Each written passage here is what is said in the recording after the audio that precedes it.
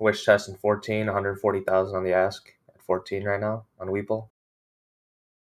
Yeah, I think It's Wish is good. Sorry. it was just eating into a 40K order at 13.95, so there's real orders here. Ooh, YouTube stream is up finally. There you go. Good job, guys.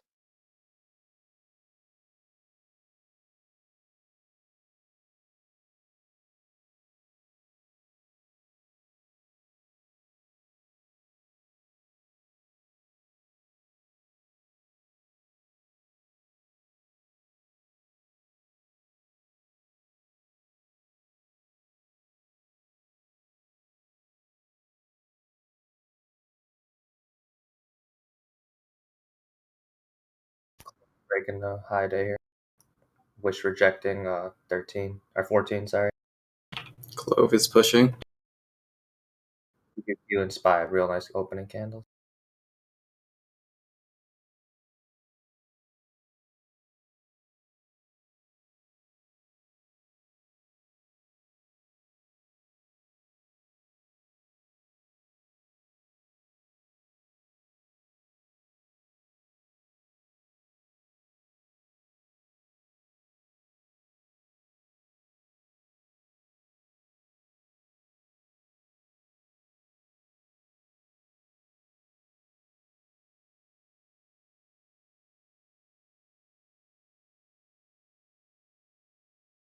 $140,000 ask, Wish 14.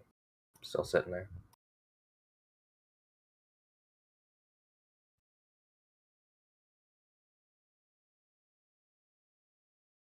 They pulled it right away. Yeah, it looks really strong today.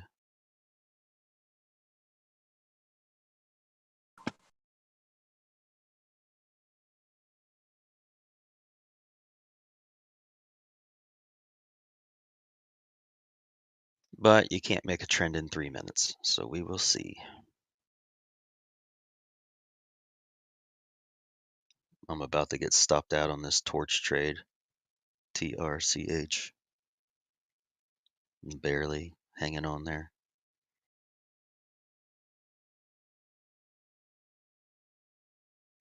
Man, SNDL's running to court. You might have a chance to sell some today, bud.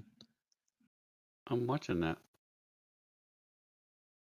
Tesla pushing 640s here.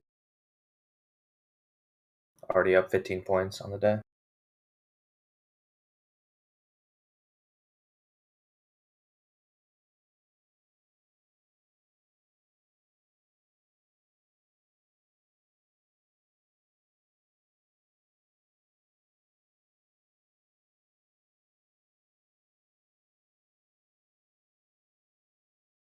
Wish coming up to, Clove coming up to 1450s. I don't see any big orders on the book for Clove.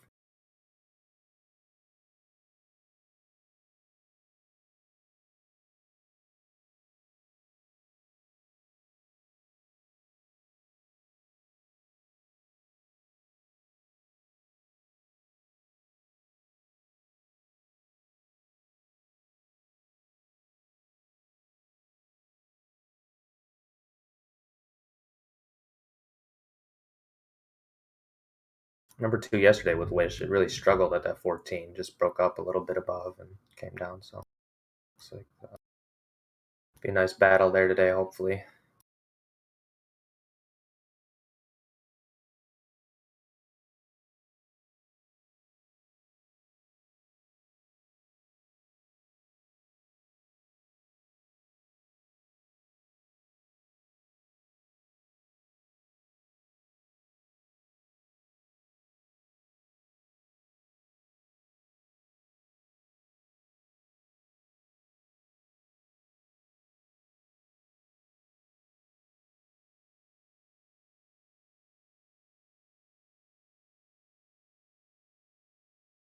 Tesla printed 640 here.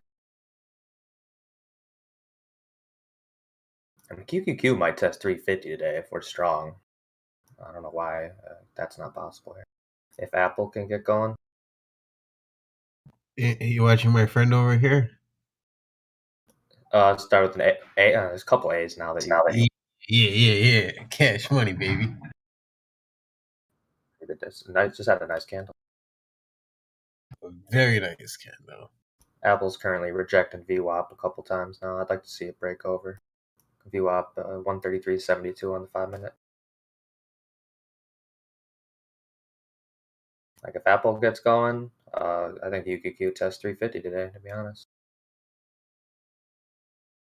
Tesla holds this level too. I mean, look at this Tesla thing. And I was long Tesla yesterday, but of course, didn't take anything off the tip.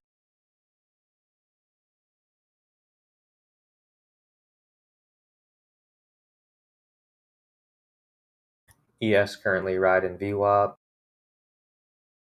NQ testing the higher VWAP band.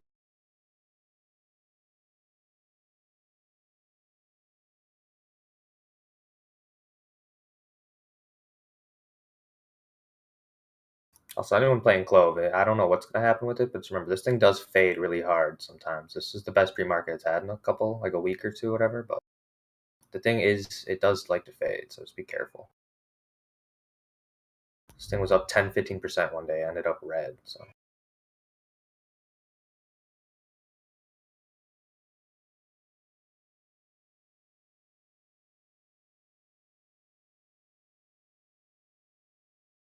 Tesla just printed 645.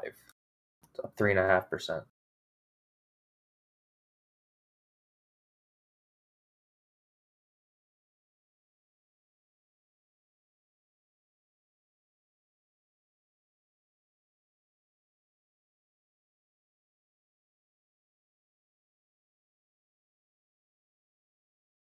It doesn't get any better than seeing the friend with the A print and seeing Tesla print. You know, that's how I know every account's going up right now.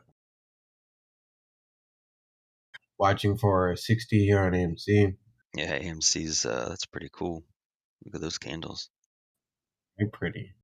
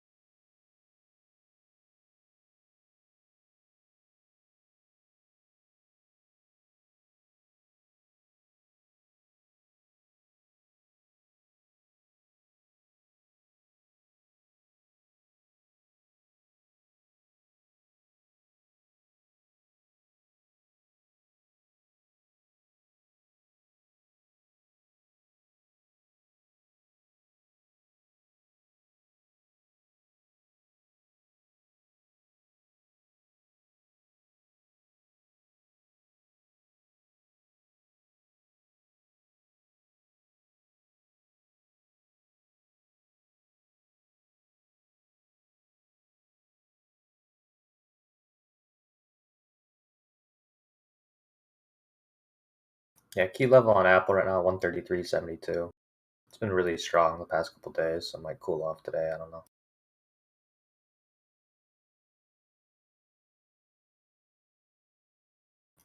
There's a 300,000 order at 1390 on the bid. There's some huge bids on Wish I'm seeing here.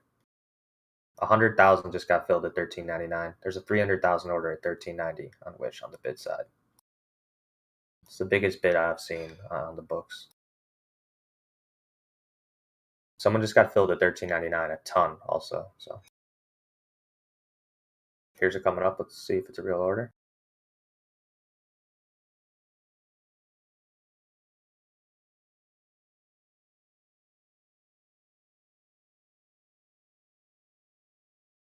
You guys seen that order on Wish, or am I the only one? No, I see it. Okay, just making sure. Sometimes we pull. I don't know if it's right. Oh, we're about to get that 60, boy. Boom, over 60. We just tapped that. AMD, real nice reversal there, red to green. Nice candle. Oh, this is gorgeous. This is gorgeous. I almost took a $3,600 loss yesterday, but we dodged that.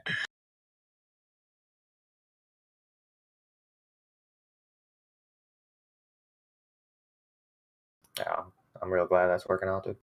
Thank you, bro. I literally couldn't have done it without you, you know? You held the brother down. Thank you, I bro. got you, bro.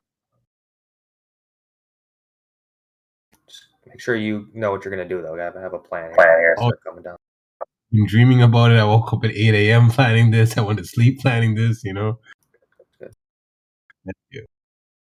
Clove coming down. There's a 18K order at 1340 on the bid side.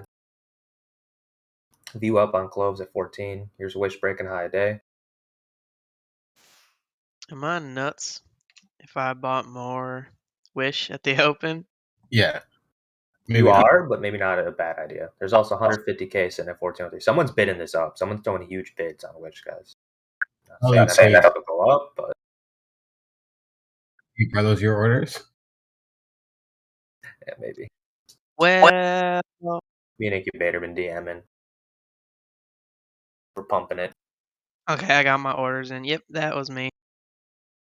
I don't know if you saw Incubator. There's some huge orders on the bid side, which is the first time I've seen that in the last couple of days. I've been watching it. Apple red to green here, trying.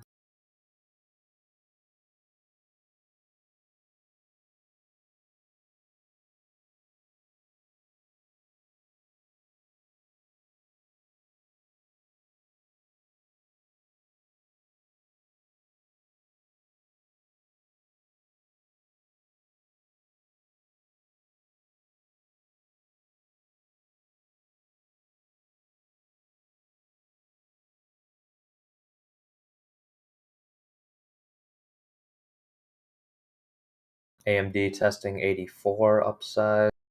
Tesla coming down a little bit to VWAP at 639. And then QQQ testing VWAP here at 348. Blue Hill, I know you're having a good day today. That 300K order is still sitting at 1390 on a Wish. I was just about to type Blue Hill. Thank you, my man. My bad if I just cut anybody off.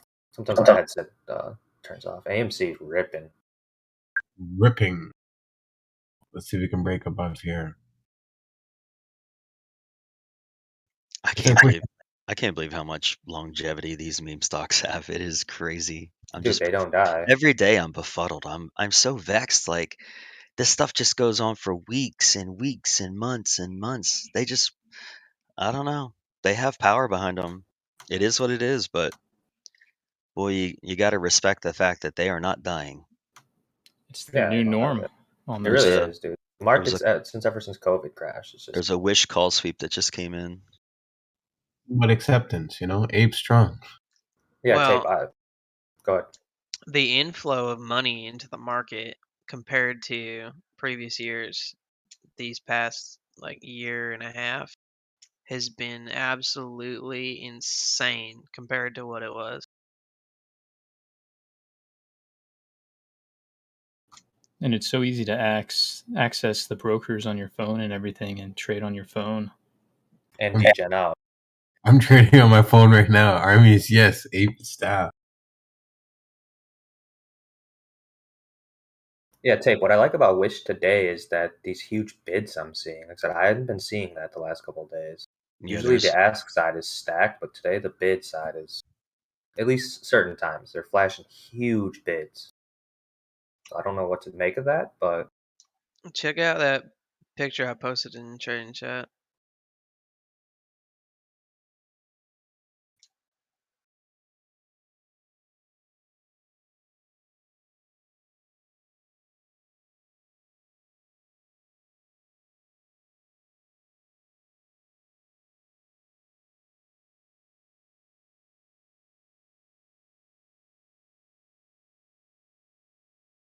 I'm just holding on to my Wish. All my calls now are in the money except for my 15s.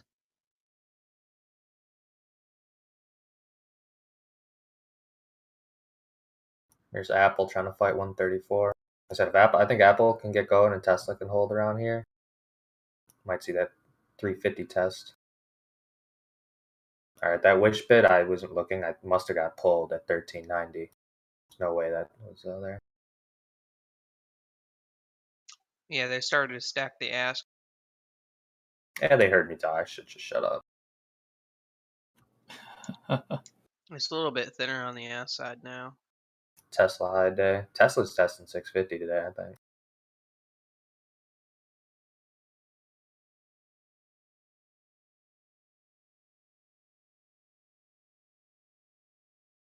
Yeah, much thinner on the ask now on Wish.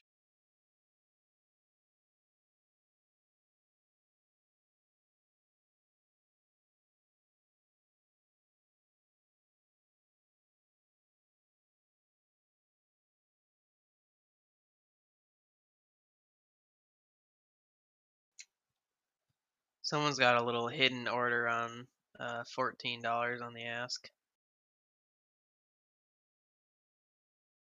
60 has to hold here. Omar, I still have some in IB as well, but I got rid of almost all of them. So yeah.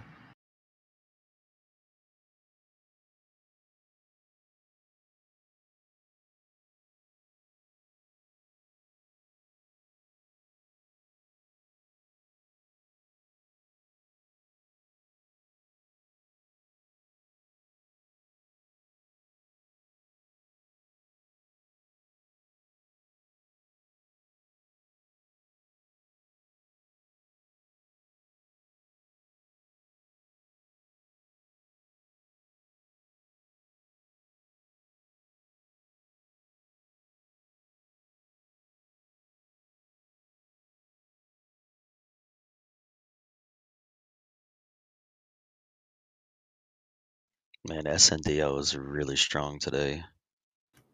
Yeah, I was looking at that. I'm taking shorts on it right here, actually, in the 97s. Would this be a good time to sell the dollar strike covered calls? Yeah, if you're holding common, sure. This is a good spot. God, I wanted to add some at 90 so bad. What's up, Rabisoff?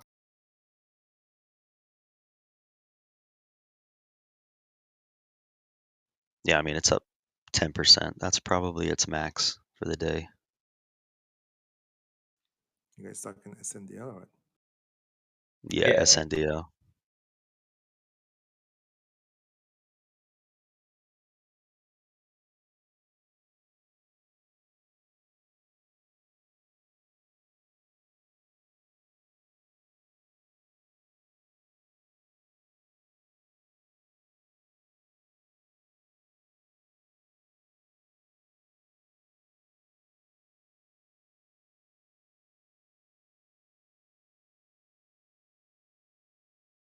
It's holding you up for now.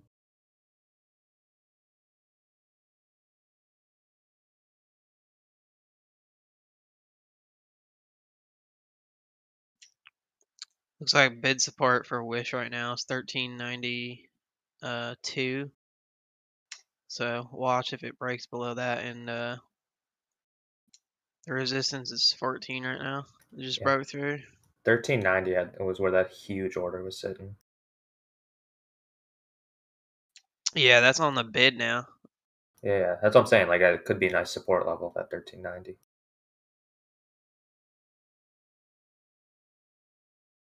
God, I'm so mad. I was buying these Tesla contracts yesterday for $900. They're worth $2,500 now. Jesus. Okay, watch these next two candles on Wish here. Don't worry, Mick. Next one, you got it. Yeah, no, we're good. We're good. At least I didn't take a big loss. That would have been way more painful. Yeah, it's Like, options. sorry, loss. Yeah, Tesla options is scary. One day I traded it and I stopped out like twice, a very tight stop. I just couldn't hold it, and then it ran up after like an hour later. I don't know why I haven't played it. Yeah. SPY has just been stuck. NQ is only what 25 points off all-time highs here.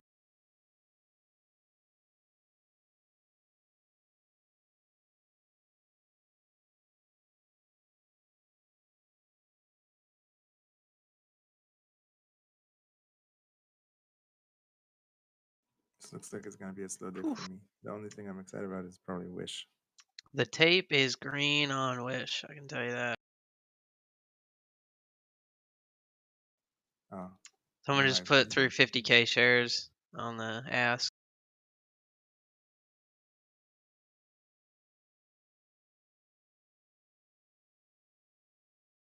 You're early, Jake. Yeah, real talk. I just Yo. got off a 24-hour shift, so Thanks for joining us today, Daniel.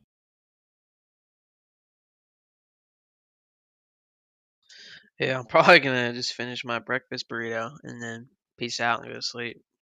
So I'm really tired. You sure you don't want to get that coffee? Don't want to see Wish hit 50 today? All right, dude. Yeah. I'll at you when it does. Did you guys see Space's gap fill that I called yesterday? I'm pissed I was holding it. No, I didn't see you called that Ripsoft, but I saw it was doing well. There's a gap of a few weeks ago from 41.60 to 39.70, and yesterday it topped at 39.78 or something. And I said, "Watch, if it goes above that, it's gonna probably snap." And look at it this morning. Is That's- anybody hardcore bag holding SFT with me? Like I got big bags on this one. Not anymore. SSB? I'd like to get back in. Oh, Dude, I dude. missed it at $6. I'm 'cause gonna I was post going- a chart just so you can see this. It But- broke a little above that trend line, right? Mm-hmm. Let me show you what I'm seeing right now.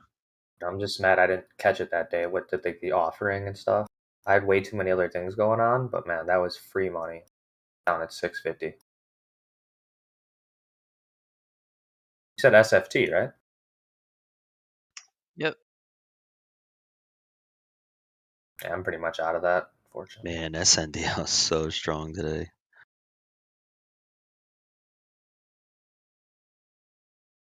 Wow, it broke $1. I was looking at SFT last night, like before I went to bed. I was like, damn, should have got those more leaps, but I didn't. Yeah, no, same. But the whole market was in the toilet, you know, the last thing you would think to buy. Bro, exactly, dude. The last thing I'm thinking is, SFT just had an offering. It's tanking. Yeah, so is my whole portfolio. I'm good. Exactly. Yeah. Yeah, I've just been loading the bag the whole time, man. Yeah, that was a good idea, man. Just ruthlessly loading the bag. Buy when there's blood. You didn't think to invite us.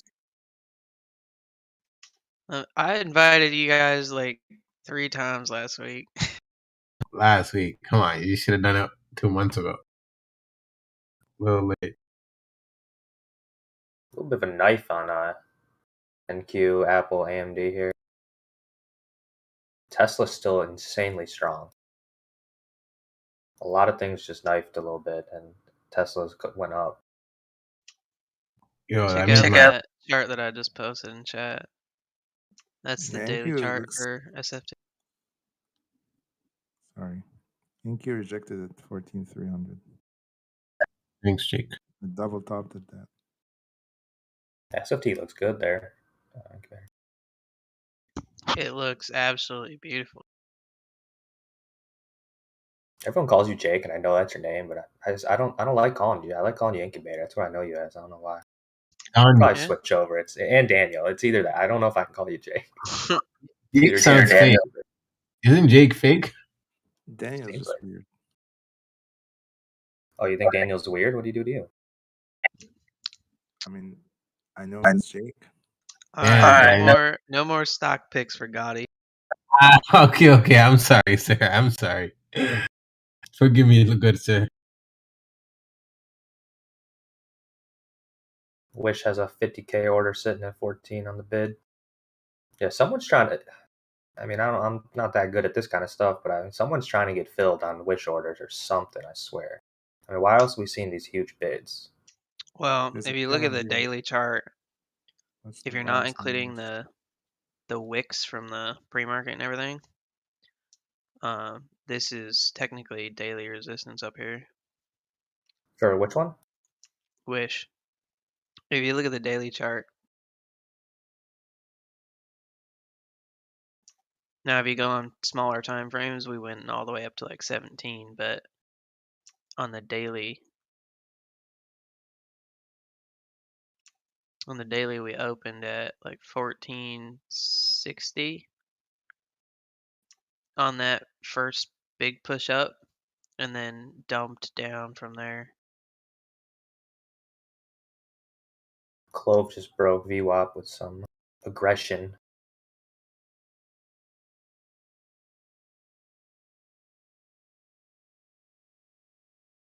I hate that ticker though. So my psychology towards Clove is terrible. So don't listen to me if I talk about it. I sold calls yesterday. I'm ready to get exercise. I don't care where it goes. I don't even look at Clove. Yeah, I'm ready to get out completely. They can exercise me. I don't care.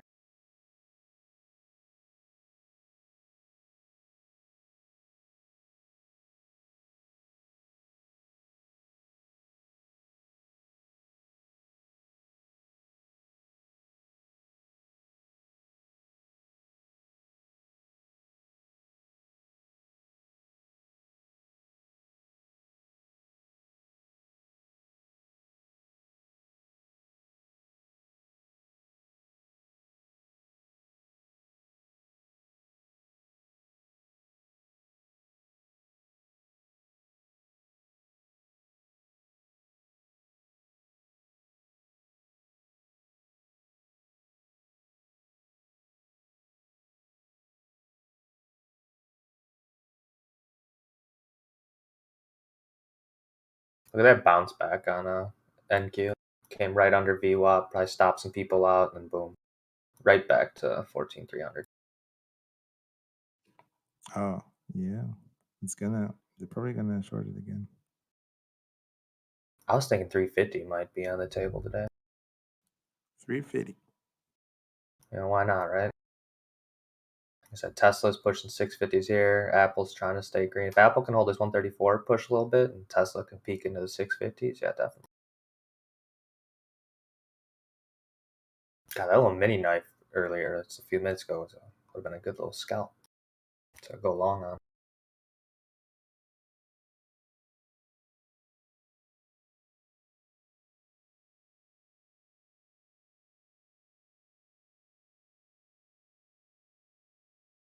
Clove's about to have a $1 5-minute candle here, which is just insane.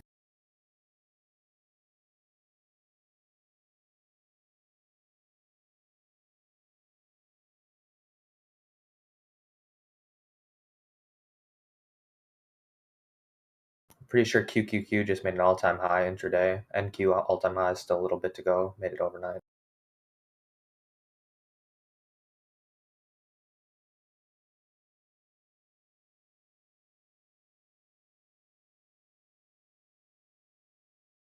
Alright, guys. Well, I've been working for the last 24 hours straight, so I'm gonna go to sleep. Oh, Daniel. Good night. Later, Get some Jake. sleep. Have a good one. Good night.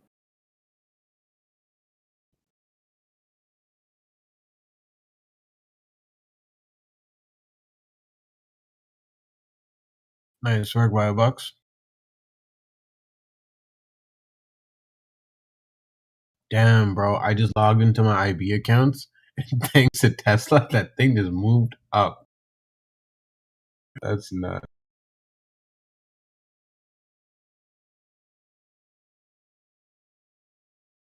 Tesla just surprises us this fun day, you know? The bears get flushed.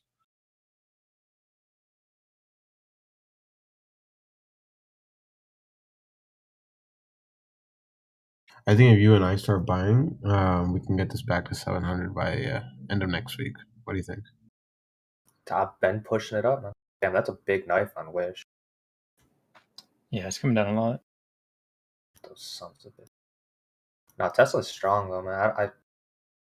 I've been trying to play it too because it's been stuck at 600 forever, and then I just couldn't get it. Like I said, the option side, it moves so fast.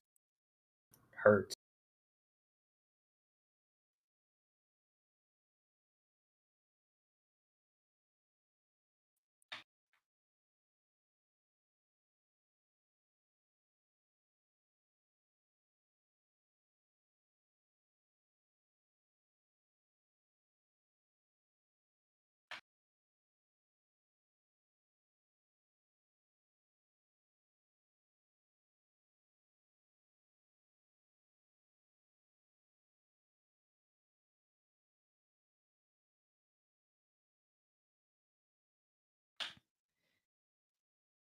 I just got in. Good morning. First, I just got in some Nvidia calls. Target here is high of day 766. Stop loss is going to be 760.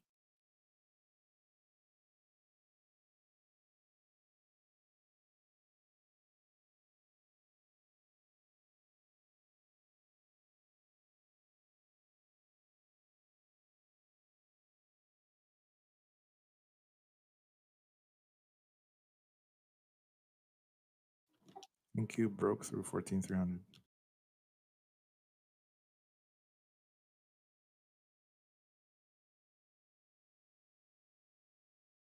AMD breaking out here a little.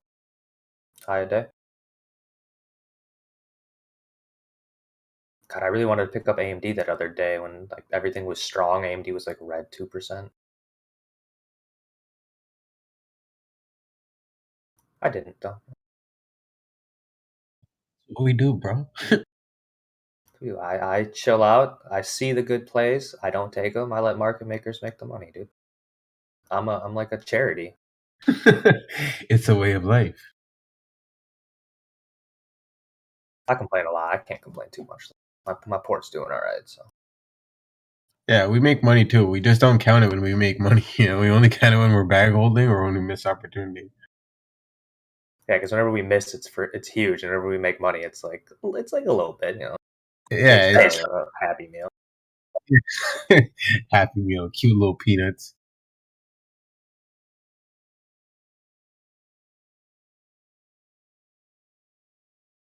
Blue Hill, you got the Baba. I think. If I missed the Baba boat, I'm gonna be real salty. I've been talking about that for weeks. Yo, I'm not even going to like feel any sort of way if that goes from 200 to 300. I still won't care because the level of trauma from Baba. Oh man. And I was gonna say mostly just because like China could release something tomorrow and I could die with Baba. You know. Apparently, I don't know if this is true. Someone said that there's rumors that ARK's adding it to their ETF. I think that might be partially why it's up. I didn't look into it. I did see something about Cathy buying up that shit, but Cathy bought coin at the top and a lot of other stupid things too. So at this point, I don't even care. I just like the chart. It was just dead for weeks. I just thought it was going to break 200, and that's when I wanted to get in. Yeah, I mean, on a technical standpoint, yeah, it would be a great entry. I just, other than like a day trade, I wouldn't want to personally. But that's just my own bias, right? So.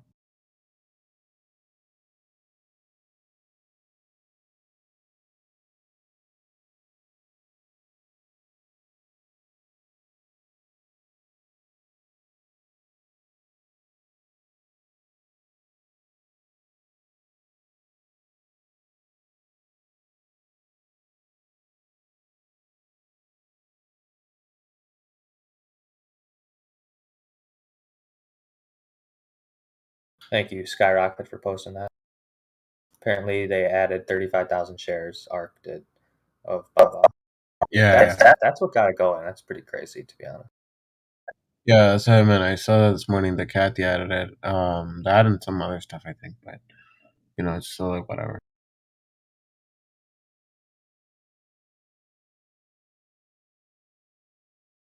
So I don't know what's going to happen with Wish today. The only thing I liked about Wish today is that I saw some huge orders on the bid side. Hopefully that wasn't like a short just getting out, but it's the only thing I like about it. This not liking the price action now, but those big bids I kept seeing earlier, I'm going to keep that in mind. I wonder what that'll bring towards the next couple days.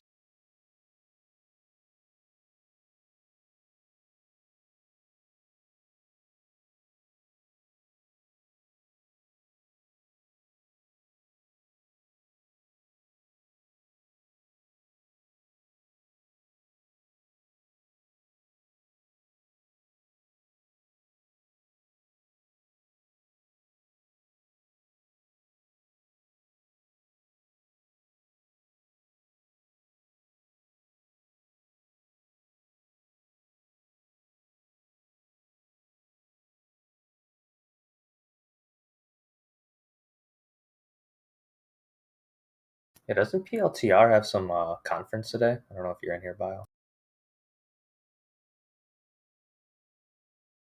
Damn, look at Roku. 414 already. I saw something on, I think it was on FinTwit or something, some stats. It was one of the top tickers being discussed. I'll never get that one. I don't know. I'm so mad about missing it. I bought it and sold it for some profit, whatever, but still pissed off, TJ still has probably like, dude, he had like 400 mil in Roku. I don't know what he's got now, but Who? TJ had so much Roku Oh. before, dude. Yeah. He really loves that ticker. But he did his research. I mean, he obviously knew, man. Like, look, it's went up 4x from when he was calling it. Like, Look at Esmar. He called Esmar in our chat, and look at Esmar right now. Crazy.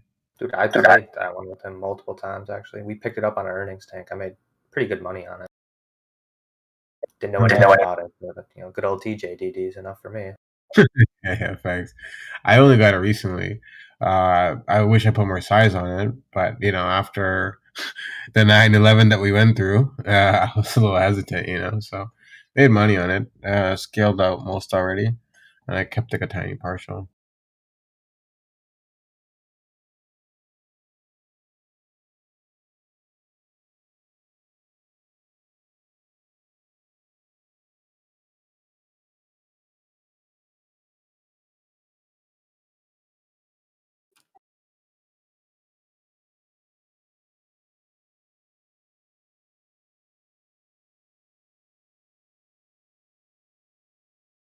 You guys that are holding SNDL common, today's a good day to sell cover calls against it.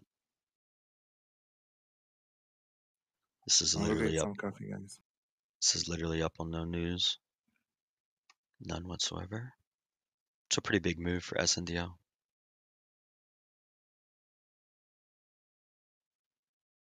I was shorting in the 97s. I shorted more in the 98s, and then took more in the 99s. And boy, she took me for 4,300 on the short side.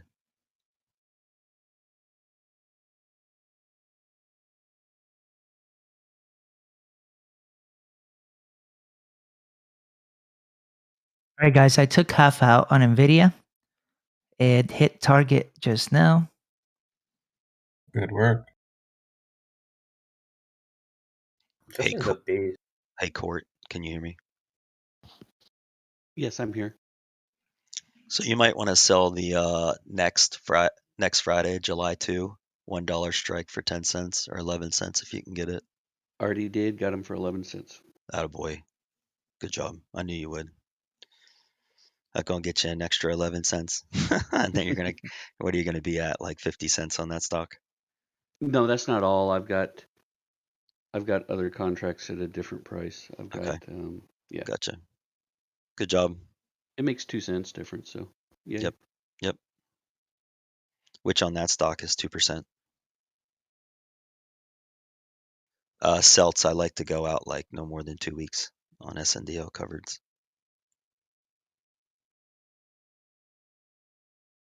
Yeah, if you're not selling covered calls here, then I don't know what to tell you. It's the IV popped up real high. We got IV at back above 300% again on some of these.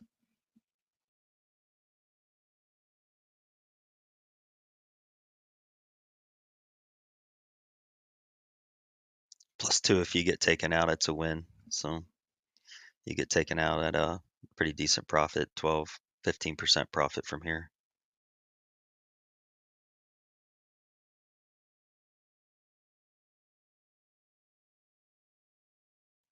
There is a pretty nice buying, let's say pretty nice buying happening in IVR, $5 call flow. I'm going to pull it over and see what the average daily volume is on it.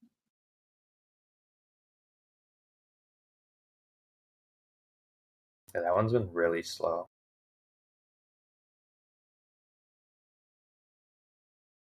That one's like one pump away from popping 20%. I swear. Out of all the pumps that I've been seeing, that one's been pretty lackluster. I mean, this one here, the 25 June $4 calls is only 169% above normal. But this other one, these July ones are higher.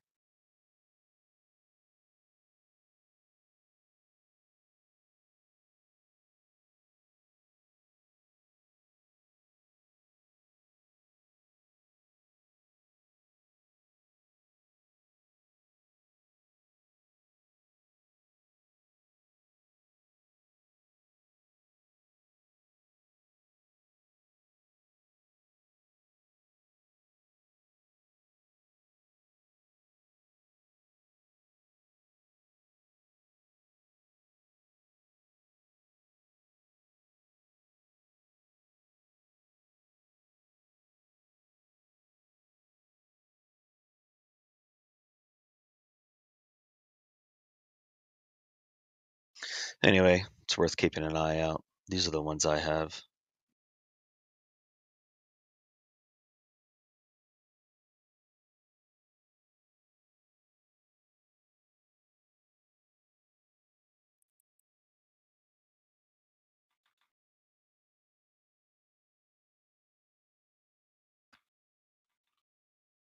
Nice candle on Tesla here. Here's that 650 I was thinking might happen. Someone just threw 1,000 orders at 649.50. 1,000 shares on the bid side.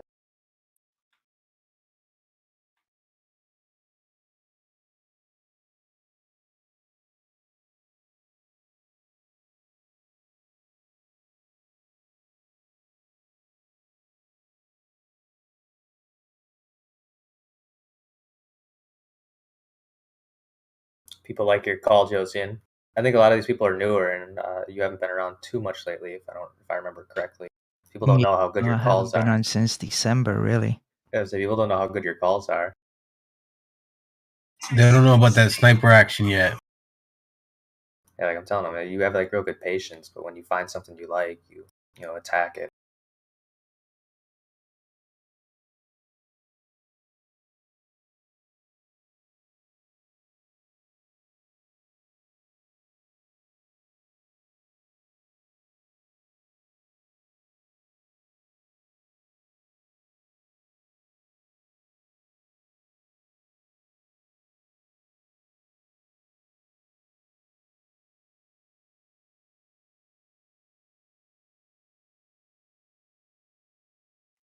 The call we made yesterday was the very same setup.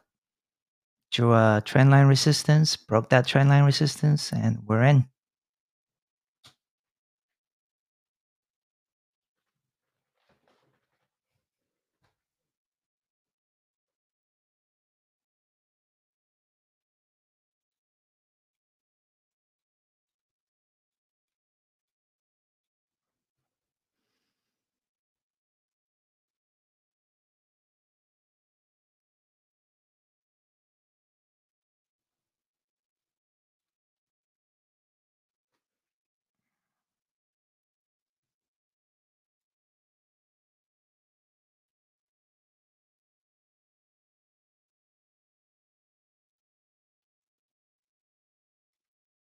Yep, huge buying just came in on Wish. Damn. Yeah, it's really strong. That move yesterday, guys, that all day sideways 1350, 1325 channel was perfect. I gave it a breath, gave it a place to rest. So I'm holding all my calls on Wish, guys. Most of them are in the money except for the 15s.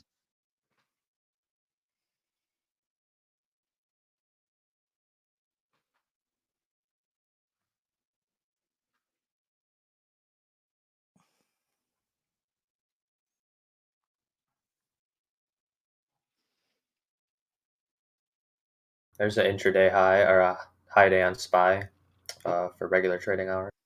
ES high day still about 3 points off. NQ about 10 points off all-time highs. Every new high on NQ is an all-time high today. And then ES all-time high is, I think, 13 points off.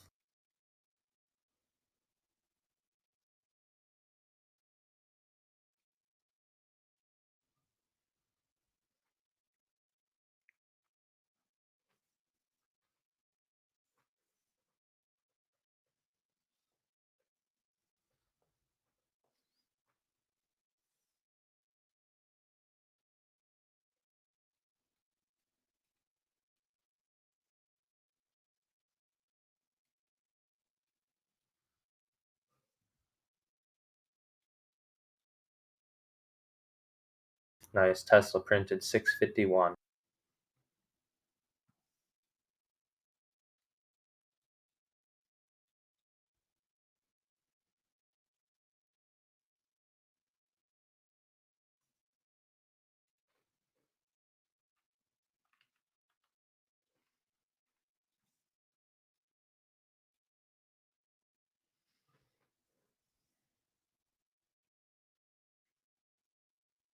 Seeing someone in the chat saying Futu ripping. Futu's at high day up 6.5%. I know a lot of people play that. Not Futu. Remember our history with Futu? I hate that ticker. You had all the tickers we didn't make money on, you know? That one was free.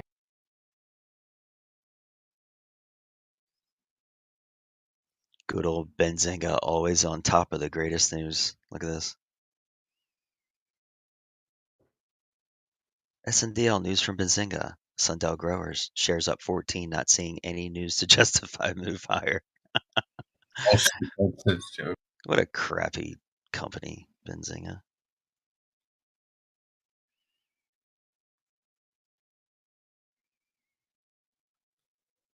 Tesla still pushing new highs. Apple with a beautiful bounce of VWAPs. Classic VWAP bounce there. Trying to hold 134s. SPY is just gunning right now. Yeah, just hit a new high day. Like I said, ES high day is we're probably testing 4250s there. And I still think QQQ 350s in the cards today as well. It's cracking. What a Mr. Dre in the house. Dr. Dre has arrived. The prince is here.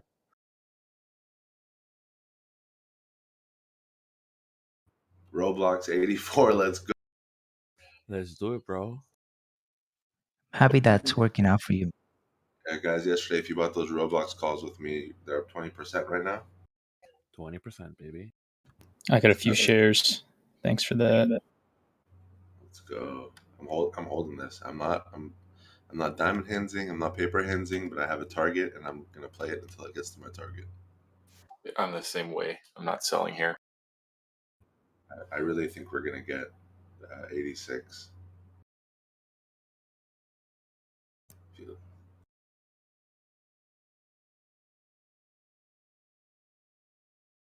Wish I day. Thank you guys for calling that.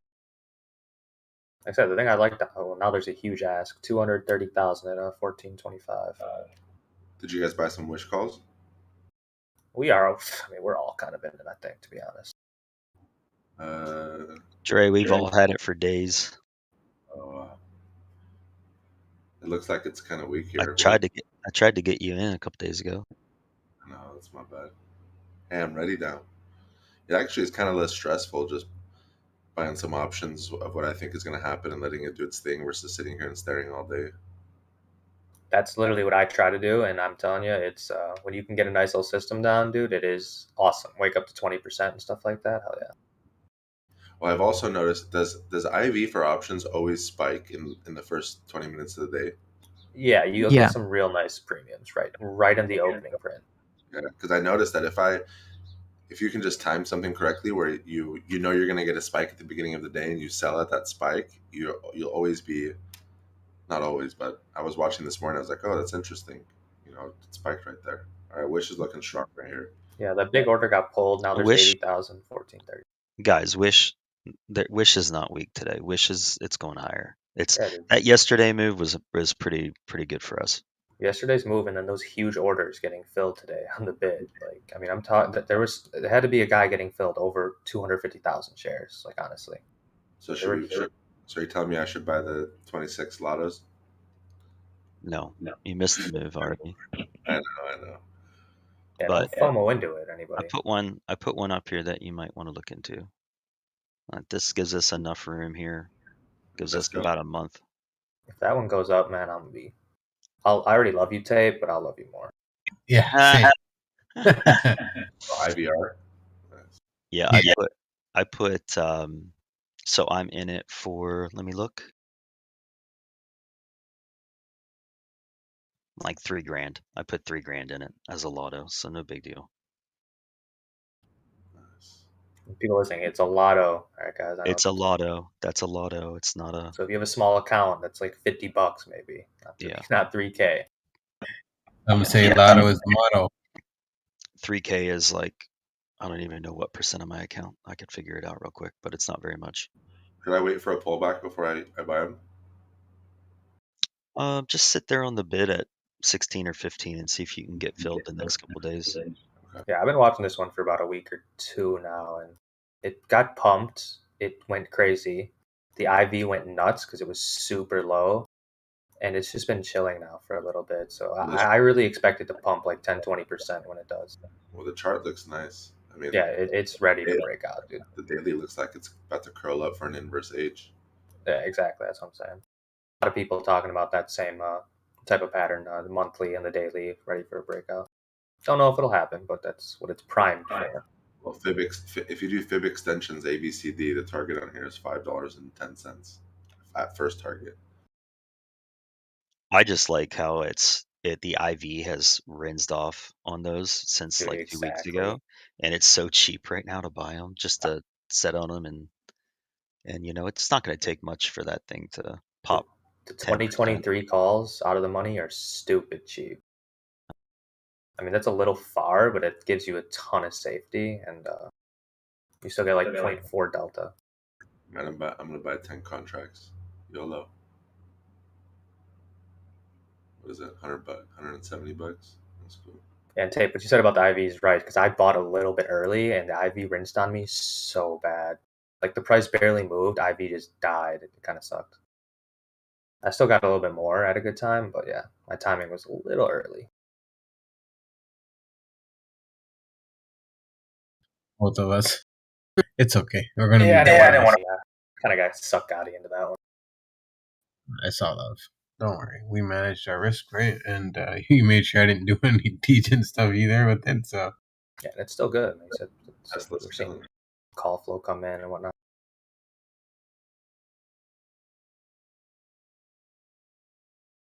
at least you were smarter with just the leaps, you know? Well, we both got leaps too, but yours were way further out. So Yeah, I got leaps. I got 2022, 2023, and I got some shares. Nothing crazy though, like 300 shares. Like I was Tesla. and they technically pay a dividend. Not that I care, but yeah. Well, let's pretend to care, you know, because yeah, we're trying to be bigs, you know. he's kind of mad at us right now. I know. I feel bad. Me too. But what can we do? We had to show up here and make money, you know. Yeah, well, for sure.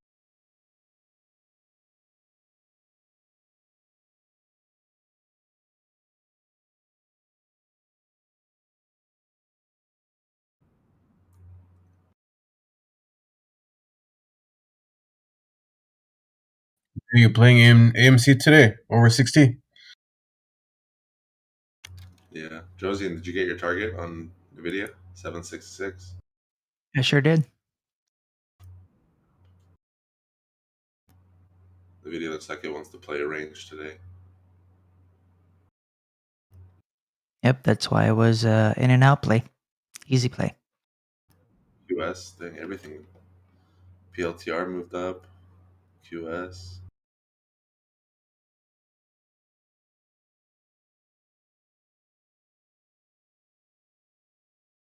Roblox is holding the. Roblox looks like it's about to break out.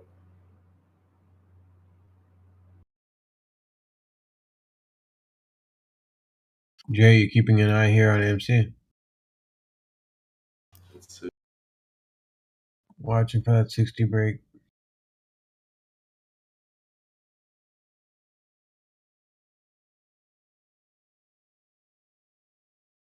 It's a lot of volume right there. Just came in. Yeah, that's why I wanted you to keep an eye on it. Yeah, this looks like a cat formation. Just so you know. This is a big cat formation. So I think we'll get pushed back up to 6110, and then it'll come back down. But I've never seen a cat formation this big, so we'll see if it This is actually. a different type of cat, you know? This is a mutant cat. Yeah, well, you got the first ear, you got the eyes. Now we need the second ear.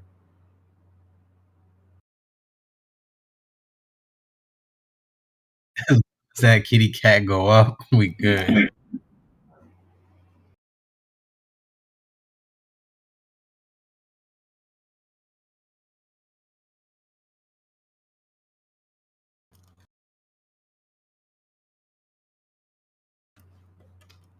ORPH is trying to pump again. The world's worst stock. Yeah, dude, that thing sucks. I traded it a couple times. All the way back down to $5, dude. Yeah, it's trash. I mean, it was a pump and dump. I mean, they had some news that was supposed to come out, but when it came out, it tanked 50%. minutes ago there was a 750 call sweep. That's nothing. That's where it's at 750 already. Oh, that is beautiful. Tilray's got some momentum today too. I think everything's got momentum today.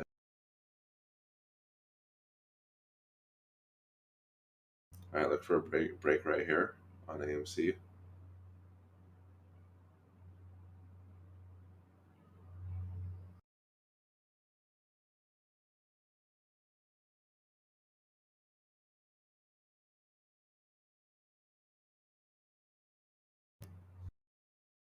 Here it comes. Boom. Boom. Let's go. Let's get over that 60. What did I say? That's heavy rejection. But if they hold this, then we're going to 61. Yeah, that's heavy rejection.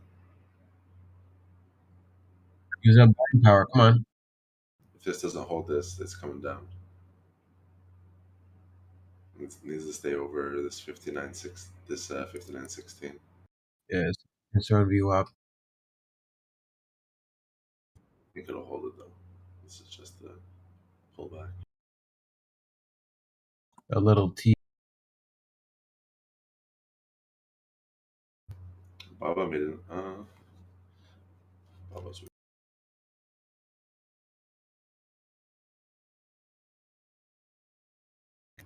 JD.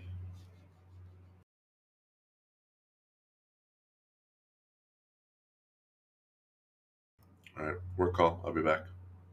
20 minutes. Okay. I'm gonna do some intraday call outs. Get our feet wet.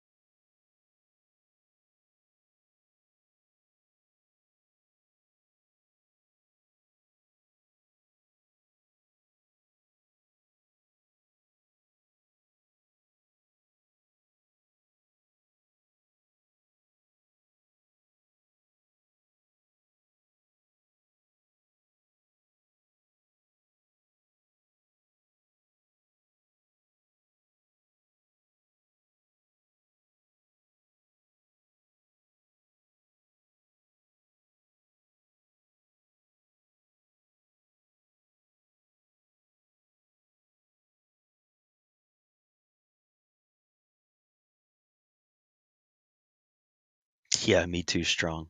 I'll short the piss out of it.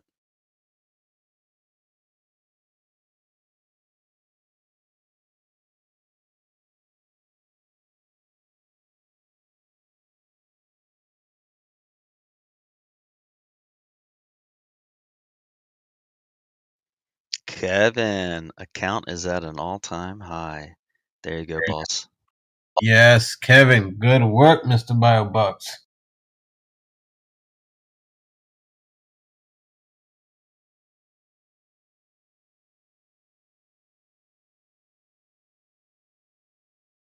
Bro, this Tesla chart today is disgusting.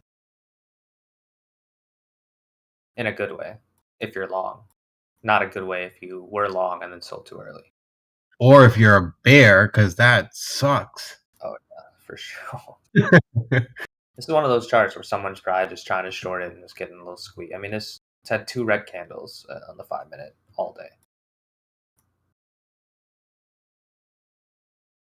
And sometimes you just add sometimes to a loser, just thinking, all right, I'll catch the bounce or I'll catch the little knife and then get out at break even. And then it just never happens. Yeah, I can think of one too. Bro, I was buying 625 Tesla calls expiring this Friday last week. Because I was like, that's a pretty good bet. I never would have imagined they would have been $30 in the money now. This market amazes me every day. I mean, it's Tesla though. It's like not like it's unexpected, but just sucks when I could have, hit 300% on Tesla calls because they're expensive. So 300% on those are, solid.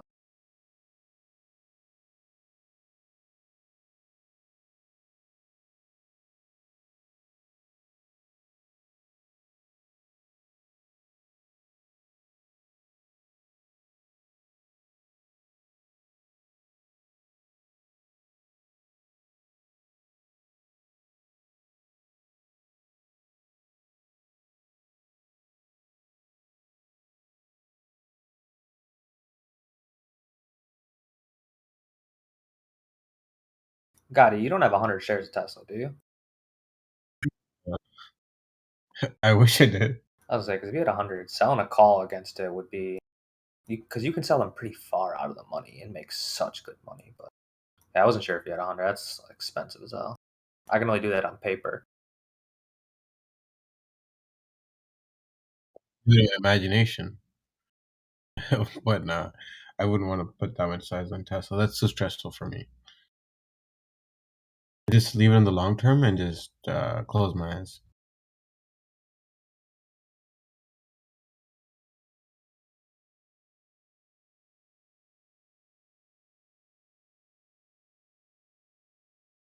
I mean, don't get me wrong. I'll day trade it, but yeah, other than that, just leave it in the ID account and then not really look at it. I mean, in a few years, if things happen what's supposed to, it's going to be like a $1,000 to $2,000 stock. I mean, I don't know Yeah, why people deny that. It's either going to be that or it's going to, be bust like a lot of people think. And I don't really think it'll be in between. I think it's going to be a $1,000 stock, but The indices are pretty bad right now. If you look, sorry, what was that? indices ES and Q. Yeah, I was watching that. They both just came down through VWAP. Actually, NQ just hit VWAP ES under by 2 points.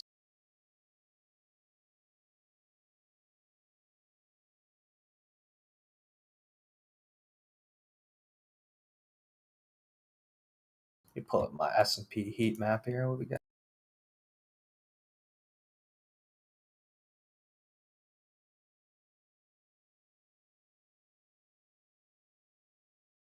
Pretty balanced day, it looks like. There's Tesla still pushing highs.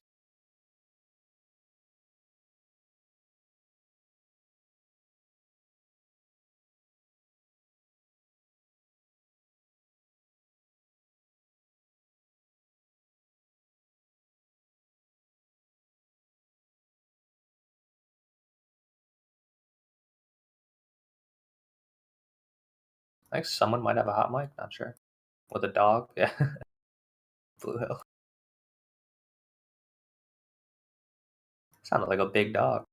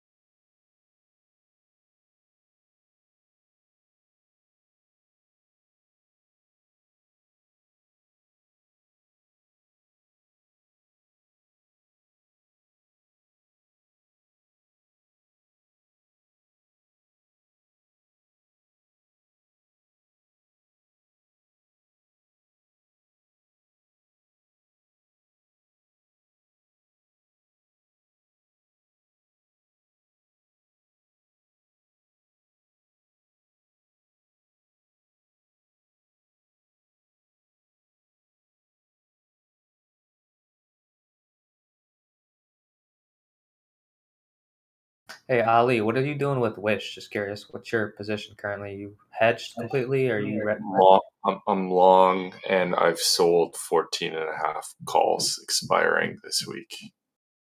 You don't have any more to sell, or you still have I'm some? fully covered, yeah, which Gotcha. was a mistake.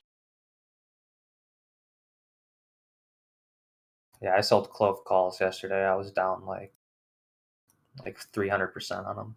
Like I said, I'm okay with getting exercise. I hate that ticker, but it just hurts when you see that. Like, What I why think can I should do is add, like, if I see this dip here, even if we go on down to like say 200 SMA on the 1 minute or whatever combination you look at, I should add and then look to sell some more calls. What I did way back, even when I first got in at $10, I instantly sold a call, and then bought debit spreads with that money.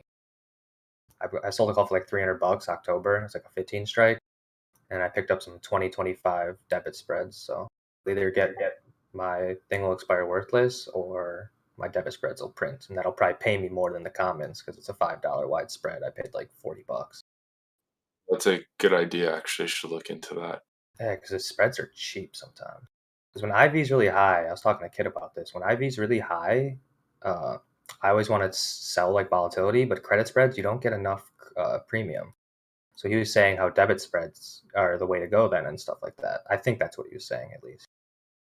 And IV is really high on these tickers, so debit spreads are definitely better than credit spreads. That makes sense.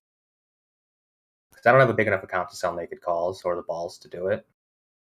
And I'm always looking to like short, sometimes AMC, I'm not looking to short it, but I'm looking to maybe I'd love to sell a call, but the premium on the credit spreads are trash. Like you don't really get that IV that I've noticed when you do credit spreads. Whereas when you sell calls, you're capturing that IV, obviously. Yeah, that makes sense. The thing is, I'm still mixed on whether I actually want to own this like long term. Oh, I totally know what you mean. If you start there and like once you're like have high confidence in the equity itself, then wheeling, selling puts and selling covered calls at pivot points, like it's just low stress. Yeah, Here I'm let's face it. wondering when this ends, if like Wish goes back down to like sevens again after this experience goes away.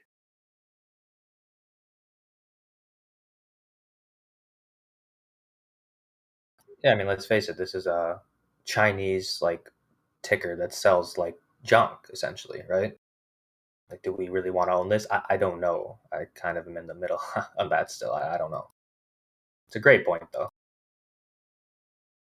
I'm looking again at Upstart to sell some puts. I sold a few, but I'm just like trying to weigh how comfortable I am, like actually having to be assigned and buy all those shares if they do go in the money for the put buyer. Yeah, no, definitely. And we talk a lot about selling these calls and whatnot, and sometimes these tickers, maybe it's better to just get rid of the equity. Just take the profit. Yeah, Kit does say that like oftentimes it's better to get out of the stocks themselves, whether instead of selling calls to exit, but we're in a bit of a different market, so it's not that all bets are off. It's just that these things can persist longer, and the IVs are so high that you kind of want to stick around. Yeah, ideally you'd want to just sell naked if you could capture that, but like I don't have that kind of account or like I said, the balls to do that. Like I'm not overnighting naked calls on any of this stuff as much as I want to. Like GME and stuff, and the premium's disgusting. You get such good premium. But I have to be covered. That's my only issue. I'm the same way as you. I might leave a few uncovered, but I prefer to be fully covered. Yeah, also Kit's a human computer, so he thinks a little differently than us. And I love Kit, but I am not as smart as him. I can't trade as accurately as when he sees things. He doesn't even look at charts. He sees things totally differently. Like some sort of weird graphs and pie charts and shit. Yeah. He posts stuff. I'm like, I don't even know what he's talking Looks at about. binary, bro. He looks at 0-1-0-1. Yo, that's it. He doesn't even look at these charts. You give him a chart, he get mad. It's like his pet peeve. Don't do it. What is that? Monkey bars? Monkey bars. He'll block your ass so fast. That's what he likes, man. I don't post no charts. I click buttons, he clicks buttons. So, guys, on my Wish calls, I just sold some 1550s and 15s against it. Poor man's cover call. The 15s and 1550s expiring Friday.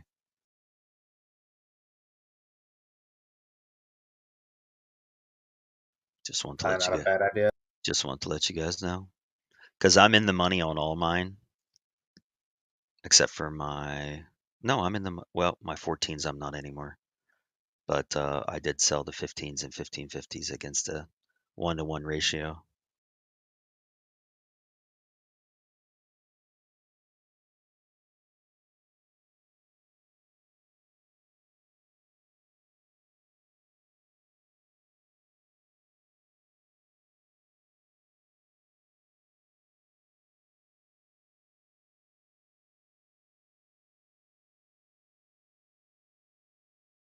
Well, I didn't mean to stop the conversation. I just want to tell you guys what I was doing. Nah, you did. No, I was in a DJ upstart. Jeez. I guess the wish party's over. Tape called the wish party over, guys. No, I didn't say I'm that. kidding. I'm kidding. I just said I'm protecting my downside here. I think it's going to come back to 13.25, and at which I'll cover these 15s. So all I'm doing is protecting my downside from here, so I can scalp a little bit of more profit back out of it. And I should have done I that probably should yesterday. have said that. I probably should have told you guys that. So I don't think the party's over. I think we're going to take a little breather here. I should have done that yesterday when I hit 1450s, and you called it too. You said 1450s or something, good place to sell, and I 100% should have yesterday. 1455, and I think it got to 1442, if I remember right. Yep, no, it was right there. It would have been perfect. And you said you're just scalping that profit because I would have bought them back. Like I'm not looking to get exercise on them. If it happens, it happens. But I was be looking to buy them back and then do it all over again. Also, Yeah. IVR just hit a high day. IVR, and then I also sold SNDL calls, the ones that expire this Friday, the $1 ones. I sold them at 7 and 6 cents. I fully expect this thing to be sub $1 today and going into this week.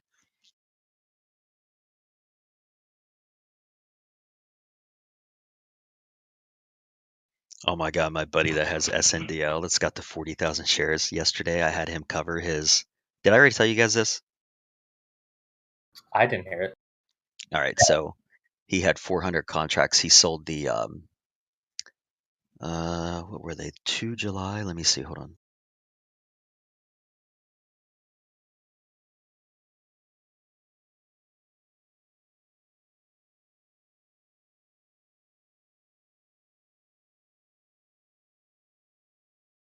Yeah, they were the 2 July,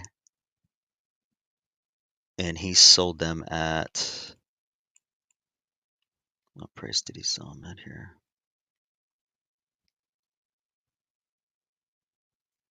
$0.086, and he covered them yesterday at a penny.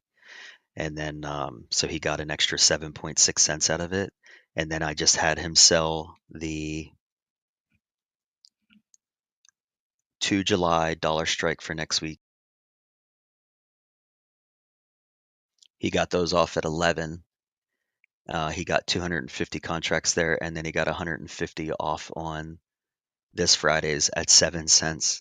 So he's going to make another probably about blended 9 cents against his SNDL position. So he's going to be in the negative. Dude, he's going to be in the negative like 70.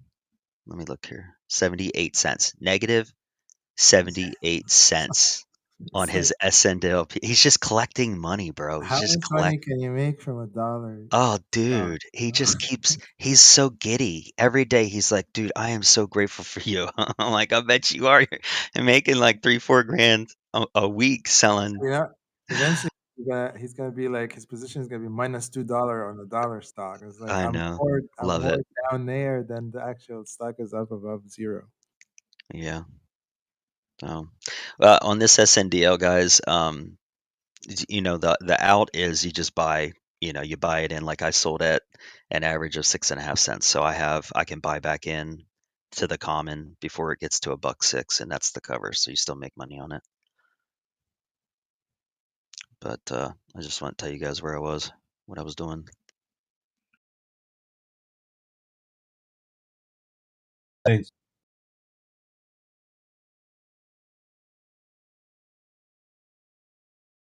Which is not doing so good here. It's just dropped. Yeah, pretty unfortunate breakout today, but I like seeing all those huge buys, like I said. So I'm still gonna see what happens throughout the rest of the week. I'm good because I'm in at $10, so it's kind of like how much money am I gonna make rather than what's gonna, good position to be in. Oh, Mick, I forgot to thank you about the hinting towards me selling GME call up in the 240s. That was nice. Yeah, I wanted to ask you how that went. How's that coming along? So let me look at overall that position now. For example, today The 220 calls are down $360. The short 242.5 is up $245. So I'm pretty solid on that. Like, It's just nice because the theta is really high on the GME option. So when you do that, you're theta neutral, I believe. So, and it kind not of pretty entirely much theta neutral, but a little bit on the because you have more data on the short side, I think. yeah. So that was a free call anyway. The 220, I made enough money to cover the cost of that. So shorting that was just a good thing too. Yeah, no, that's the whole point. Like I said, you make money on the downside. Not as much if you would have sold the call right away, probably, but now you can at least give yourself a chance. If it goes to $1,000, you'll at least make some money, right? Oh, yeah. The way you talk about contract pricing is is a little confusing. You mentioned you talk about the cost of it. I think you should say Yeah, the he'll say you can buy that for $10. dollar amount. Yeah. Yeah, and what he means is 10 cents. I got you. I'll switch it up sometimes I too. noticed you do this, and you can do whatever you want, but I'm just telling you, it confuses me. So I wonder if it confuses the hell of a lot of other people on the channel. Like I say the literal amount, right? Not what it is in Right. option cost. You say the dollar amount that it will cost you to buy or sell it. I just divide whatever he says by 100. I always thought it was easier for people to hear it that way. I'll do it. I in my head, I think in cents too. Trust me, that's how I think. But I always thought it was easier saying dollar amount. I find it easier, like in the dollar amount. Yeah, that's what I thought. But I think in cents too, for sure. So I do a lot of option stuff. I guess I used to do that, but once you start doing covered calls, you are forced to think in the amount per share because you're trying to lower your average, and so that's how you think of it. No, it's definitely easier once you do it more to think in cents for sure. Especially like I said with the CC and lowering your average and whatnot. It's a lot easier to just take away 20 cents from your average, right, or whatever it is. Right. No, I got you.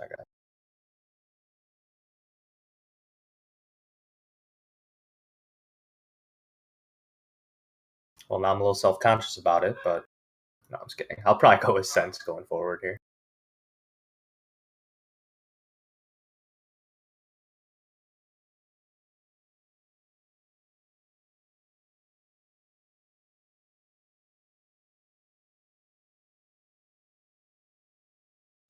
Anybody see any irregular call flow on anything?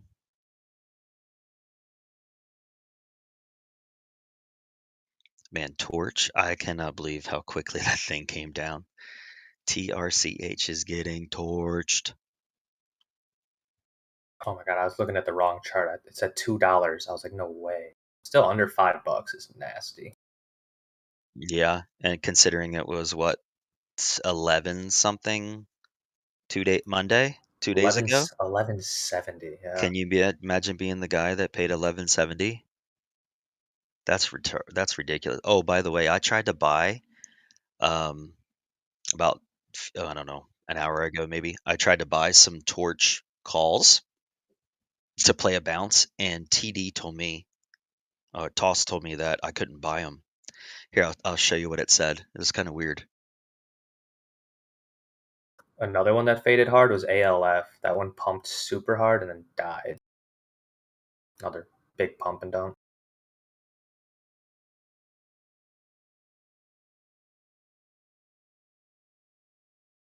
To be honest, Orf's probably going to set up to do that too. And be careful if you're in the. I see people talking about it. So this is what Toss told me on trying to trade Torch options. Anybody else get that? They said opening orders for non-standard options need to be placed with a broker. That's weird. I've never gotten that message ever. Drunk was preventing you from shorting. he spoke to them. You guys want you to save money. They're probably like, dude, just don't buy this. We know this thing ain't going up.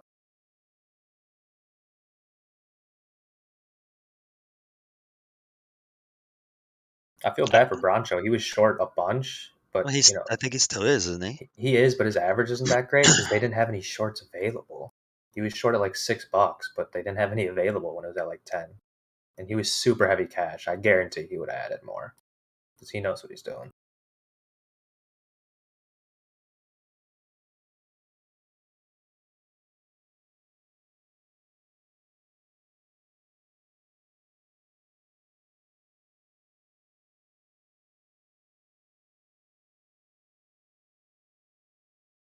I don't know. His torch was at $3 on June 11th. That's what I'm saying. That's probably, if you ask Broncho, he knows more about that stock. And I know Kevin was talking about it. We all agree it's crap. But even from a point of view of like, a bounce, because it's eventually got to bounce, for right around right here for a bounce, technically speaking, you should get a 10, 20% bounce on it. I was literally thinking that. I was looking at the 4-hour chart, how ugly it is, but then I was looking like, this is actually decent support. But then at the same time, they're doing that. They did the ATM, or they're doing an ATM, and they moved it from 100 million to 250 million. So who knows? They could still be selling that. They probably still are. So 250 million times $5 means they have to sell, 50 million shares. So they probably are the ones that are causing this. If you look at that ATM that they did with, I think it was Wedbush they did it with.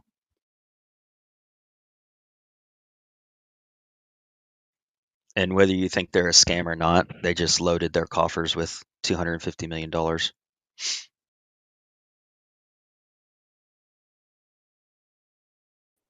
check out the chart on Antero Resources AR. It just showed up in those scans that I looked at that show change in volume for calls.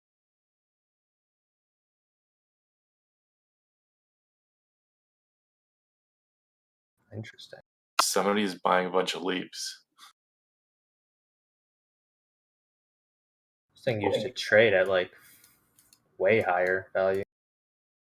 Like this thing used to trade at $60 back in the 2014. The good old oil days. Oh, it's an oil. I didn't even know what it was. Interesting. It's breaking out. I mean, it's been breaking out. The chart looks strong, to be honest. There's a bit of volume here on our good friend with the A.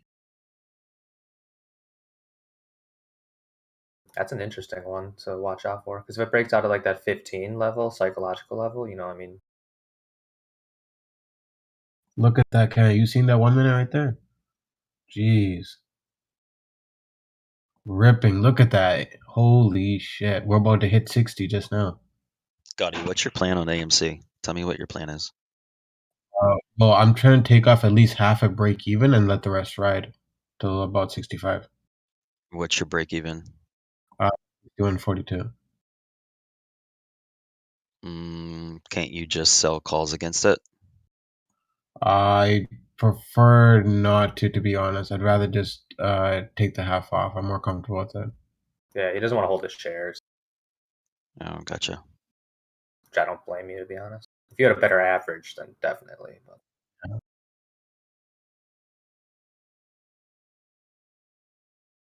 But that is a nasty volume. That's funny. Right after that tweet, eh? I mean, you could sell the 63s for $3.20. I'll cover your downside by $3. Get you in at $58. And heck, even if you didn't want to do that, you can move up to the 60s and sell it for $4.20. You lock in either $64 on the upside, which is what you want anyway, or you bring your average down to 56 and change. And that's this Friday. That's 2 days from now. Oh, but I'm actually gonna move the money to IB as soon as I exit this. That was me and TJ had a talk about my broker thing, and that was my thing that I'm moving the money out. So I'm just trying to exit the position. Yeah, no worries. But that is a much better idea, though. Thank you, though. Tim. Yeah, I mean that's why I asked. Like you said, you wanted to get out break even, which is 61 and change, and then hold the rest for 65. So it's a blended average of say 62.75, $63. I mean, you could accomplish the same thing right now just by selling the 60s, get you out 64, or get you back, takes your price down to from 61 down to 56 and change. and that's 2 days. You just have to wait, and then you can let that expire if it doesn't get to 60, and if it does, then you get taken out at 64, and then on Monday you sell it. Well, you can even sell the 59s. Say that again. You can even sell the 59s if you Oh yeah, really you could sell the wanted. 58s, the 59s. They're all loaded. All of them are loaded. They're like 200 IV. I mean, heck, you could sell the 58s for $5. That gets you taken out at 63, and it covers you all the way down the. Well, you have $5, so covers you down to 56.42. I think you said you have an average of 61.42. Just thought I'd throw it out there. Thank you, Tape. It's just I'm not as comfortable selling options as some of you guys. That's the only other thing as well. Okay, I'll shut up then. SNDL's under $1. Hopefully we can get like a, I don't know, pull back to 97 would be nice.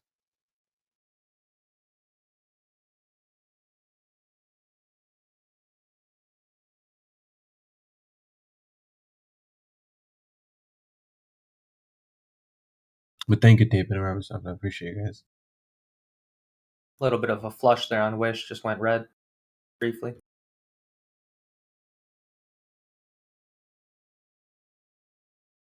So on my 1550 contracts that I sold, my cover is going to be 25 cents. Actually, no, 20 cents. It's going to be 20 cents. I'm going to put it out there right now.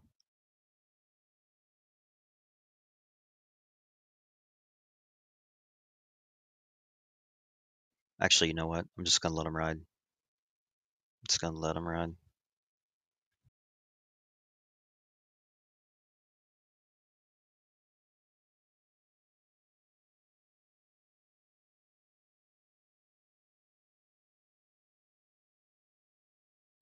Okay, guys, I'm out. I will chat with you later. Okay, have a good one, brother. Amen. See you, bud.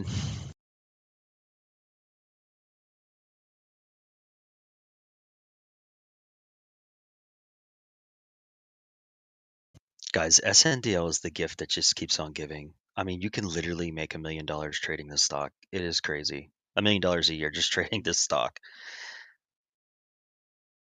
It's so damn predictable. How many shares? I mean, let me see. My buddy, my buddy's got, he initially put like 40 grand into it, and he's collected, so he's negative 79. So how much is that? Let me see.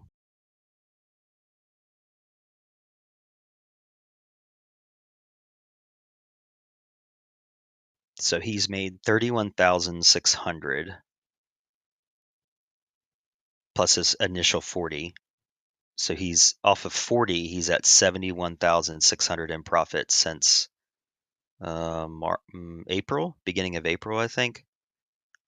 So if he collects, let me just do some math. If he collects on average, let's say 2,000 a week, how much would that be?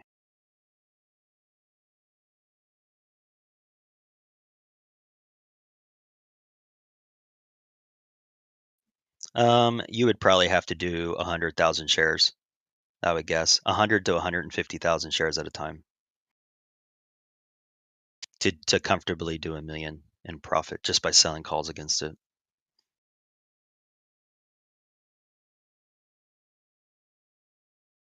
Hulk, he got in at like in the 70s when I was telling you guys to buy it, like 72 or 74. I'd have to go back in my messages and look. He's using that tracker sheet that, gosh, I always forget who gave it to us. Who's the guy that gave us Cram. Cram. Cram gave it to. Okay, he's using Cram's tracker sheet. Yeah, I want to say he got in at 74 or 72, something like that.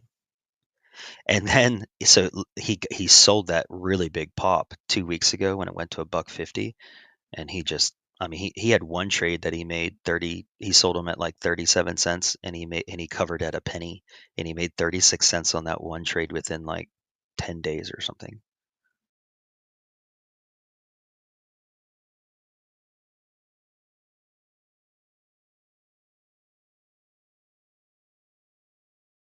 We tested 1335 on Wish, guys.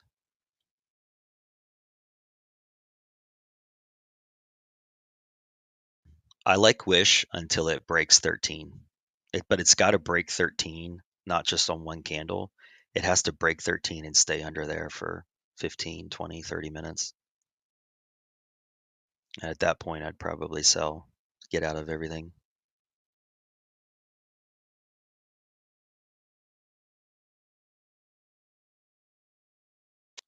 If you guys sold those SNDL calls with me at 6 and 7 cents, they're bidding 3 cents now. You get 100% on it.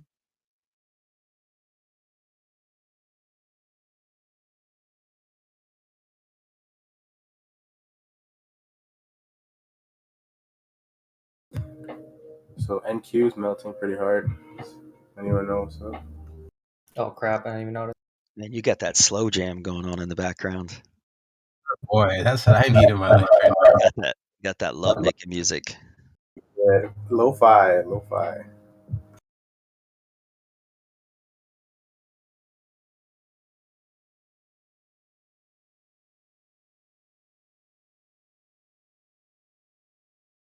Anybody sees any unusual bullish call flow, type it in chat so I can look at it, please.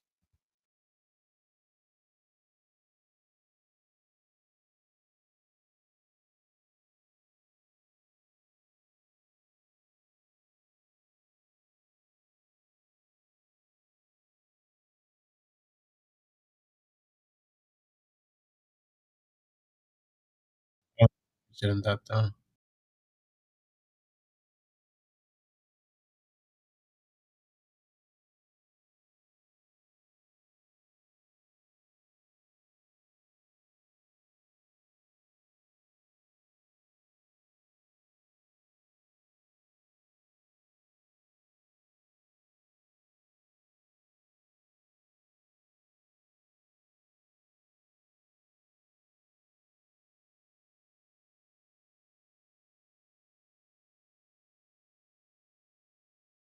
All right, I'll look here in a minute, PM. I'm going to trade some SNDL right here.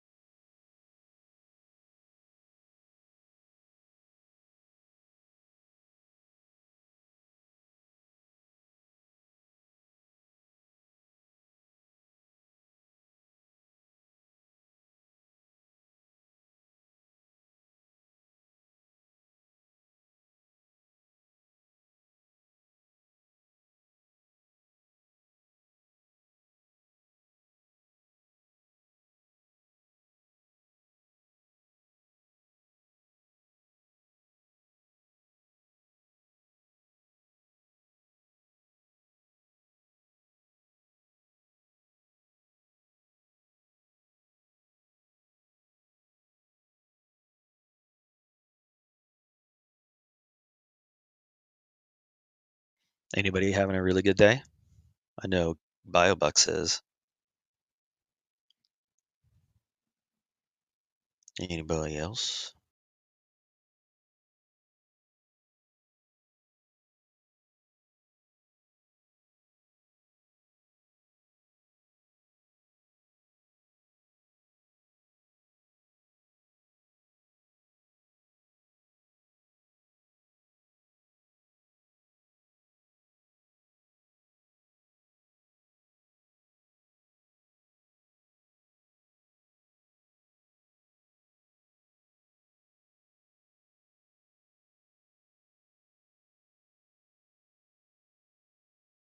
Wow, Cord, amazing, man. Good stuff, brother. I should go on vacation more often. Court, come on, man. Good job. That's a big number for you. Good job. Oh yeah, Amazing. yeah. What That's a what's huge most number of for that? me. Do you mind telling us what that was? It is mostly Wish and Workhorse. SNDL is 900 of it On the calls. Oh, on the upside. Okay, I on got the it. upside. Yeah. Yeah. And Clove is 400 of it. So yeah, good day. Good job, bud. Really good job. And you sold the SNDL calls at the freaking top. Yeah, I got them at Like 11. literally at the top. Rap's killing it. Look at that. Fisherman killing it. Anybody else? Brazilian Peter said he's had a green day there. Good job, UTE. Be nimble. Cord, I know I told you before, but I'm really proud of how far your trading has come. No, I appreciate you doing what you've done for me. Thank you very much. Yep.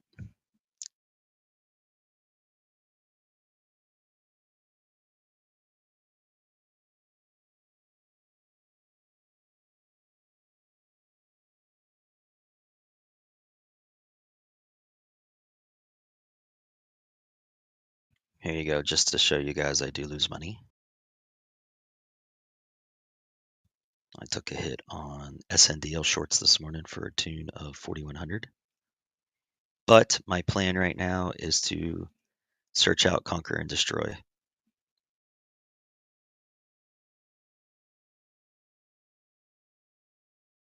And that's after my account. My account hit an all-time high yesterday.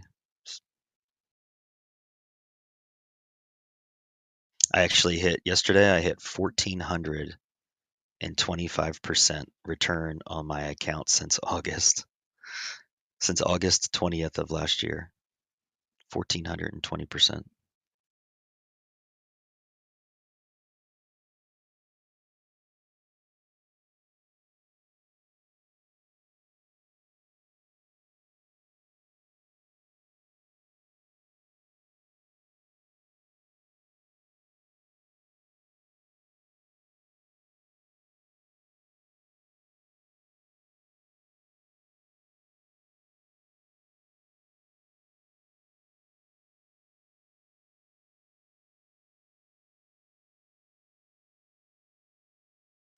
Hey, let's just do this. Let's say who's making money today.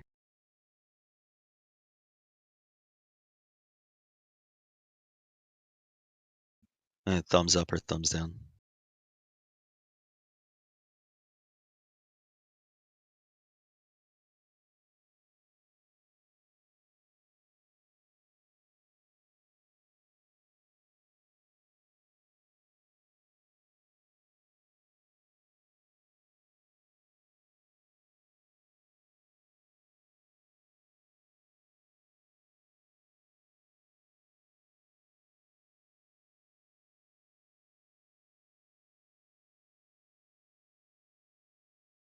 Look at that, man. That is crazy. You guys are killing it.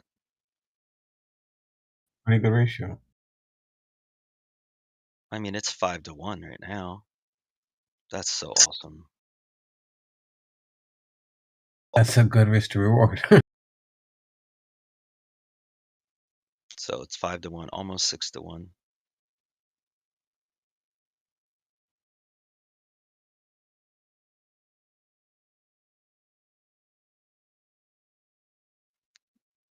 Timuchin, is that how you say it? Timuchin? Good job, buddy. Fisherman, good job, man. Proud of you guys. Really proud of you guys.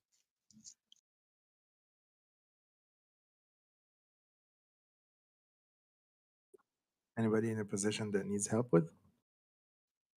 Oh, yeah. That's a good question.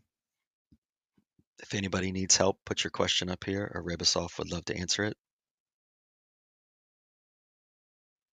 Joby, look at that.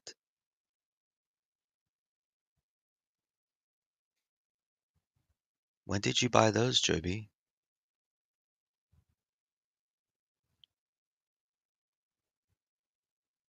Oh, you bought the puts. I see what you did. Okay. You bought the puts when I said it's a good idea to sell cover calls here. Is that what you did? Yeah. Okay. Hey, Good job. Good job. Way to take it and run with it. I sold calls. That's not degen, man. That was an pretty easy trade.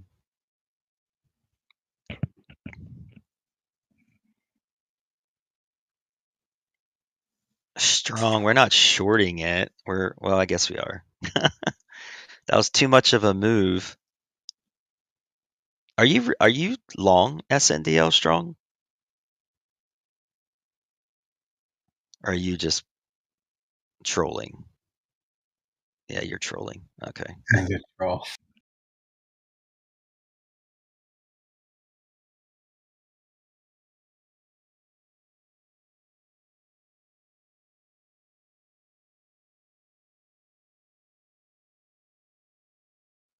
Omer, move your account to somebody else if that's what you're paying. That's ridiculous.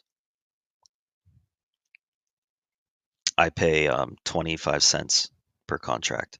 So 100 contracts cost me $25. Oh, it's the same thing for both of us because our commissions are so high. Like with TD, that's why another reason why I have to move the rest of the funds is because I have a reduced rate, but it's $7, and then it's $1.25 a contract on top of that. Is this a Canada thing? Yeah. That's why I initially TJ had me move the funds to IB, but then I got a ton of new cash that I never ended up moving after that. So the IB money's still sitting there in two accounts, but all the other cash I got, I didn't move it. And so TJ kind of scolded me on the weekend. He's like, you wouldn't have broker issues if you move the money out of TD again. I was like, all right, when I get out of this position, I'm going to move it. So I'm going to see him soon. So if I don't move it, I got to answer, so. These kind of rates are like the US 20 years ago. Yeah, it sucks, bro. It sucks. I remember when I used to pay $27 just to trade stocks per side. Jesus. It was Fidelity, and I left them and went to IB. Yeah, kind of it does suck when it comes to the to the commissions. Ash, I'm dying. Is that the only reason Canada sucks? No, we have great maple syrup, we're polite. Are you guys still on lockdown? Not me. I've never been on lockdown. I've been living my best life. Yeah, you guys are really polite up there. Did I ever tell you my story about when I was in Vancouver for a soccer game? No, tell us. All right, so every year I go with my boys, my soccer boys, to a couple of our sporting. We have Sporting Kansas City, which is MLS, Major League Soccer. And a couple years ago, we decided we were going to go to Vancouver. So we flew into Seattle. We drove up to Vancouver, got to the game, and one of our star players at the time, his name was Dom Dwyer, he scored a goal. And okay, first I should back up. So they gave us a supporters section. We was like 20 of us at the game, sporting fans. They sat us all in the same section, usually in the supporter section, and we're surrounded by obviously Vancouver fans. So one of our main players scored a goal. He went over to the corner of the field there, and he put his arms in the air and he just kind of yelled like, "Yeah, yeah." And somebody in the front row took a whole bucket of popcorn and dumped it on his head. And within like 10 seconds, this guy was swarmed by about 20 cops. And the whole stadium got quiet. And we were just watching this take place, and we were like, oh, that's like a typical Tuesday at Kansas City. But you could tell all the Canadians they were so offended for us. So they drugged this guy out of the stadium. These people all around us turned around. They're like, we are so sorry. We do not act like that here in Canada, especially in Vancouver. Beer is on us. We are so very sorry. It was the best. And they just bought our beer the rest of the game. Then after we beat them, we ended up winning like 4-1. They invited us over to their pub where their main Vancouver pub is, where they cheer on their Vancouver team, and then they bought us beers and drinks for the rest of the night. It was really cool. That's a Canadian thing to do. See? Yep, yep. And even walking out of the stadium, the cops came over and escorted us out like we were going to get beat up or something. I was like, I don't think so. You guys he literally put popcorn on Dom Dwyer's head. Like, that's not a big deal. That happens all you should see some of the crap they do here in Kansas City to soccer players, opposing soccer players. Especially if you're sitting down on the lower seats and they're above. Yep, yep. I So, mean, they say the nastiest soda, things. water, like whatever. Yeah, I mean, you can't throw stuff at them, but some of the things they say to them, it's just like you feel for them because you know that they're young men. They want to defend themselves. Like if it was me, I just would go knock people out.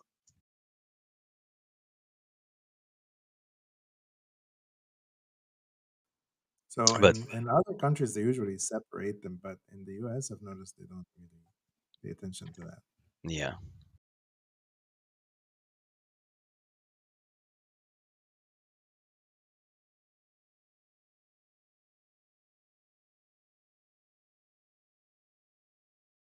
So I see Wish has broken over the days downtrend, broken above, and we're looking maybe to get to 1370.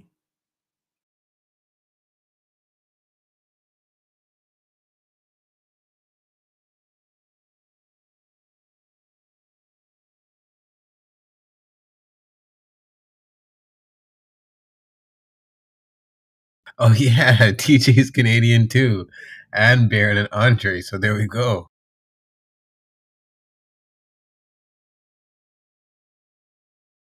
what's the Blue Hill doing? Is he making fun of Canadians? Yeah, Oh, he, God. he tried to go to war with us. You see what you started to. Sorry. We're just kidding. Yeah, that is true. We have 4 of us are Canadian from the admin team, and 2 are states.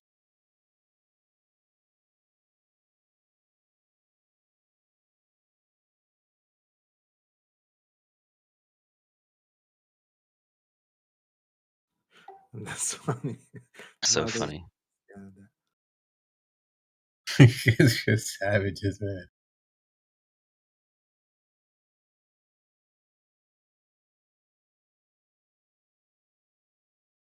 All right, I'm gonna get some caffeine in me. I'm not staying awake here.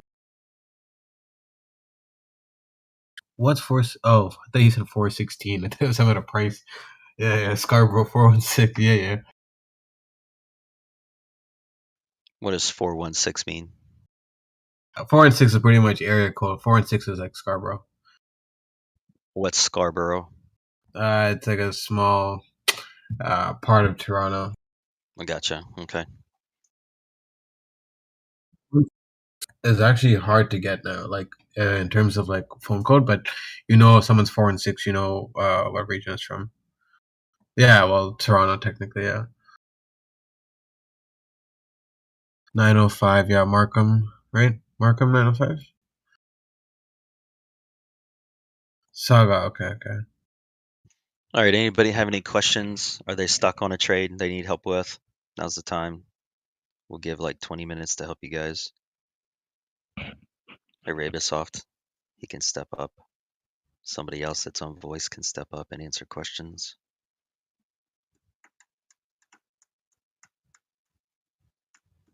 Questions about your trades, not like, what do you think about Tesla? Or what do you think about this stock here at this price? But questions like, hey, I own this and I sold that and I'm backwards.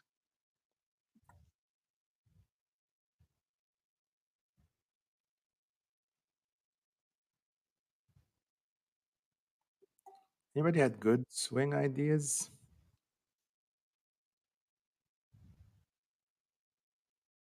I got some cash burning a hole in my pocket.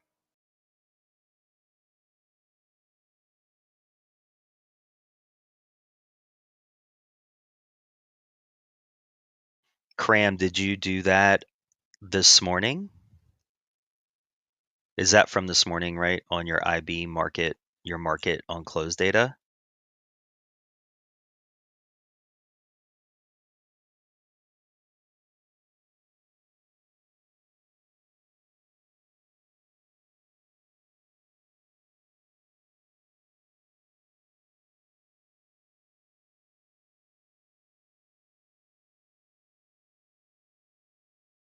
Are we talking about this data issue that he's having? Yeah, you're not going to get market on close data until 3:40 p.m.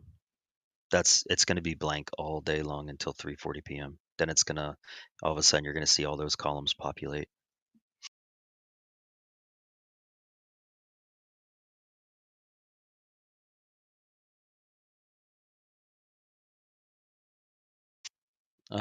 Casey, I'd rather not have you PM me. Just put it in chat so everybody can learn from it, so I don't have to explain it a bunch of times.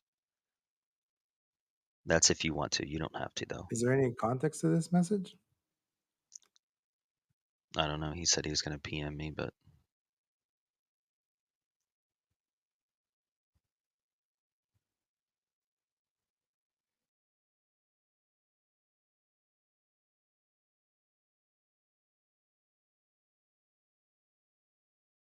there you go, Cram.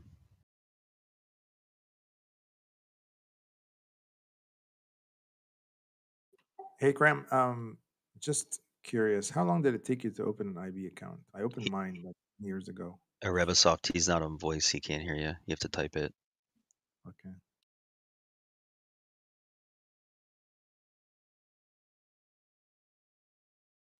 Yeah, he should have had market on open.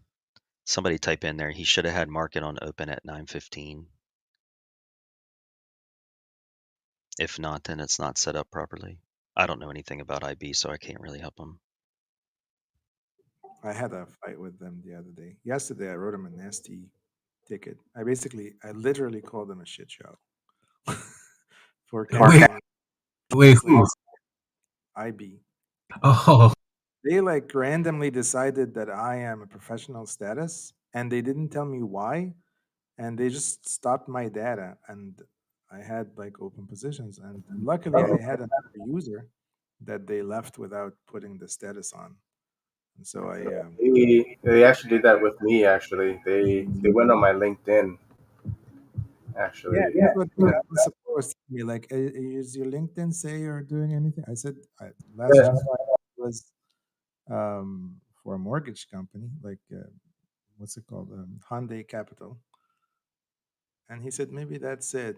But the guy support is like basically a human voice. Like he has nothing. He can't do anything. He's like, I'll talk to the committee, and it's gonna take 48 hours to get your data back. Meanwhile, you could just buy the data for 150, but keep in mind it's not prorated, so you won't get that money back.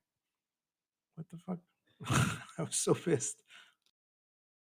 hey, it's not as bad as TD. You could try to lock in profit and have it freeze on you, and then be able to sell once it knifes. Try that 3 times in a day, you'll lose your mind. All right, so these guys have questions about cover calls. Can somebody, DCUD10, can you link them to some lengthy previous discussions that we've had about how to properly do cover calls? Because I feel like that's a horse that we continue to beat on. And, you don't need me to explain cover calls for the 200th time. Vitality says, Tape Reader, I got 2,700 shares of Clove at 14. When should I sell a call? You want to take that at Rebasoft? Sure. What's his name? Vitality.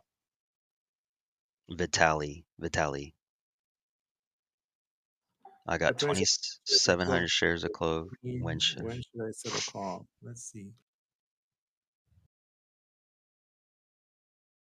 you need some more data to make that decision?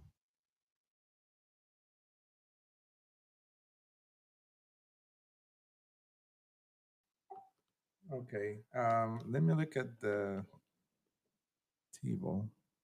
Well, generally speaking, you should sell a call when the price is spiking on the upside.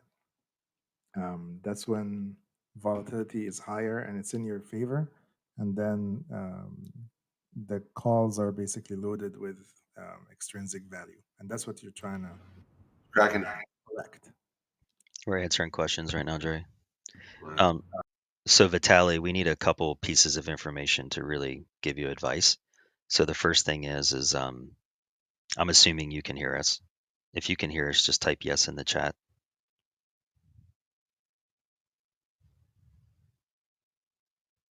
If not, then we'll just be quiet. Okay, perfect.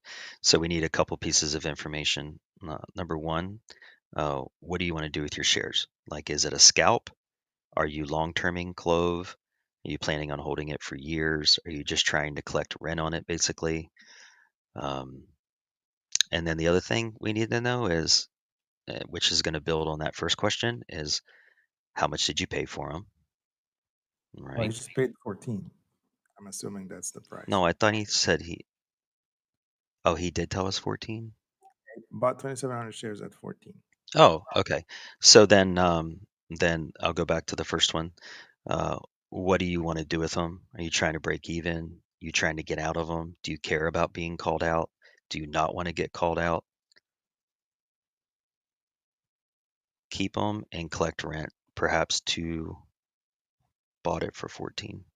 So he wants to collect rent. He doesn't want to get called out. If you did get called out, Vitali, what price would be okay for you? What would you want to make on it? That's the other question that we need to know. Guys, hold off on your other questions in chat until we get done with Vitali. 14 Break is fine. even is fine. There you go, Ribisov. There's all the information you need. Okay, so what I would do is I would look at the daily and see what potentially where this could be in a couple of days. So I'm looking maybe if it pops, it will be between 16 and 17. So if I really don't want to get taken out, I'll sell the 18s or 19s. If I want to capture it and be done by the end of the week, I'll sell the 16th. If you sell the 16th right now, because it's 2 days away, it's not that lucrative. They're only 30 cents if you want to sell it. But if you look at July 2nd, they're about $1. You think you can get $1 for it. So that would lower your average to 13, and you'll have to wait 9 days. So you have 2,700 shares, so that's a good amount. 30 cents on 2,700 is not that bad. It's probably gonna miss the 16th by the end of the week. So I would sell the 16s now, and Friday morning, depending on where they're at, sell the 16s on next week, or discuss what you're gonna sell for next week. But typically, if you want to sell the weeklies, I sell them on Friday morning spike.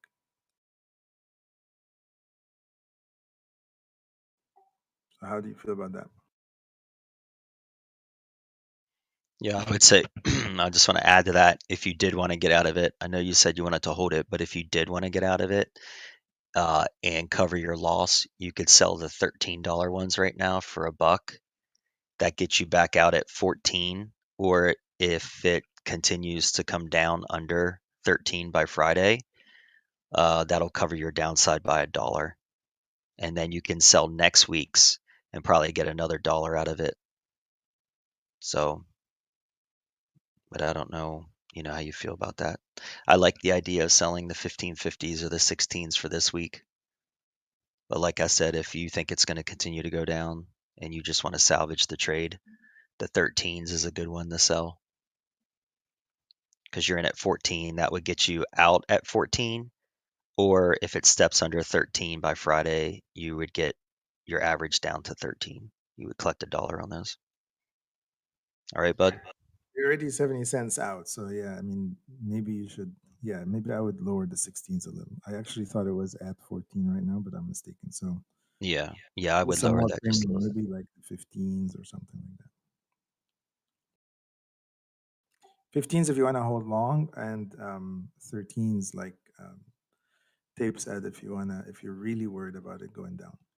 Yeah, and the other thing too is you don't have to do. It's not an all or none approach. Like if you just wanted to do half one way and half of another way, just to kind of teach yourself a little bit, you could sell half at 13, the 13 strike, or you could sell, half at the 1550. It's not like a do it all on this one That's particular also thing. one way to lower your risk. Like if you want to lighten up. If you like, let's say, sell 1,700 of those and keep 1,000, or sell 700, you can do that. Like, think of selling covered calls in the money is also an exit strategy. Yeah, and even though it's come down off its high, the IV is still really high. It's around 200%, which is you're in a good position because that IV is paying you a premium. All right, anybody else have a question? Thank you, DCUD10, for putting that covered call links back up there. We talk extensively for you new guys. We talk extensively about covered calls here. I mean, it's almost a daily conversation. So it's not that we're writing you off. It's just already been discussed so many times, and it's been page marked on those YouTube links. I mean, we literally went hours and hours and hours some days talking about covered calls.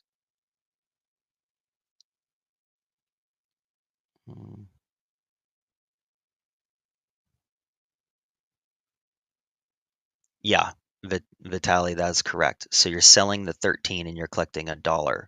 So in essence, you're getting out at 14. Here's that 1325 test on Wish, guys. Don't mean to interrupt, but this is the test right here.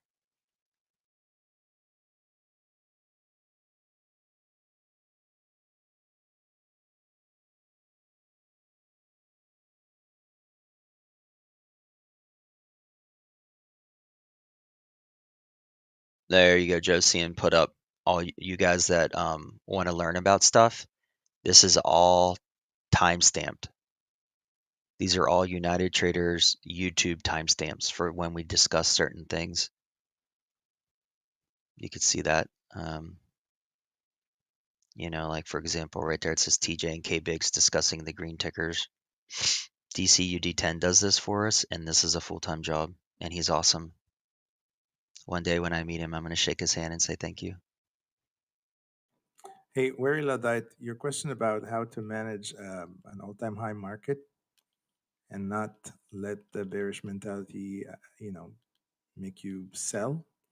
Really IVR long hasn't positions, you can let them go. You can keep them running. But if you have positions that you're swinging, you should already have an idea of where you want to exit these positions. So in that situation, any of my positions that are near my targets, I would consider lightening that position or selling some of it or selling all of it, depending on what the plan originally was. If you have swing positions, if you have long-term positions, you could sell covered calls as a hedge, like we just discussed, or there's other ways to hedging your entire portfolio by VIX calls or QQQ puts, or depending on how your portfolio is balanced.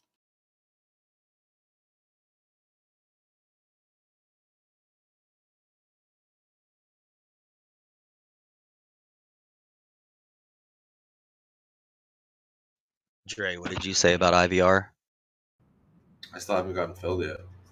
Oh, you will. Are you sitting there at 15?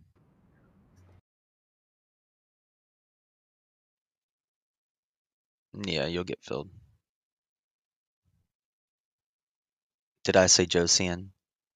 Oh, I'm sorry. I apologize. That's Jowsin, bro. Jowsin. You savage. Jowsin. J Diddy. I'm gonna call you J Diddy. J Diddy, you guys are assholes. Yeah, way better than Joseph. Yeah, who wants to be Josian? Oh, we'll call him Jay. What do you want us to call you?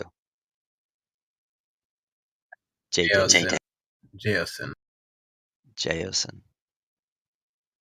Yeah. My bad. My apologies. Mayo over here. All right. Any other questions before we get back at it, guys?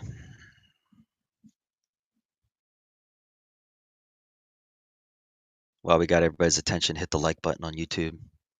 K Biggs is slacking on his job.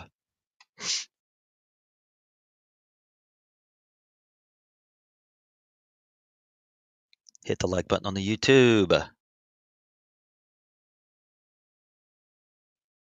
Yeah, K Biggs hasn't been on here because he doesn't want to talk about meme stocks.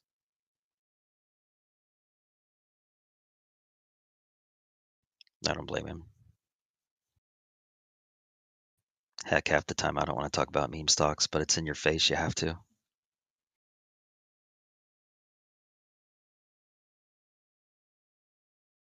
No, you can't exercise an out of the money option. Oh, yesterday I exercised my first contract. Yeah, and out of the money option, exercising it doesn't make any sense because you can just Right. go to the market and buy it for a lower price. Exactly. You'd be stupid to try to do that. I think IB allows you to do that. Just warns I'm you. sure technically, like you can. It's an option. You can exercise a contract, but like Court said, it wouldn't make any sense. That person would be losing money. Heck, what an arbitrage play that would be. So yesterday I had this dash call that I bought. It's like a 160 dash call, and it was way in the money. And for some reason, the spread on it was so wide, even though it's expiring this weekend, this Friday. And the midpoint on the spread was lower than the underlying. So I was in a situation where I would be better for me to get the shares and sell them immediately in the market, and I would actually get a better sell price on this call. So Yeah. I exercised it, and there's a way in IB. I don't know how other ones do it. There's an option where you say exercise, and then there's like a checkbox sort of where you say final.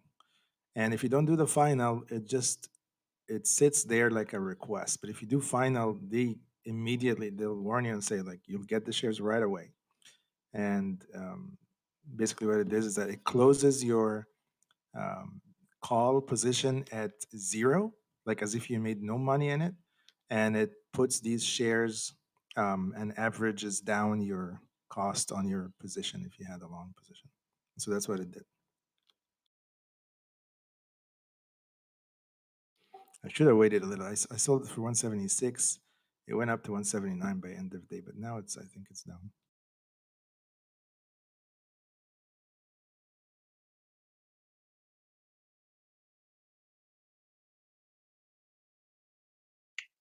All right. If there's no more questions, I'm going to take off for a couple hours.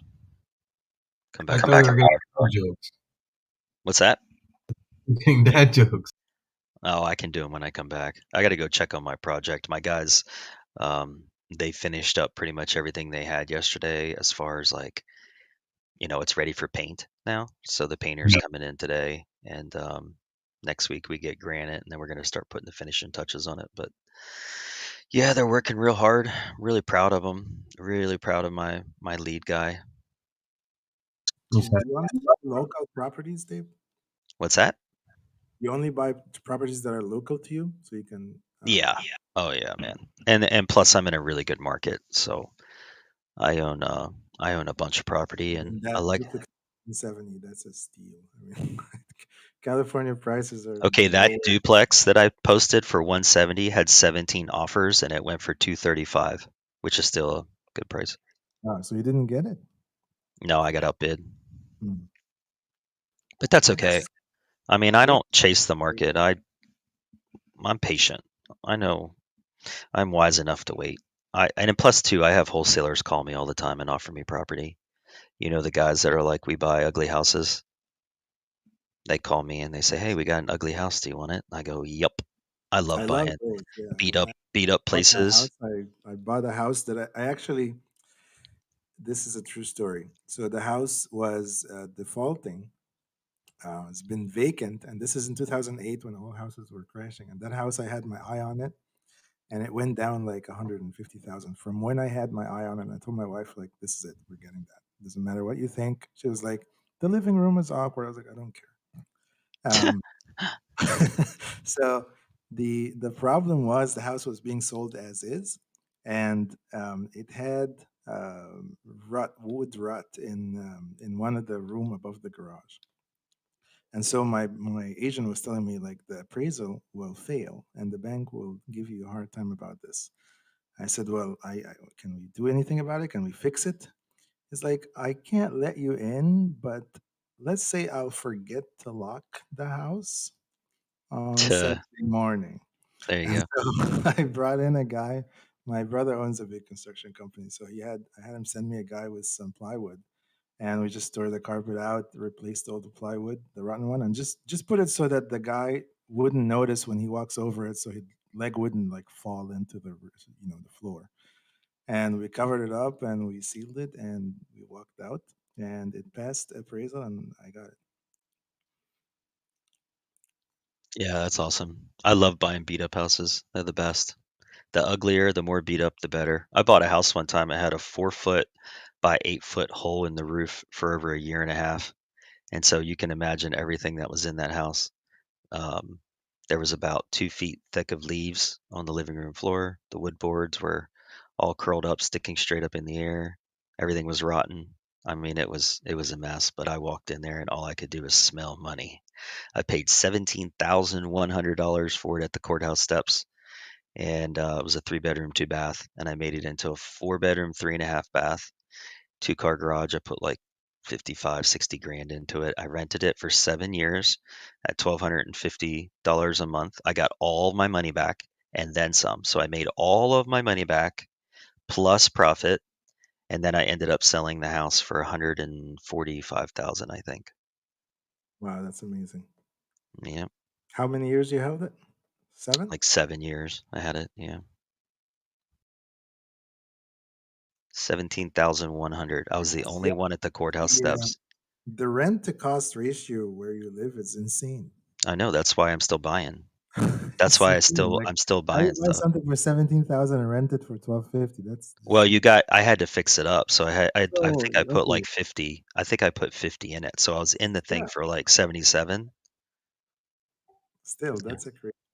I mean, think about it. I was collecting about 15 grand a year on 77,000. Just do the math on that and look at their percentage return. Yeah, yeah. I mean, here a house or apartment going for 350 with the rent is 2,500. That's a good ratio here in California, in LA. But it's $350,000 to 2,500. So you're getting 1,250, which is half the 2,500 for a quarter of the cost. Yeah. Good. Actually, I used to sell properties. This is probably 10 years ago. I used to sell some once in a while. I don't anymore. I learned the error of my ways. I don't sell anything anymore. I just buy and hold. Buy and hold is the key.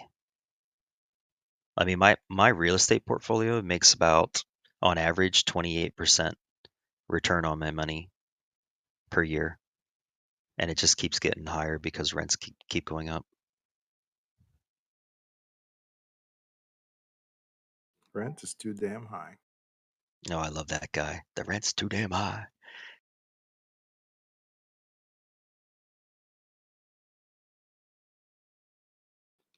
There he is. That guy's he's a retired colonel in the Air Force. Did you guys know that? A retired full bird 06 colonel. Nope, never knew that. I learned Yeah. something new today. Yeah, I wonder what he looked like before, because they don't allow you to have facial hair in the military.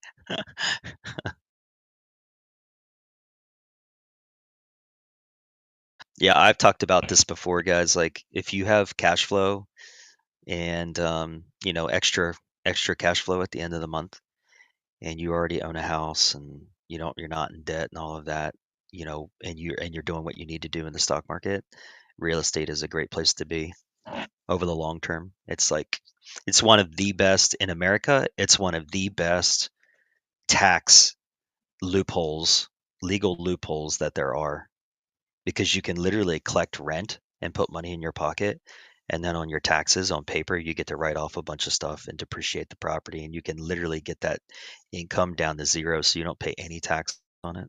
Yeah, it's so weird. In USA, you can depreciate a property. Yeah, what they allow you to do is insane. The IRS allows you to treat a property in America no different than like a computer or a printer or anything like that. You get if you pay 200,000. Oh, look there. There he is. Oh, he was a 1-star general. He was a Holy shit. wow. That's cool. Yeah. Yeah, Oh yeah. yeah. Sorry.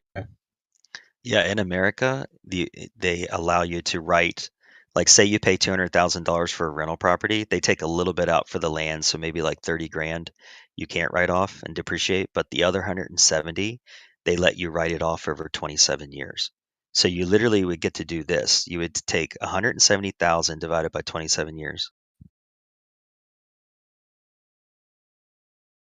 And then that math is let's see.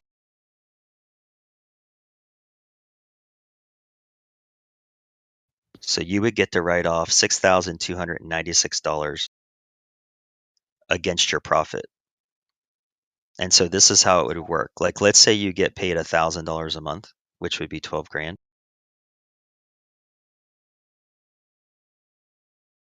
And then you would get to write off like your taxes and insurance would probably be like another 4,500. And by the time you're done, this is what you have. So, but keep in mind that this lowers your cost base. I'm sure Tape knows this. It lowers your cost basis for the house. So when you sell the house, say you got it for 200,000 and you depreciated like 50 of those, and you sold it for 350. Your cost basis is no longer 200. It'll go down by the amount you depreciated. So it'll be 150. That's why you never sell them.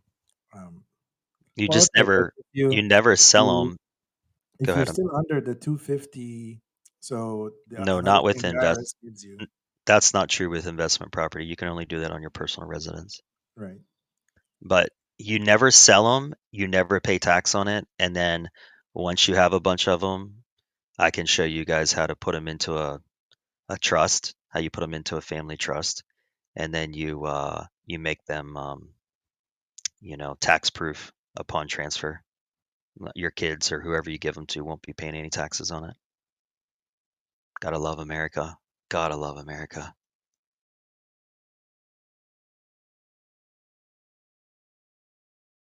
Yeah, yeah, don't get me started on. I could literally talk about real estate forever.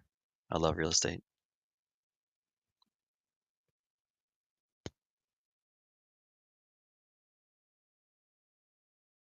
All right, I gotta take off. I'm gonna go check on my project. I'll be back at Power Hour. Oh, by the way, guys, before I go, Wish did exactly what I said it would do. Hit that 1325 and it bounced. That is a good thing, guys. So we just channel around 1350 all day. I really like it. It Hey, didn't. Tape. Yeah. I'm 50% up on those covered calls I wrote 2 days Attaboy. ago. I'm thinking of taking the profits. Yeah, you could take profit right here and then Yeah. and sell on Because another. they're the 16s, and I'm just a bit nervous for this week. On 16s? Yeah. Nah, I think you'd be okay. Let me look. Hold on. It looks so close. I mean, you break this 15, I think it's toast, but What'd you sell them at? crap. I hit 43-cent average, so I'm at 50% right now if I can get 20-cent. So I would cover that, and because your opportunity to sell it at a higher price is way and more, in my opinion. The percentages are higher for it to go up than they are for it to go down. So Yeah. I would cover that here, and then if we get that, like today, if we get a pushback to that 1375 area, 1385 area, I would sell another one again. All right, guys, I Cool, gotta man. go. Good advice. Thanks, man. Have a good day. Yes. Have a good one, Tape. Thank Have you. a good one, Tape.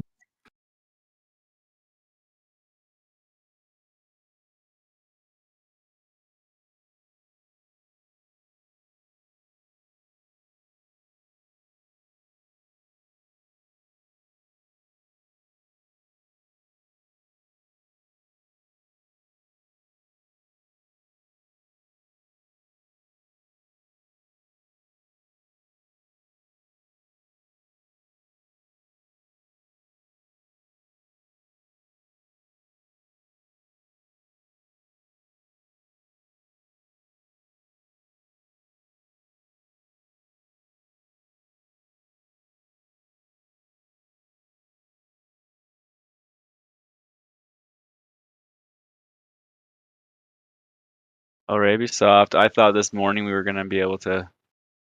Wait, was it Drados? Drados with the Roblox call yesterday. Oh, I never touched Roblox. I think it was Drados. Yeah, he's on.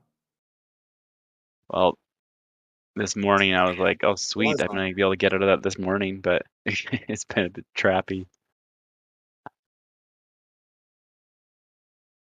I still like it. I'm still holding my calls.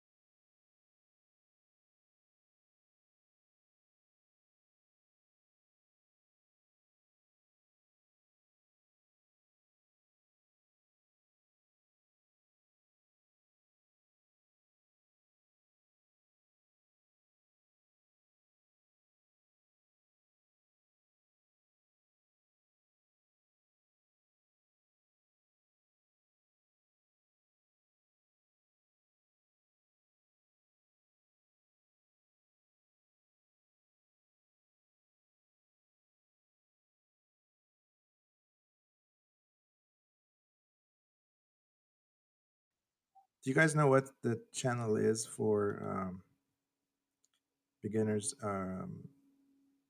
like lessons? The which one? The power and yeah, there we go.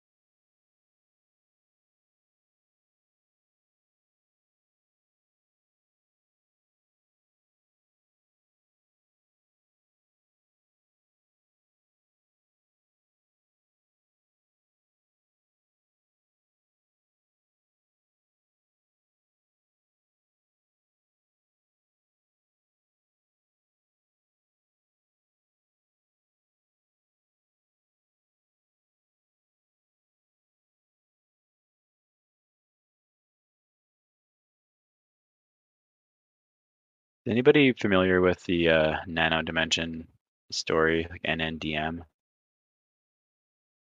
No, I'm not following that. I mean, long-term chart is just terrible, but I don't know if there's some sort of story that's giving them legitimacy. The chart looks pretty good. NDN? Nancy, David Nancy? Yeah, November, Delta, Movember. The last letter is M.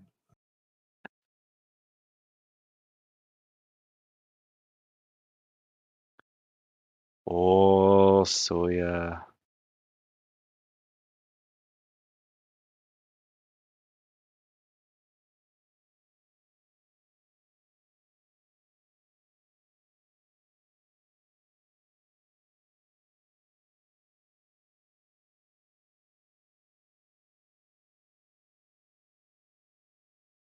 So long or short? Oh, I don't know. You know, if he took a position, he just posted a comment when they had an offering back a year ago. It was like $3 step back then. I'm not trading. I'm just here to lighten the atmosphere. Okay, so yeah. You really not trading anymore? He's the king lurker. Even a little bit? I don't want to trade anymore, guys, to be honest. Soya's busy looking up properties for me. He's a slumlord now. Bigger and better things, eh? Didn't you mention there was some sort of business venture you're looking into? Slumlording. Soya and I are opening up a dispensary. Wait, Soya.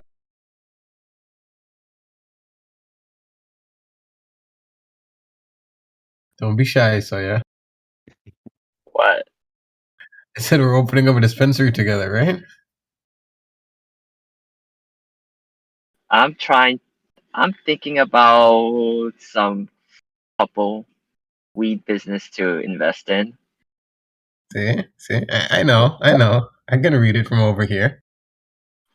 One person is offering me 10% for $2 million for Oklahoma weed business. And there's another person that I want to invest for $600K, but I don't know what's my equity yet. Hmm.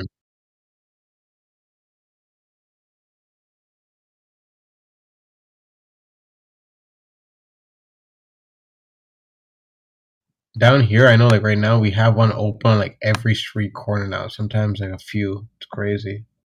Yeah. Our city is crazy too. It's just liquor stores and pot shops everywhere. Nuts. Imagine, like 2-3 years ago, people they looked at you and frowned if you smoked, and now it's like at every single corner, Yeah. Interesting how the stigma's changing. Yeah, About damn time. honestly. But I think it was more fun back then. A, because I was younger, and B, because it was illegal. Now that it's legal, it's like, eh. Yeah.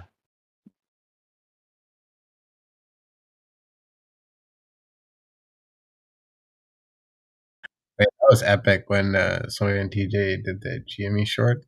That was wild.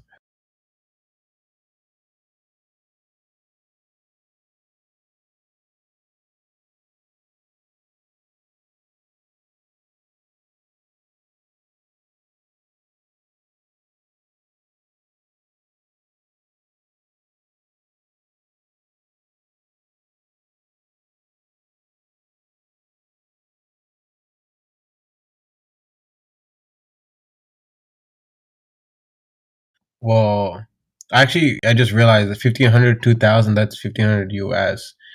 We can get that here for some decent stuff if you have a good connect.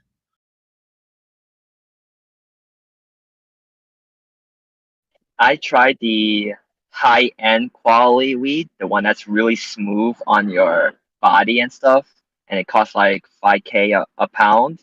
And damn, it's worth it. It's like I'm not much of a smoker, but it was really smooth. But how many P's though? That price. Your guys' weed is that expensive up there? That's American prices too. Wow. Insane. I'm from BC and like, we get that for maybe like 400 American, 500 American. For a P? What is that? US like US to Canadian? What is that like 600, 700? That's nuts. But I mean, how many P's are you picking up though to get that price? Probably like 10, 15 or something. Okay, yeah, okay. I mean, it's still a price regardless. Or do it 5 or something. Yeah, that's insane. That's insane prices. That's like a robbery. Holy, they're charging tax on that. Too bad it's in America. I know, right?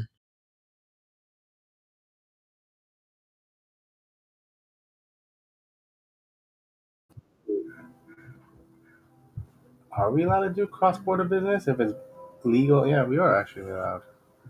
If they got that Nexus passport. I don't think there's No, much cross allowed you can't. until the federal laws change in the Yeah, you states can't cross federal borders with weed. because it's federal. The border agents, it's all federal agents.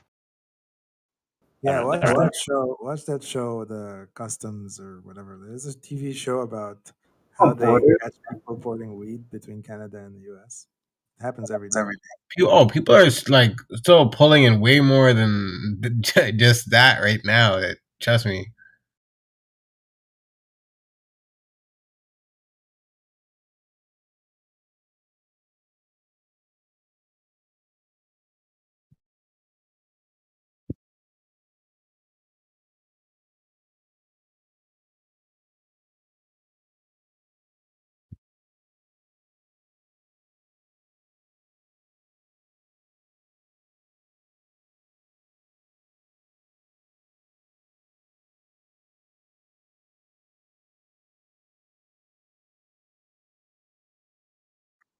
There's a link to the show on Netflix. So much fun to watch.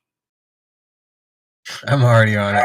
People find all sorts of stupid excuses about stuff they're bringing in. No, whoa. Don't go, Wish. Don't go. My calls haven't been bought to close yet.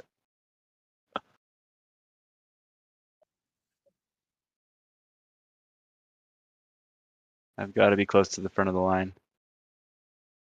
What's the name? What? Get out.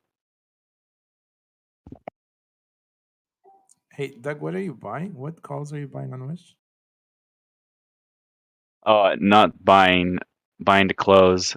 I wrote covered calls on the big up day on a Monday, and I'm just looking to close them right now for partial profit.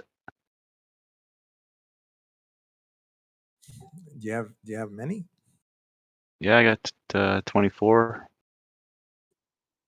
Big roll.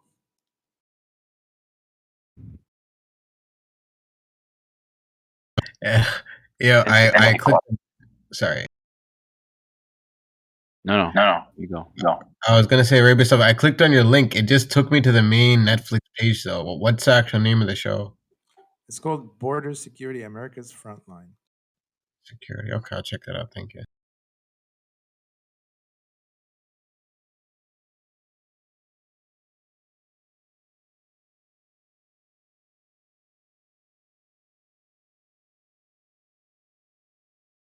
Yeah, that show is pretty funny.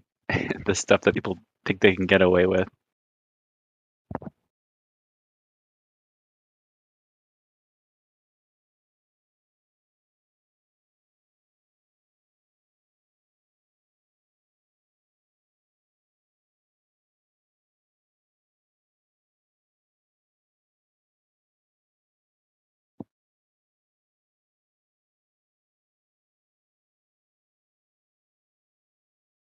Oh yeah, and people coming on visitor visa with a job lined up already, and they just get caught in a conversation. It's pretty stupid. Like they. That's so true. You always get caught like that. Like if you ever watch it, there is one episode where there is this British guy who's like a jockey, and he's going to like a dude ranch, like he's going to a horse ranch. And I think his plan was he will um, have a job as a trainer, but he's coming in on a visitor visa, and he's like the dumbest guy you'll ever see. You have to watch to see it. He just basically gives it away. You'll have to see it though.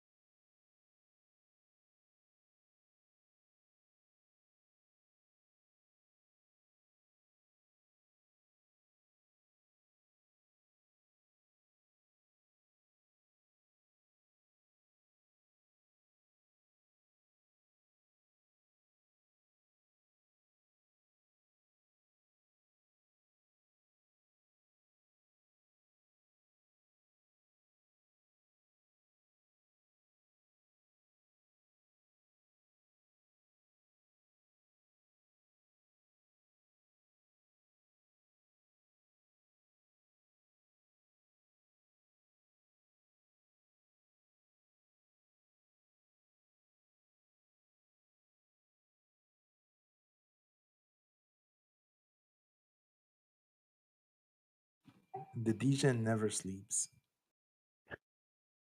We be here at 2 in the morning. The DJ is always bumping. Oh, yeah, Stay Paid. I'm watching that too. This is some serious sideways action we've been having.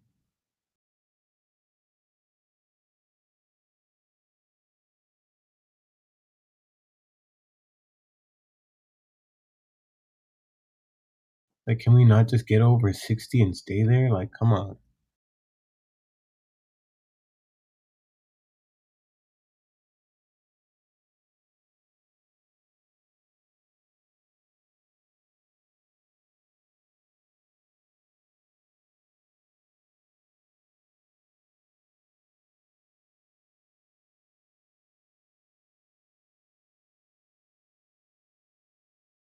Thank you for sharing that, Lemonize.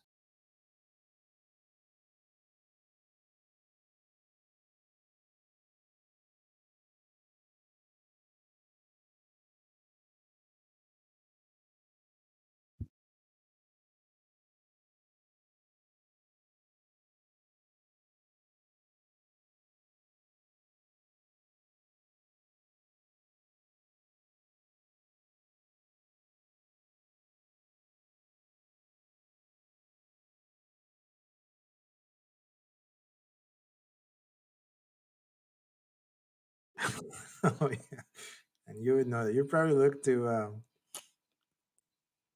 trademark that name, Steakin. Sorry.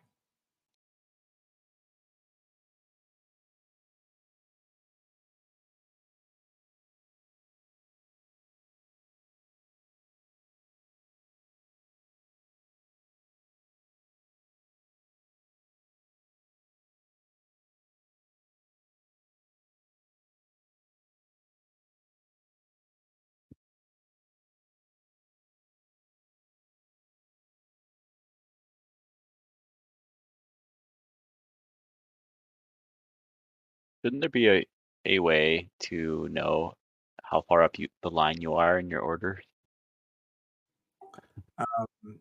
The best you will get is you'll see where your which depending on which exchange you routed your order to, you'll just see where your exchange lies in the queue. But that's the best you can do. Like you personally, among your peers within the same exchange, I don't think there's a way. Not for us anyway. Is there a way to? How do I see the exchange that was used? You have to have level 2.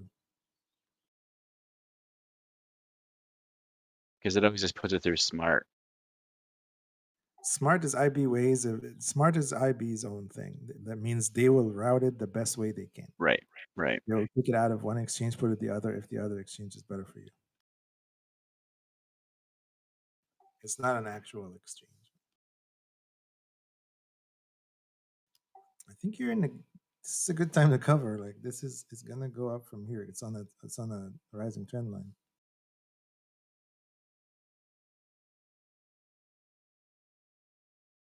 We'll see. I mean, could be a little bit like yesterday. Channel in here for a while. I would like that. I'll get my 20s filled. 20 cents.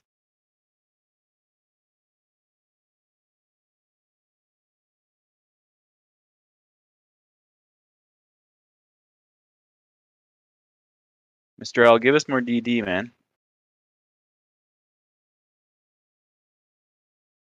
That education one.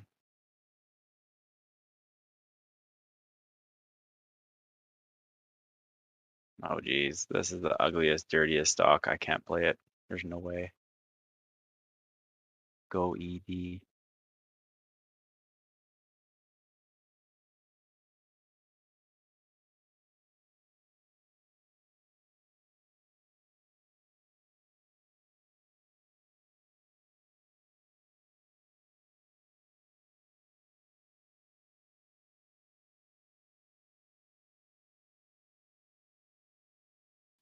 What the hell happened to that day where it went up to $17 and shot straight down to 6?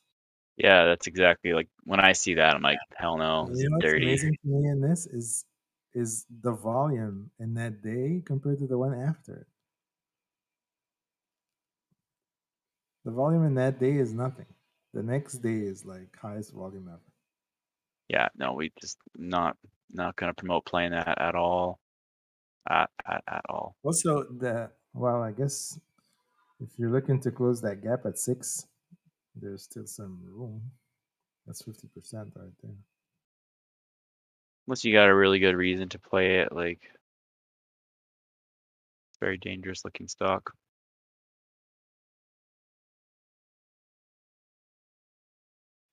Options? It probably doesn't have weeklies.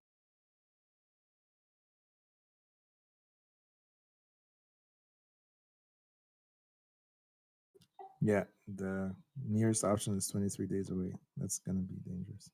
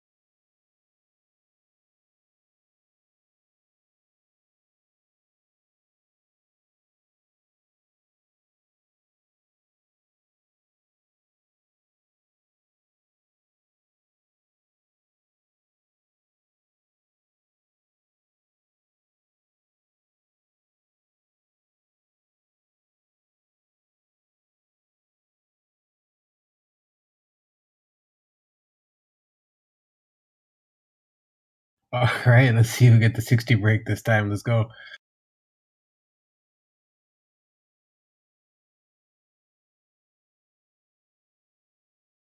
Blue Hill, we're gonna do it or what?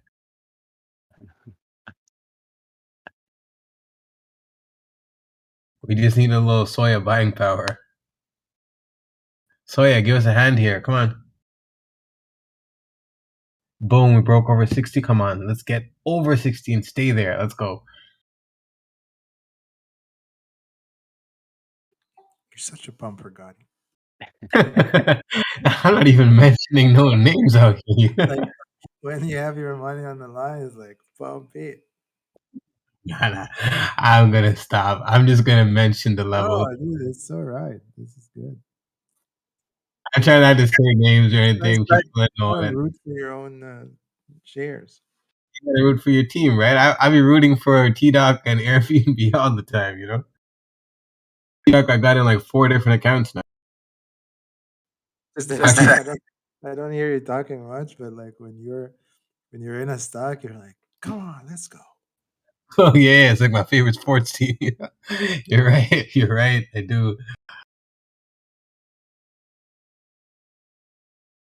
It's just because most of those bagels, I don't feel like we could pump it anyway, like T-Doc. Because if it did, I'd be rich right now, you know?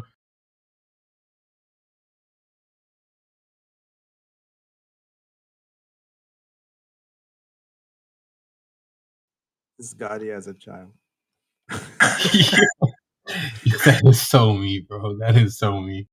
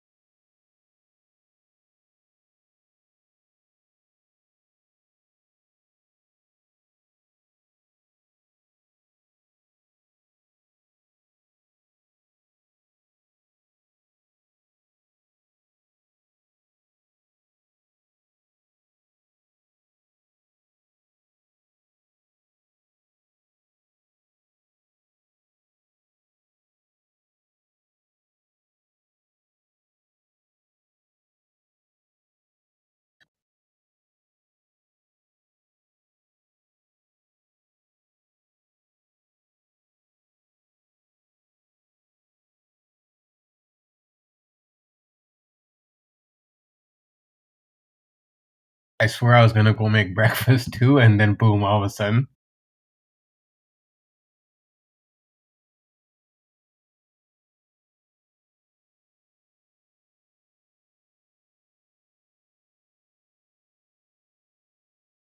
Blue Hill, I got you. Don't worry. I'm coming in strong.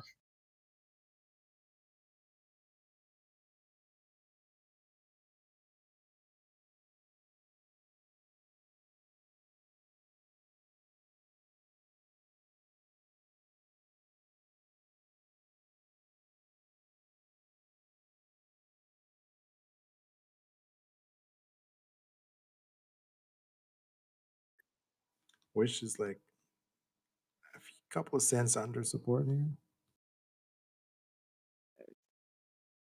It's just a chop fest again on it, so I don't think it's going to see any major move. I'm actually a bit more short-term bearish on Wish, whereas Tape is bullish on it a bit more here. Yeah, I think it's going to come back to 1250 range. By today or end of week? By end of week, potentially even as low as $12. Hit that bottom trend line on this big pennant forming before continuing up. I think we have. I don't have a huge edge either way right now, but I think downside is very on the table. 2 fail breakouts here. That to me is a bit worrisome. Might need to come back down and rally the troops again.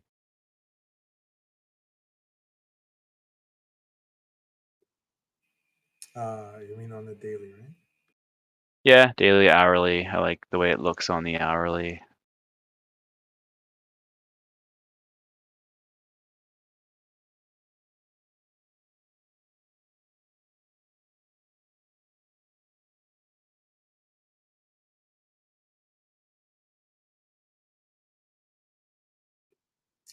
Yeah, depending on how fast it drops, it's between 12.50 and 12. Yeah.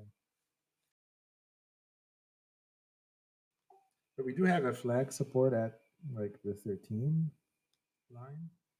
Yeah. Ish. So if that flag gets broken to the bottom, then yeah. Yeah, there's a bunch of trend lines to play with and moving averages, so the bounce where it would be is tough to predict there, but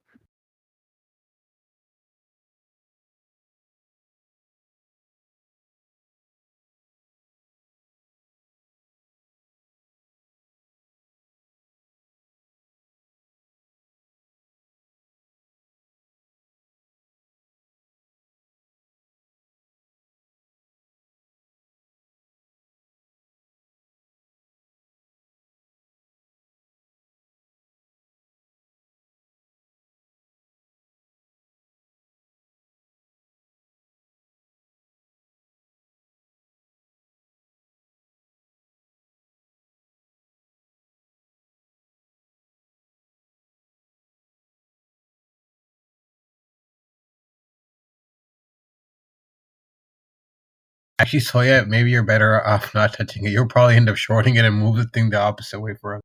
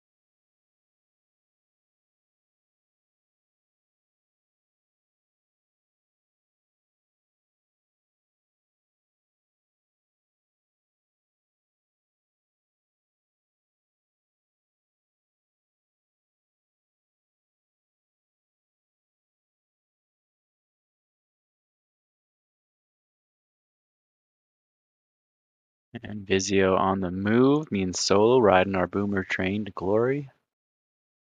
Congrats, guys. You big ballers. I just love fundamentally sound companies priced in these 20s and 30s, that are not insanely overvalued. It's just really fun to pick these up right now. Basically, Corsair and Vizio are the only ones I'm thinking of.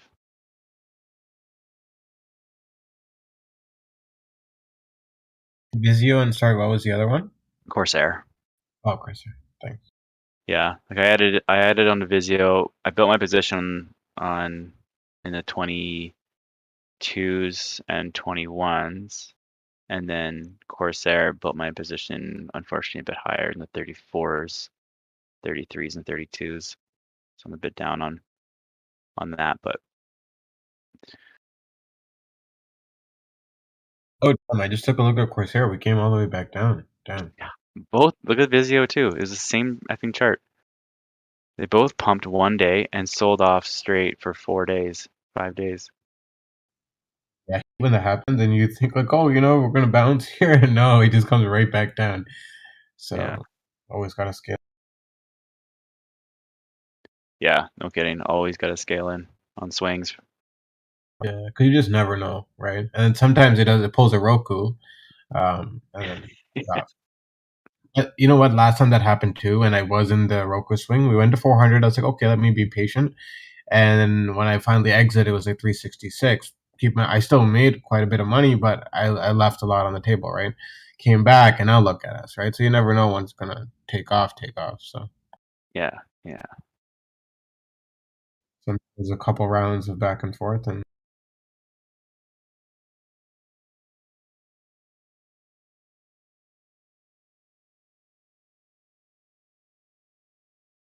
I'm looking at EMPH, man. I remember when this thing was just sitting in the 140s, and I was looking at it. I was like, I don't know. Everything else is already a bag hold. I don't know if I feel comfortable looking at it now, and it's at like 170, like 20 cents under. But I don't know much about Enphase. They're a semi company, right? a couple of these guys are pounding the table on Enphase. What is it? SunPower, Enphase, and what was the other one? Enphase Energies, SunPower. There's one other one. I think BioBox would know.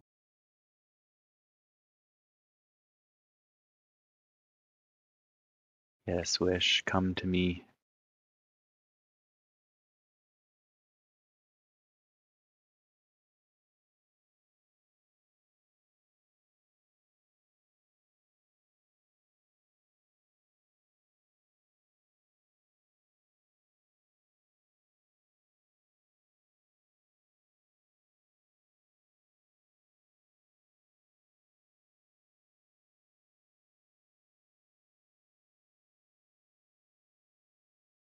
Crazy. This actually came down to like 109. It's nuts. I started looking at it after that.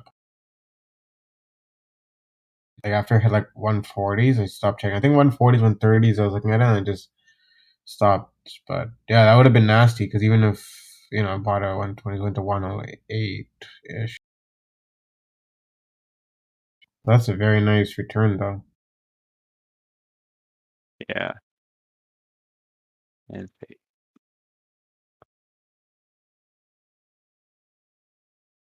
Yeah, EMPH. Yeah. I think I had the other two as well. I think it was. I could be wrong, but I think it was SPWR or something like that.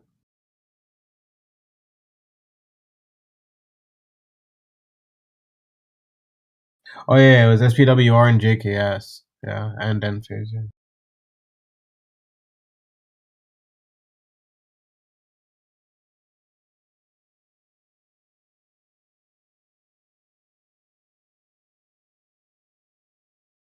Damn, T-Duck's already at 161. Thank God I picked some up.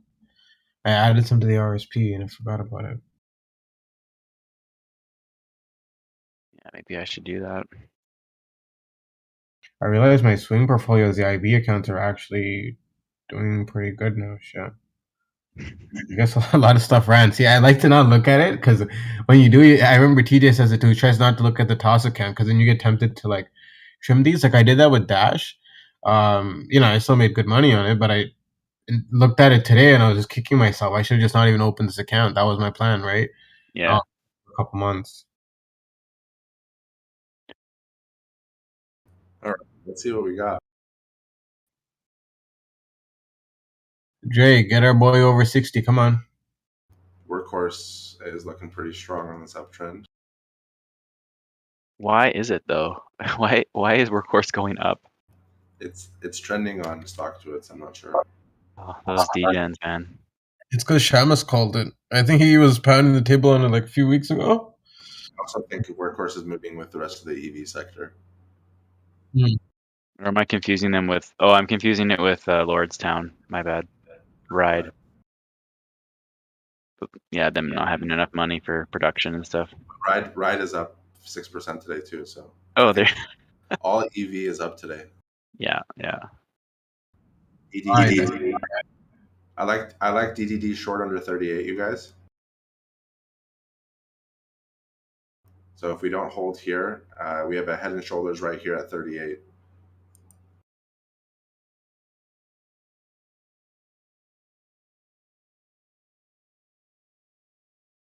So I feel comfortable shorting it under 38 with a stop right above the high day. or the high of this previous at 38.30, so 30 cents stop. Target is 37.60, so 40 cents first target. And I'll let you know if the inverse head and shoulders gets invalidated. Not inverse, but regular head and shoulder. Should be coming down right here.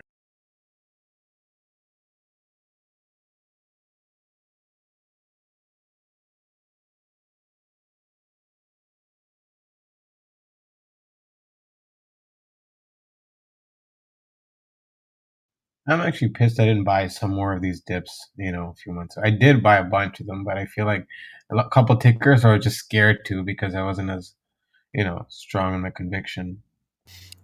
That's welcome to the game. Boom. Who got that 38 short? 20 cents right there. Let's see if we break through this neckline right here. If we do, we're going to get a big candle.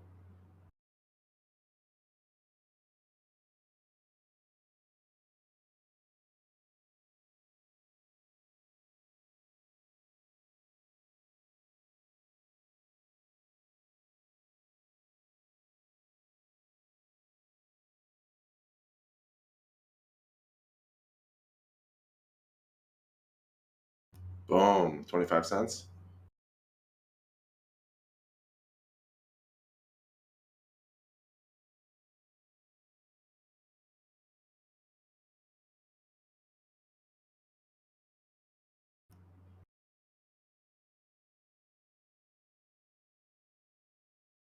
All right, there's 30 cents.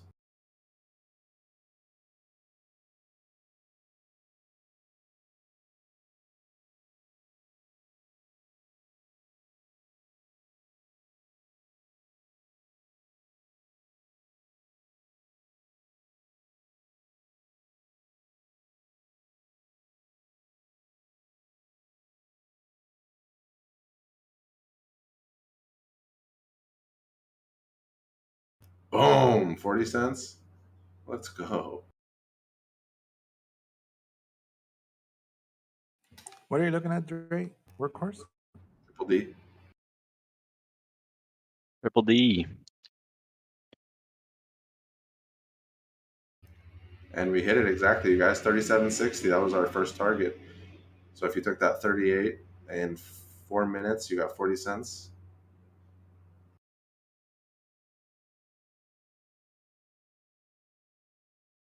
And it looks like it's still going to come down. We're not getting bounces. So if you took partials right there, next target will be 37.45. There's 45 cents.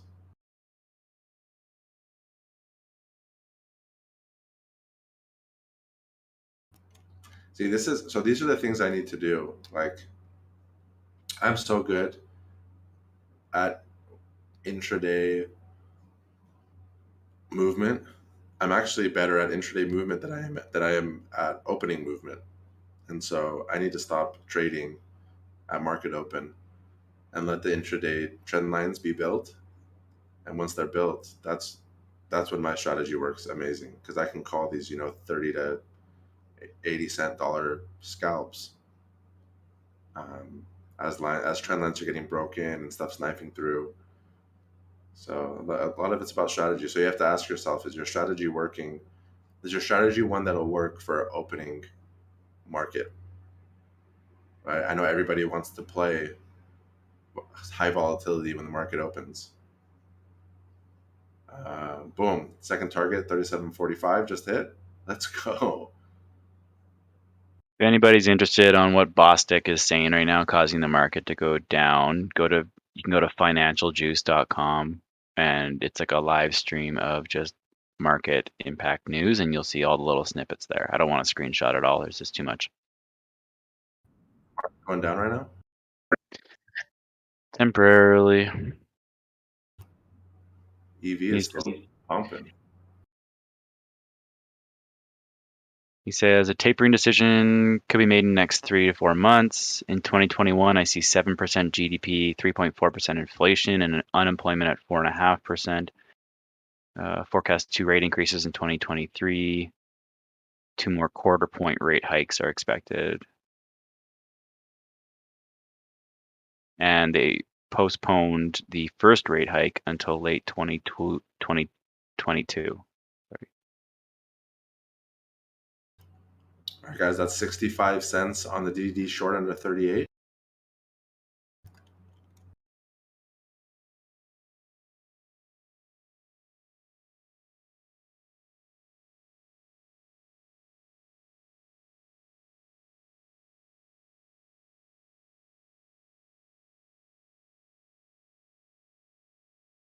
I just posted the chart.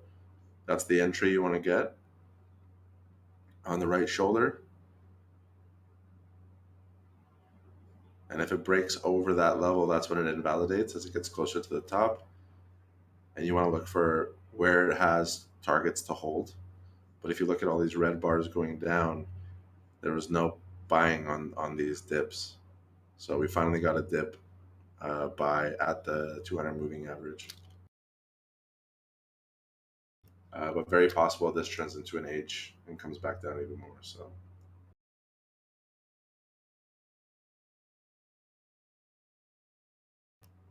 those are the plays that I need to have patience for. I literally just need to watch for these plays like this. That's an easy 50 to 60 cents, and that's all I should play. You should get a little more extra sleep then. Uh-huh. You should get a little extra sleep then. Oh, well, I work in the mornings. At least I can get work done, and I have to, come back in here. Yeah. But I haven't been on Right at Open because I really feel like here's how I feel with the market. When you're watching the market into open, you're just sitting there and FOMO is just building up. Like FOMO or fear, it's one or the other. It just builds up into market open because you're seeing pre-market movers, you're seeing stuff skyrocket, you're seeing stuff sell off, and all it's doing is creating this energy in your mind of you missing out on something or of you losing money and you panicking. And so, and then the first candle of the day is always a skyrocket candle in a certain direction, and that also adds into your FOMO or your fear. And so, the only way that, like before the market opens, my heart will be pumping, and I had to stop that. Like I had to get in my head that no trade, like no position is a position, kind of idea. Exactly. And that's why the only way for you to control that emotion is to control the urge to be watching. Right? I don't need to watch. I'm good. And that's what something that TJ does really well. Is TJ can step away and he doesn't care about what his positions are doing because of how he feels. The intraday movement does not impact his long-term thought process. And so for me, like for example, last night I bought those Roblox calls and I could have panicked, midday when I came in and looked at it and it was trending down. But I said, you know what? I'm very satisfied with this. I'm not going to look at it anymore. I have a month out expiration, so I have time. And so like I said, if you notice that, take it from my experience. If you notice that you're losing money consistently in the mornings because of emotions, stop watching the market at open and stop watching the market pre-market. And train yourself that you're okay with not knowing what's going on.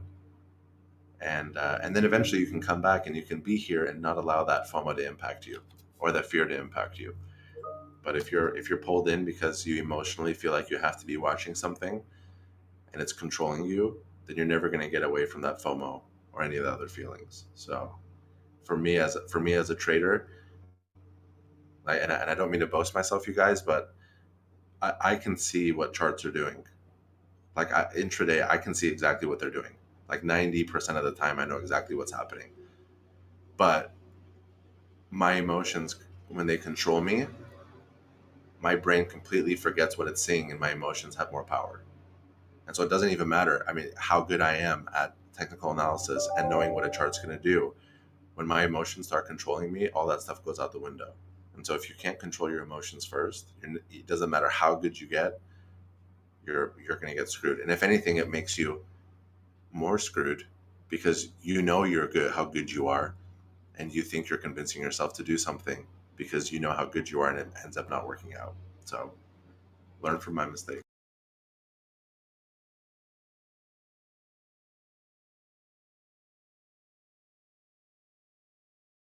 Bear flag on DDD. I'm looking for another knife right down here through 3760. Thanks for sharing, Dre. Yeah, man. I mean, and guys, like I'm lucky. I'm very lucky. I have a 6-figure job where I have money because I can, when I make mistakes, luckily enough, I have money to put back into it where I can say, okay, I need to learn from that mistake. A lot of you guys don't have that extra cushion to where you can throw money back in whenever you need to. And so I'm like a cat with 7 lives, right? A lot of you guys don't have 7 lives. You have 2 lives or 3 lives. And the only thing that's gonna make you good is if you learn to control that feeling, that urge to be watching stuff at all times. And if you see a stock go down and it gives you emotional energy that is impacting you negatively, then you've got work to do. And still to this day, I mean, Roblox just went down. I was up, 25%, then it went down, and I was down 3%. And in my head, I was like, I'm good. It is what it is.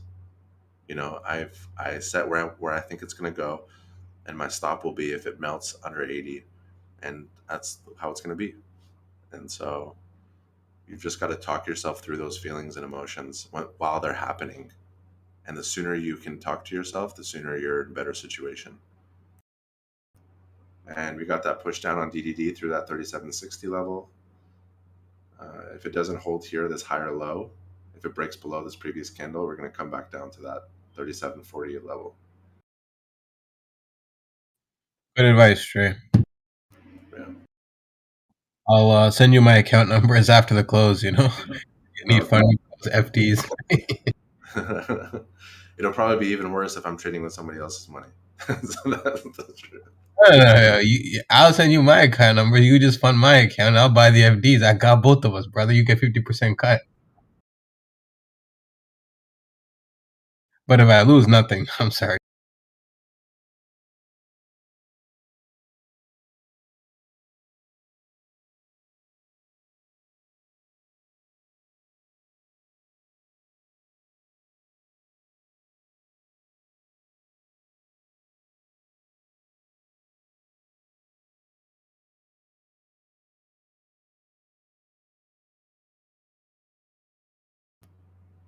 All right, so we've been holding onto that candle on DDD. This candle right here should be a momentum candle. And the volume is dying down on DDDD. So this thing's, so it broke below finally, momentum candle down. And we should get a nice push down here.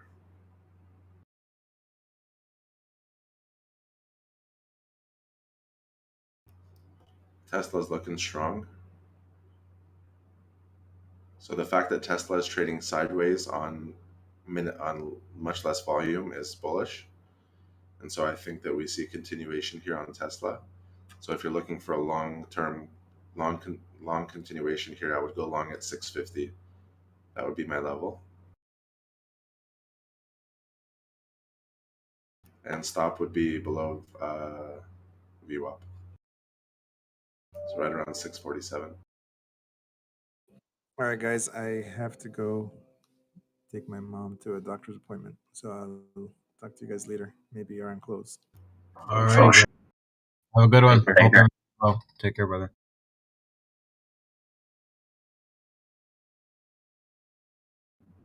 DDD, like I said, if we broke below that candle, we'd come back down to that 3740 level, and we just did.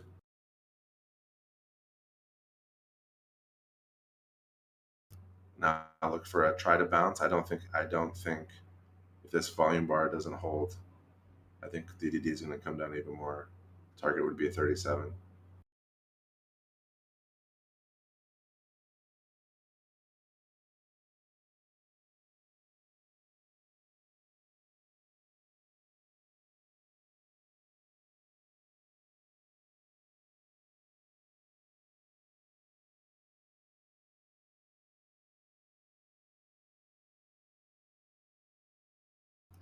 Twitter also looks like it's topping out, so I would say Twitter short under 66.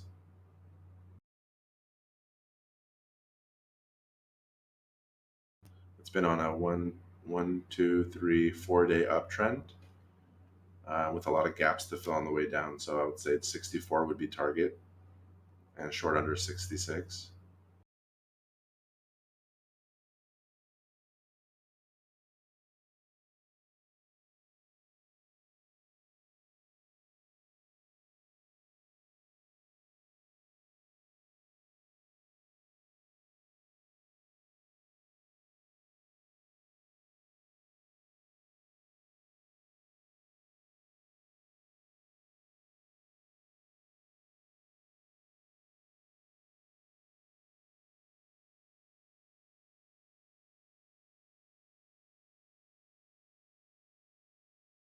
And Fubo's looking strong today, huh?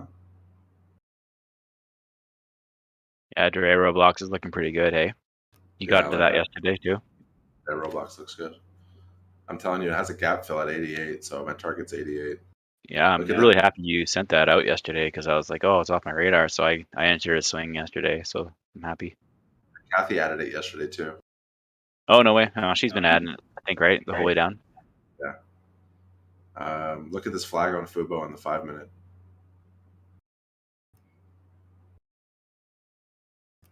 It's beautiful. That's a pretty flag. That's one of the benefits of looking at the 5 minute chart is when you see something like that, it's like the 5 minute traders, they just jump in.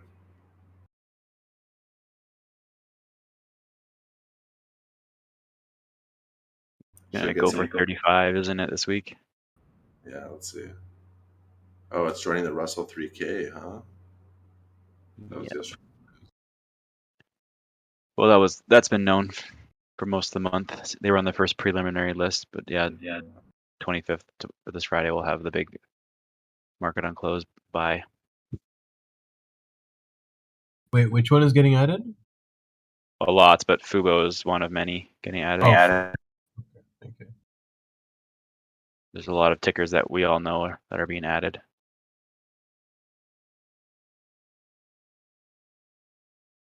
DraftKings is being added.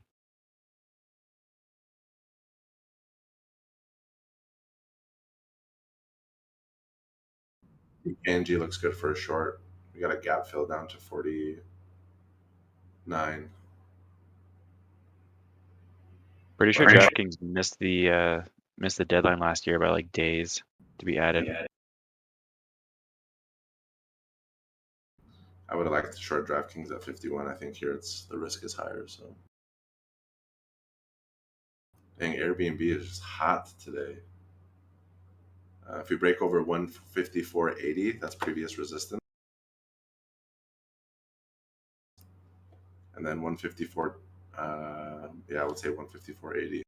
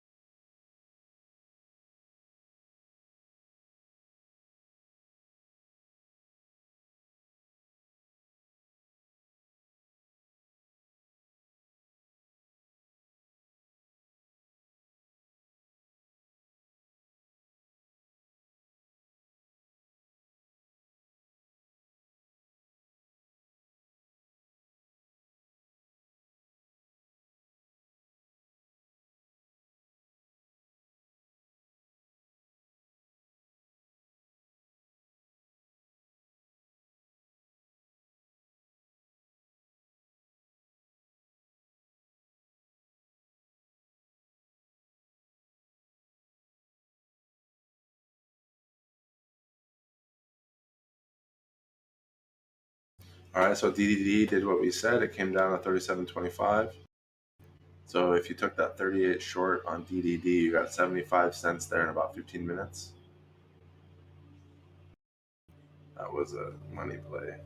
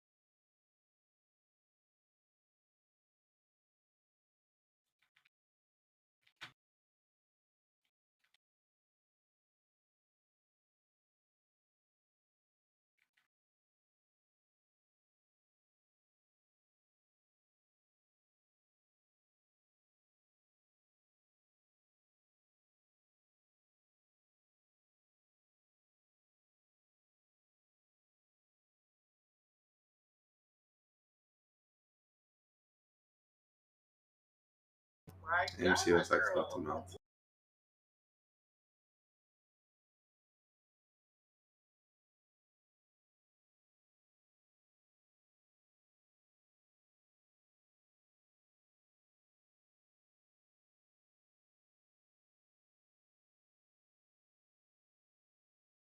Boom.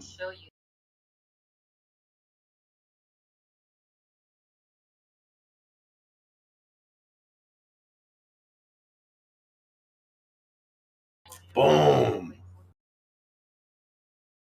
What did I say? What did I say to melt?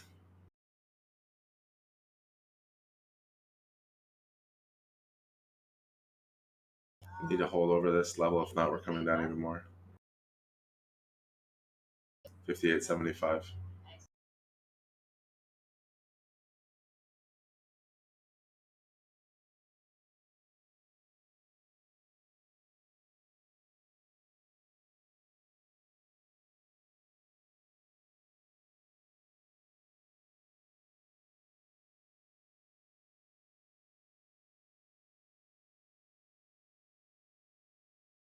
At 154.60, Airbnb came down to 154. This is the short level up here. I said 154.80.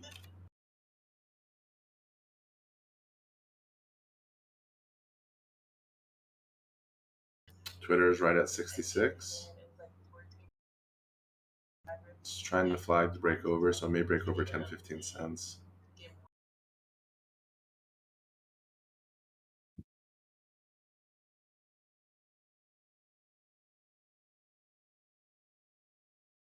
I want to see a pullback to 65.75. This is just scalps, so not a lot of range.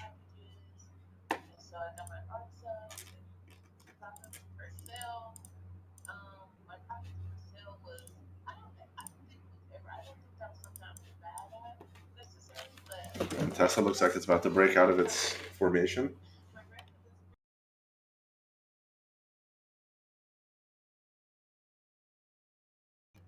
If it doesn't break over this trend line here at 652.80, I can see it coming back down to 650. This is the moment of truth right now.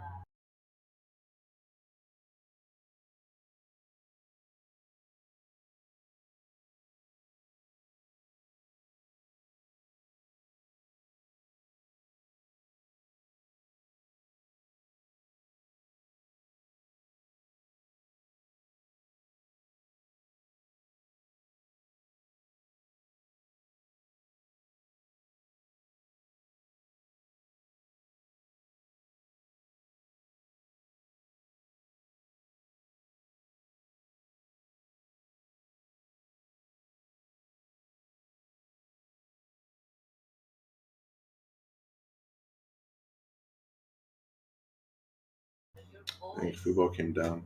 Look for a Fubo support right here. Long over 33 on Fubo. If it doesn't hold 33, we're going down to VWAP. But this looks like a nice bounce area.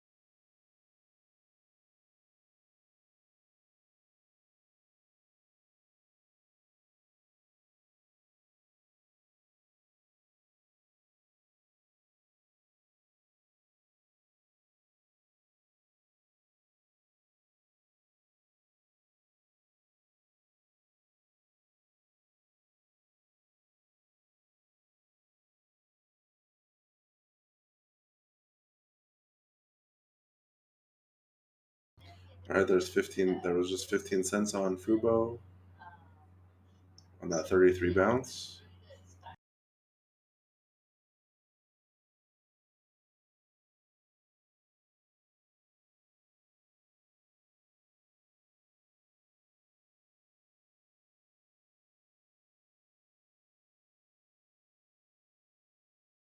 Oh, RKT just pumped. 1940 to 2040.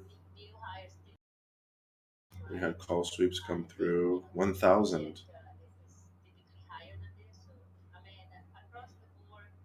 for July 2nd, 20 calls.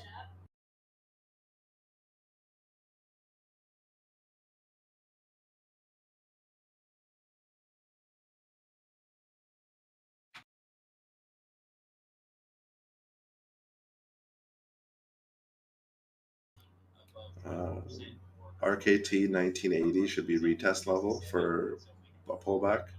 If you're looking to go long on RKT and you missed it, I would say 1980 would be the level I would look for another long entry.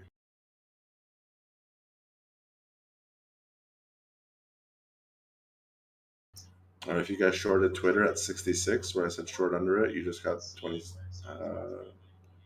16 cents so far, but it's looking strong. They're buying these pullbacks, so make sure you're taking the profits on these scalps. I think we're going to break over right here. Let's see the rejection when it breaks over 66. That'll tell a better story. Yeah, so 66.01, nice rejection.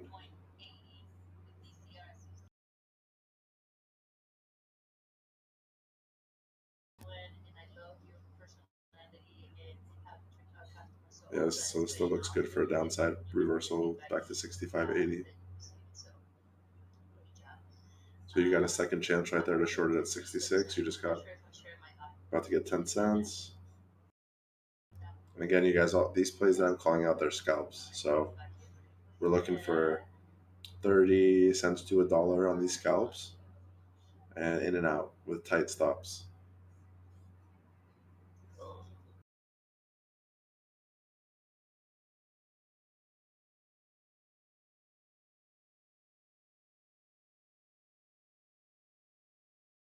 RKT is going to set a trend line and see if it holds here. If it holds here, we're going to see a push up to high day.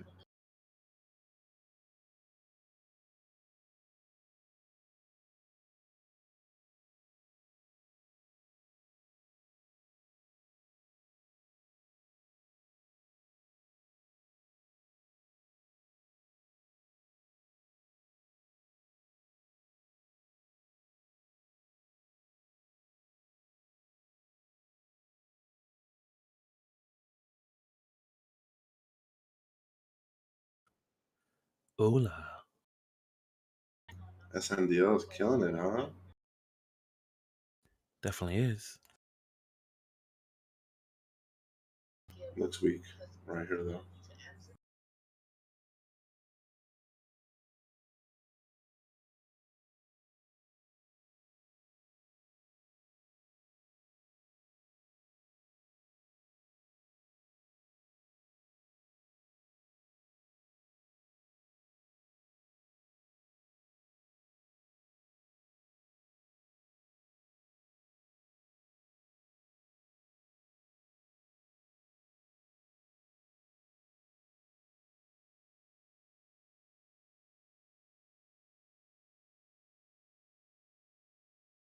Oh, there was an IPO today, CXM. Still moving up.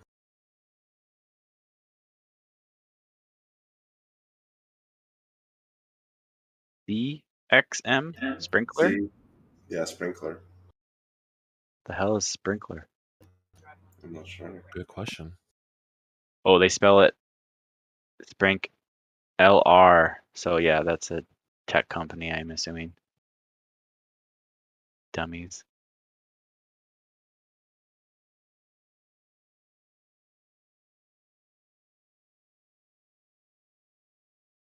Boom, guys, look at that Twitter short. Look at that. Anybody get in that 66 Twitter short? Literally just called it out 6 times. Look at that.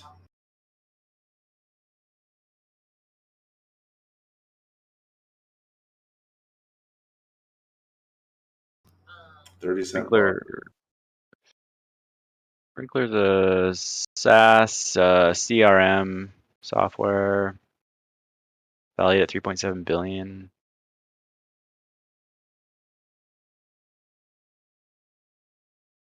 Nice job, Ghost. So first target on Twitter.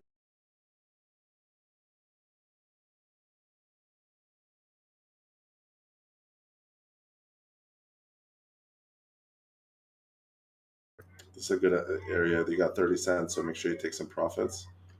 So I would take off 30 to 40% here. I would set my stop at 65.90.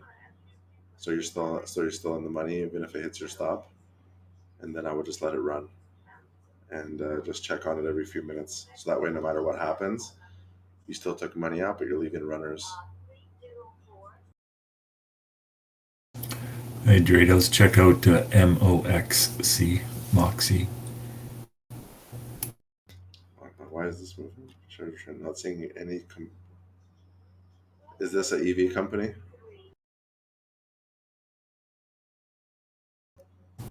No background on it, just watching the price action. I think it's EV because it's there's Tesla news in its news story. Yeah, this thing looks like it's about to melt down back to 20. It's a Chinese tech company, software, business to business. Yeah, it looks like it's about to melt. If it doesn't hold this higher low over 21, we're going to see 2050 real quick.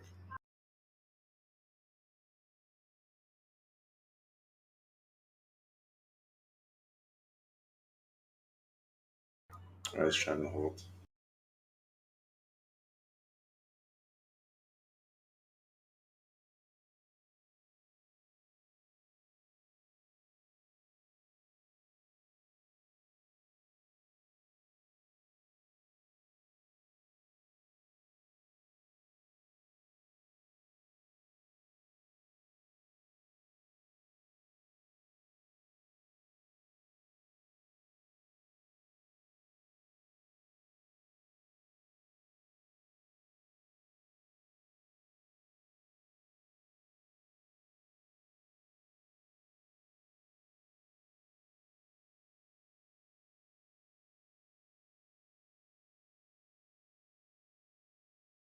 Yeah, Mox is ready to come down.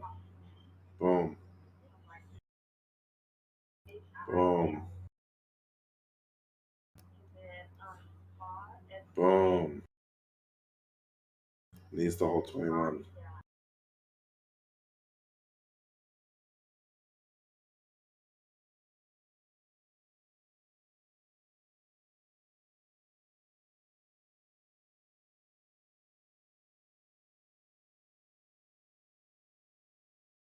So hopefully you guys took profits on Twitter where I told you to on that 70-cent dip.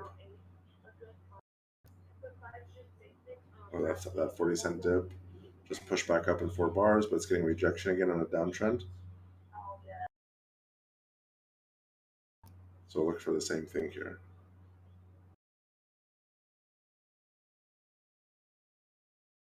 Look at these sell bars. Yeah, I think this thing is ready to come down now. So if you're in right at 66, you got a prime entry, and you can kind of let it do its thing.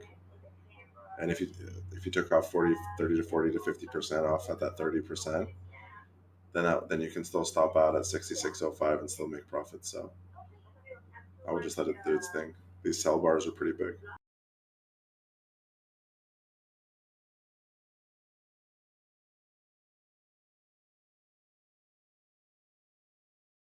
All right, and I'm done for now.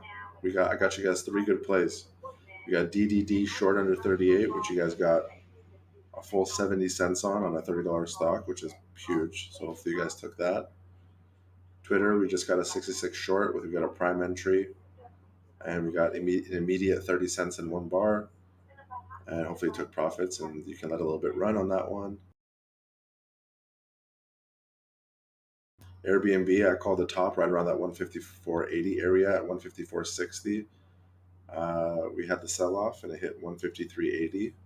So that's almost a full dollar there on Airbnb.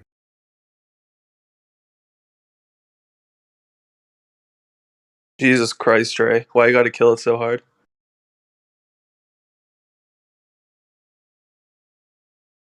And then Fubo, that $33 bounce, we got all the way up to $33.25 for a scalp play. But then it head and shoulders and just broke through. So hopefully you got that 25-cent bounce. And then Tesla, let's see what Tesla's doing. That's the last one. And Tesla's moving. Told you guys it was going to break out of that channel. So long over 650, we're at 653.25, and we just broke out of the sideways channel. As long as we hold over this channel trend line at 652.30s, we should see a continuation push up here.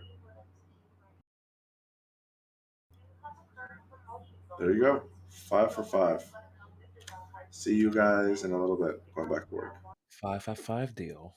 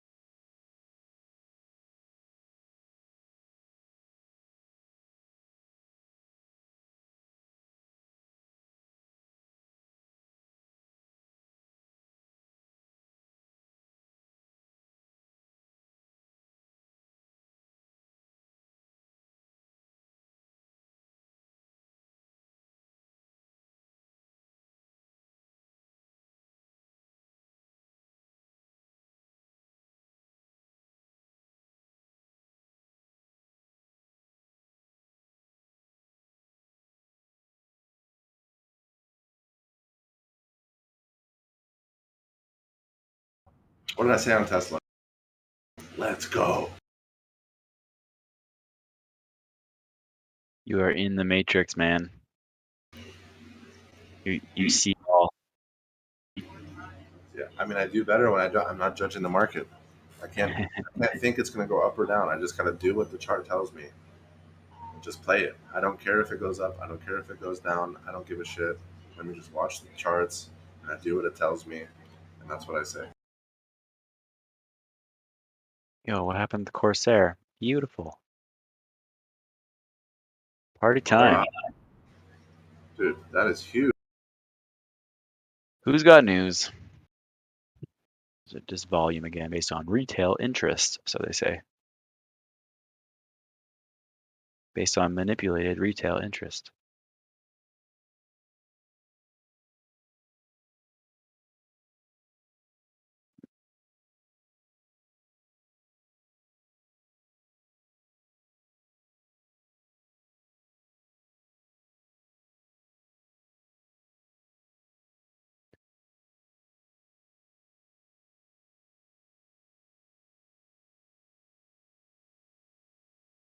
Looks like some pretty big call flow came in. Gonna pull it up here.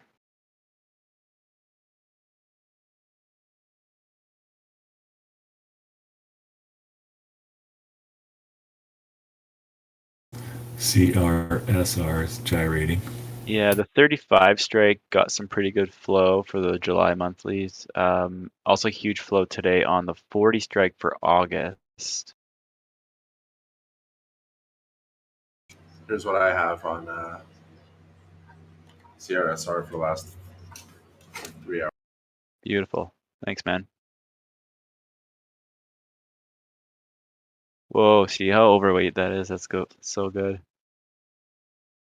40 strikes. Yeah, okay.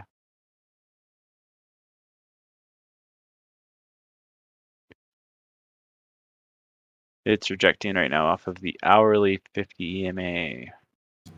Just remember, guys, this has been happening a lot where they'll tease you.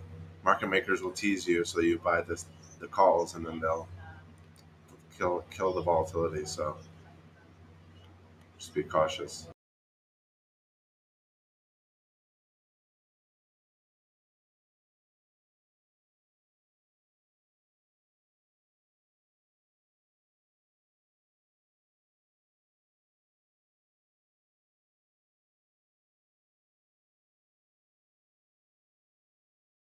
I'm waiting on it. Once it hits 35, I'll write some covered calls. I'm in no rush.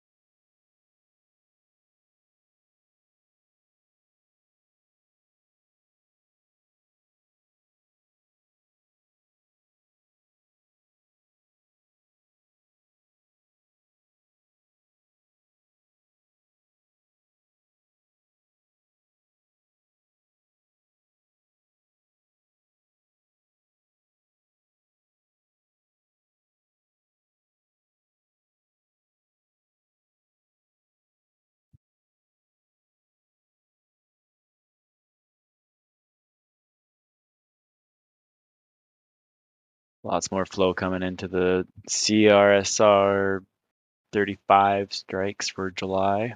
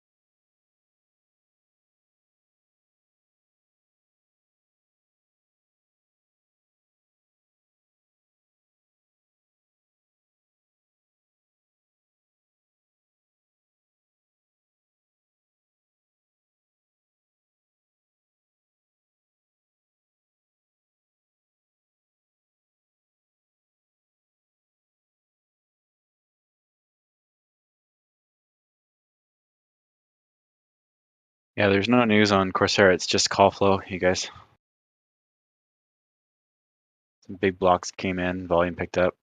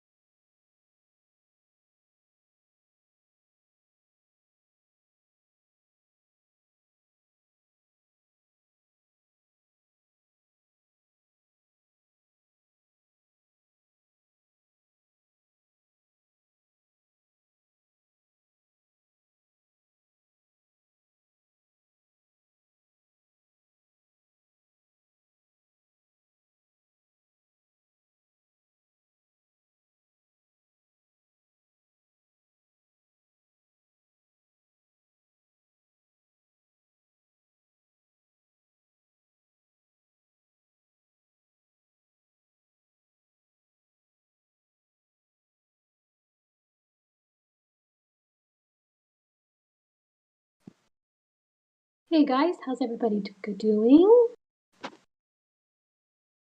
It's that time again. Did you all remember to like the stream? Only takes a minute.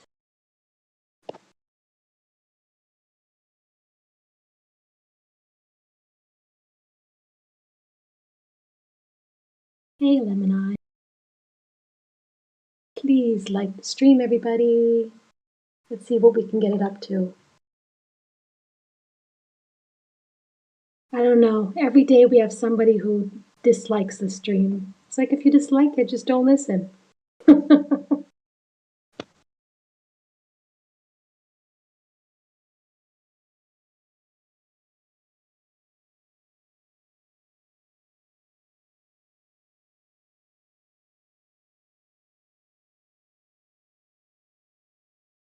I know, eh? Spoiled sports. They're always ready to dislike everything, yet they're never ready to help out.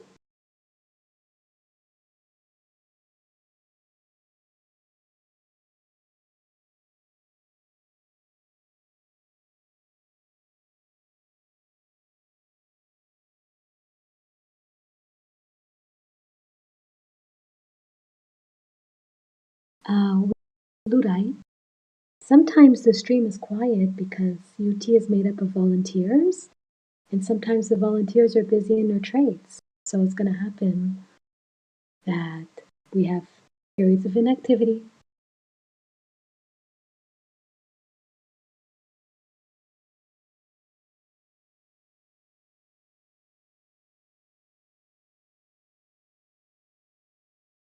Oh, and by the way, if you're a team member and you're really good with your support in your resistance areas, we're looking to add more people to the voice chat role.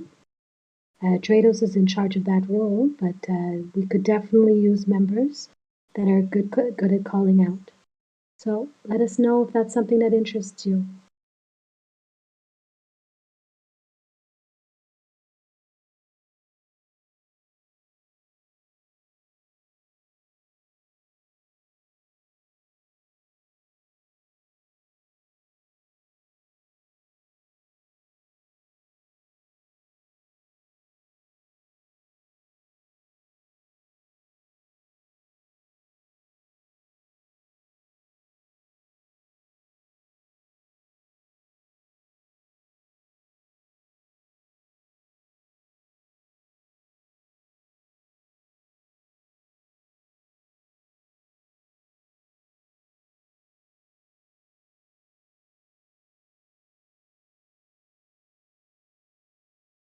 Well, I have a couple of minutes, guys. Is there a ticker you're looking at? The only problem is, guys, I tend to look at reversals. So my specialty really is more the top and the bottom. I'm not really somebody who looks very much at the in-between. But we can look at some stuff.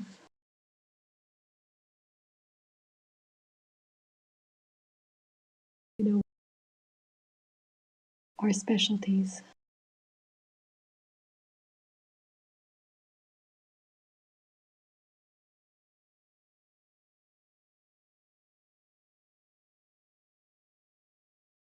Keep in mind the summer months are going to be quiet. Just to show you an example, that's the time where TJ often takes his vacation because he's noticed over the years that not much happens during the summer. So it's going to be a bit quiet here and there. And obviously there's been a different focus on different stocks lately as well. We're missing our blue chips, but we're waiting for them to come back in action when the charts start looking better.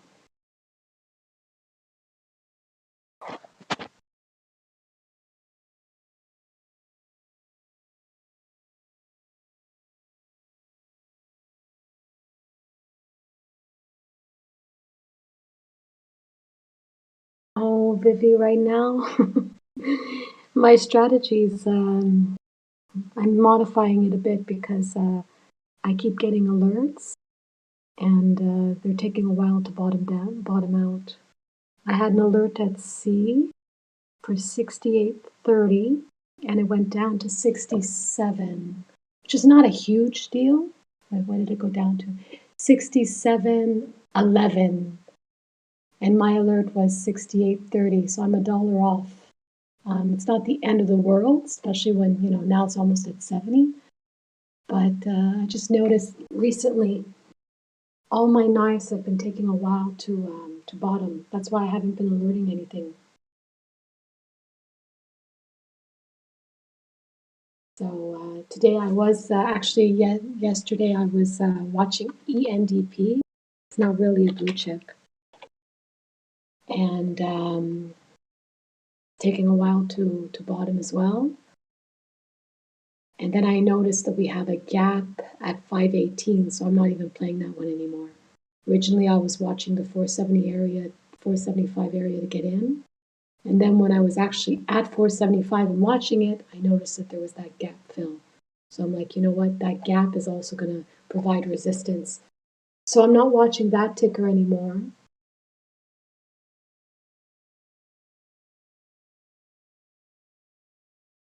Hopefully, eventually we can get back to the blue chips. But for now, as we were talking to TJ last week, even TJ was saying everything's too high right now. And if you're in the elite channel, you're going to notice that TJ's been making less alerts as well. And it's not only because he's on vacation, it's because the market is at a place where all the tickers that we usually look at, the blue chips, they're just either too high or they're not, we don't know what to do with them yet. They have to come down. So then we've been playing these meme stocks, but not everybody's into playing meme stocks. But as TJ says, we have to play what the market gives us, right? So if you're not into meme stocks, well, I guess you're going to have to wait it out a little bit because that's all that meme and momentum. Actually, even the momentum has been acting strange lately. Soya himself used to play momentum all the time, and he was saying that momentum is not acting like it used to. So we've got some stuff going on in the market. It's from what I heard last week, TJ has even started backtesting again. I haven't heard the last time that I heard. It's been a while. I haven't heard TJ say he was backtesting. So I think even himself, he's trying to figure out what the market's doing now. That got me excited, Jim. I heard TJ backtesting. Ooh, damn. The other day, he said it. He says he was doing something, and everyone's like, "What are you doing?" He's like, "Well, I'm back." He goes, "I have to go back to work." And everyone's like, "What do you mean that you work?" He goes, "Yeah, I'm backtesting." So TJ's actually back to backtesting, and we haven't heard him do that in a while. So what does that tell us? In my opinion, the market's acting crazy. Doing analysis on TJ's behavior now instead of the trades, Well, if you noticed in the elite channel, there's not that many alerts now. And when we talked to TJ last week, he said it. He says, "You know what? Everything's too high because it has to come down." So he told me, he told us during one of our meetings, he says, "Don't buy anything right now. Wait till it comes down." So what I said I would do is I would start looking at my knives again, the alerts I get, when I see TJ starting to post alerts on knives. Then I'm like, okay, then I'll know that the market's back to normal.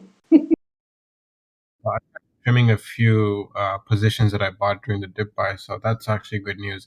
I always miss this shit. This is so sad that I have access to it, and 90% of the time I miss it until I see someone else post about it or he's the screenshot in here. Like, damn it. So useless. No. But did you see C? Like I had alerted C on Thursday or Friday and it just kept going down. I alerted it, I said to get in, I had said like that there was a double bottom at, what I said there was a double bottom, no, there was POC at 68.90 and then there was a double bottom at 68.30. And it just blew right through it and it found a bottom at 67. So I'm like, what's going on? It could be also the volume, right? The volume in the market is less in summer. Yeah, I mean, I remember last time this summer, we did have a little bit of a run. After, I think, what was it? After June, I think we knifed and then we had a run into like August, right? Something like that. Mm-hmm. Yeah. But you know what? It also, like I was telling TJ last week, if you look at the weekly charts, I think it's the weekly charts coming into play because initially when I was looking at C, price was touching the 20 on the weekly. I think it was the 20 check. So at that point, you don't know what it's doing, right? You're like, okay, is it going to hold the 20 or is it going to go down to the 50, right? We don't know. Yeah. Honestly, like I kind of missed out on a bunch of shit. I just was kind of like frustrated 'cause I've had a TD freezing on me lately when I'm trying to get out of positions, and like so I would be like up a lot, you know, and then to see yourself literally go from being up to like your shit freezing, being back in the red, and then by the time I close the trade, it's like in tiny profit, and then you know I end up in bag holes because of this, and then like next thing you know, knives, and then you don't want to cut the loss because you're already down so much, and then you dig yourself into a hole. So like you know, I pretty much dug myself back out of the hole, but not fully there yet. I mean, I could still cut the loss now, but once I do, I'm just gonna move the money to IB. We're leaving soon too, so you know, it'd be kind of nice, you know, not trade for a little bit once I do, and for a few days at least, because IB will take about like I think 4 or 5 days, and then yeah, Well, take a look, just, you know, for educational purposes. yeah. Take a look at ENDP. I was watching this for a double bottom. What ticker? ENDP. Nobody play this, please, guys. I have no idea what this ticker wants to do. It might even go down to POC. ENDP. But just to show you, if you look at the day chart, it had a nice hammer. And then look what happened today. It's like this. Today was the double bottom, yesterday and today. And like it doesn't know what it wants to do. It's like straight. Usually you at a double bottom you'll see some type of consolidation or something, you know. Nothing. It's like Nice. straight through. Look at that. 20 down. That's pretty nasty. Yeah. And then I was thinking it could be because of that gap. There was a gap there. So maybe the gap is providing resistance now. So, I mean, how are you supposed to play the market? I always like to play double bottoms, right? Because that's part of my reversal strategy. But it's like the double bottoms aren't holding. C didn't hold either. Cat didn't hold either. It's like, what's going on? As I told TJ, before I used to play a ticker, get out even, and it would go back, it would go up more. Lately, I've been playing a ticker, getting out even, and it keeps going down. So that's not good for my psychology. It's teaching me that I'm right to get out. All this time I've spent trying to convince myself to stay in a trade. Just invert my trades. Once I take profits on them, just stay in the trade, you know? Netflix, Roku, you name it. I mean, some okay in the long term, but I've been leaving some money on the table lately. But you can't nail everything either, right? Like, I would get good exits, don't get me wrong. And then sometimes I won't buy the pullback because I had to liquidate, you know, to go cash during that FOMC period and whatever. And then I didn't buy the dips on some of these, in the main account anyway. And yeah, I missed some money. I mean, it is what it is. Well, look, CAT, I was like watching that last week, and I was interested in I believe it was like the 220 area. And look how much it went down. It went down to like 205. Or the 215 area, something like that. But it went down $10. It's like, how can you stay in a trade that goes down $10? Sometimes you just do it, like a Roku. Like $90 drawdown. I'm like, oh, come on, Roku, don't do this to me now. Oh, jeez. Thank God. Well, I got out of my C bag hold today. Thank you, C. And Cat, I got out of that one last week. Got out even on that one. Then I feel bad because I alerted to other members and they get in and they take a loss because I have I can't even explain it. I'm able to get out even. So far on 230 trades, I've been able to do it. Will my luck run out one day? Possibly. But for now, it's been okay. So I don't even want to alert. Why am I going to alert? So other people can lose money? Doesn't make sense.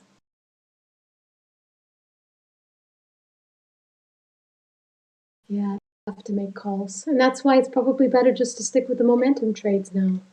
You get in, you get out. What's going on with Twitter? I was bag holding that one. I finally got out even a couple weeks ago. Now I have nothing left. Oh, actually, I have one more. I have one that TJX. I played it. It was a knife catch. It went up $2-3. I decided to hold it, and then it went down $5. But I think I'm almost even. So I tried to hold one, and look, it went down on me. So yeah, I'm almost out even. Once I get out even on this one, then I have no more everything. I'm out of everything. So as I mentioned, guys, I will start alerting knives again once TJ starts doing it, because that means he's done his back testing and he's figured out that the market is ready for those type of plays again.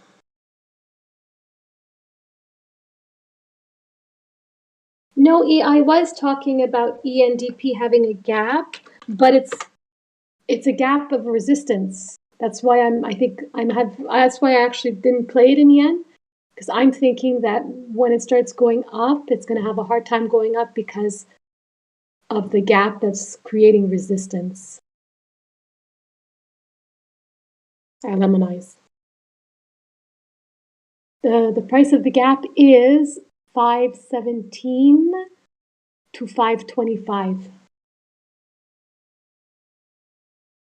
It was a gap down. It was on May 10th. It was a gap down from 525, that's it, to 517. So I'm thinking that might provide resistance. I might be wrong.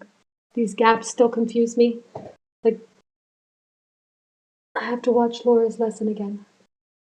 Yeah, I'm just wondering if this ticker ENDP will go a bit lower to the PLC, the weekly PLC. Yeah, the POC is at 350. That's why I didn't play it. So I'm like, this thing has no volume, and the volume is at 350.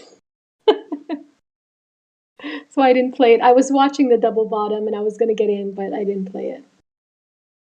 Because you're right, it can go to the POC area, which is at like 348. Is that the area you're looking at? Yes, ma'am. Yeah. So I'm like, yeah. So I had my order and I canceled it. I said no. I go, maybe what's going to happen is once it bottoms, it'll find it's going to maybe pump up to the gap area, like right as resistance, and then keep going down. Plus, I don't know. It's a cheap ticker, right? So I prefer, if anything, it's always safer to play the knives that are the blue chip tickers.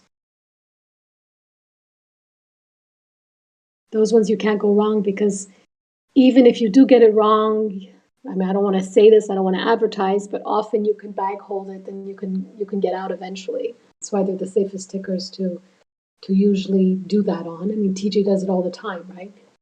He'll scale in, and if he's wrong, he'll bag hold and he'll get out eventually. You can only do that with blue chip tickers. Do not do that to penny tickers, or you will be like me, getting bankrupt, like me a couple of years ago, getting bankruptcy letters in the mail where your $10,000 turns to zero. That's just one of them. Hey everybody, how's it going? Who's that? Hey, it's Tape Reader. Hey. I'm back. Checked on my project. The guys are killing it. What are we playing? What's been going on?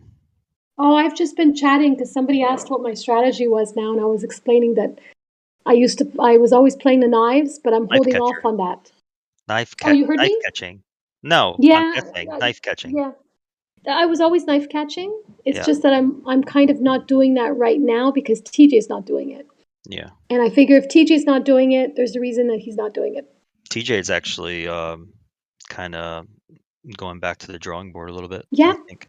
He's back testing, exactly. Yeah. So if TJ has to back test the market, then something's changing here. Well, I mean, the market, just to talk about that a little bit, the markets is irrational. I mean, you don't have to look very far to see it's irrational. Look at the meme tickers; they just don't die. For sure. That's not normal, people. This is not normal market mechanics. That's not how this happens. Usually, companies that suck and are losing money and revenue share and all that, they usually go to zero and they die. But they're not. They're not doing that. So yeah, it is irrational. But you know what though? Play what's in front of you. Make money on what's in front of you. That's how it works. Well, that's why I you gave should. up a long time ago trying to figure out understanding what the markets should be doing as opposed to just taking it for what it is and just trading from there. Anyways, I'll get back to alerting them when they start looking better.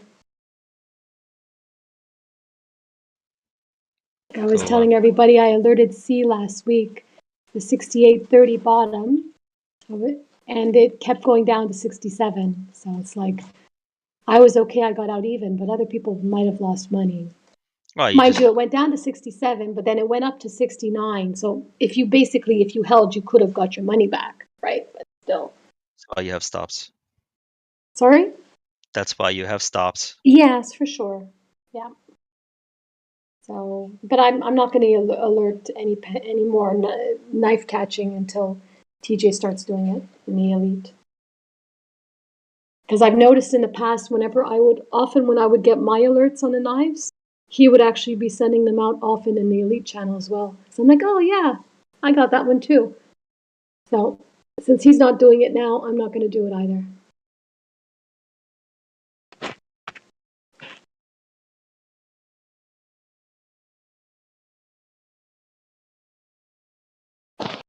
When are you going on vacation, Todd?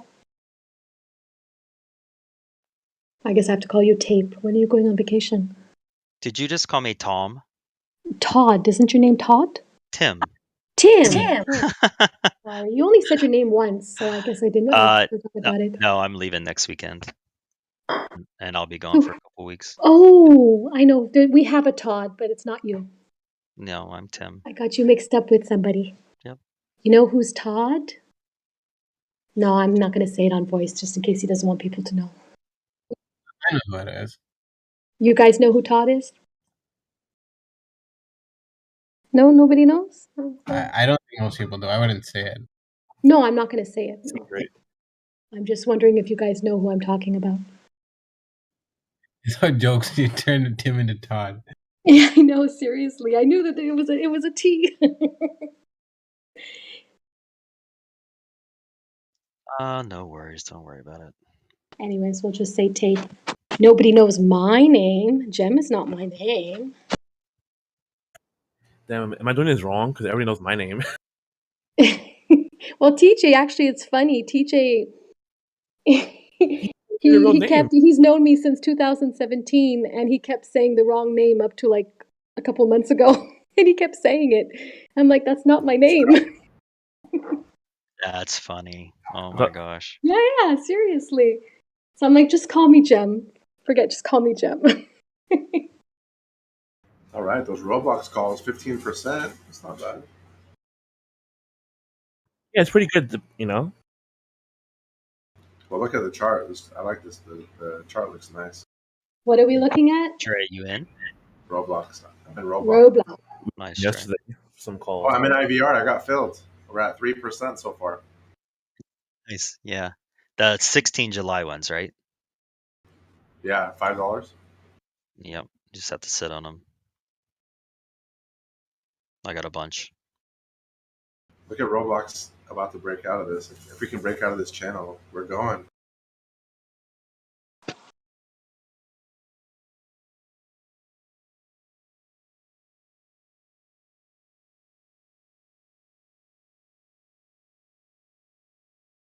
Take this opportunity to let you guys know the mods have been a little bit relaxed with the penny tickers in his channel just because we discussed it with TJ, and TJ thinks that because that's the only thing running right now, we're going to be lax on it. So if you've noticed that I haven't been saying anything about it, that's why.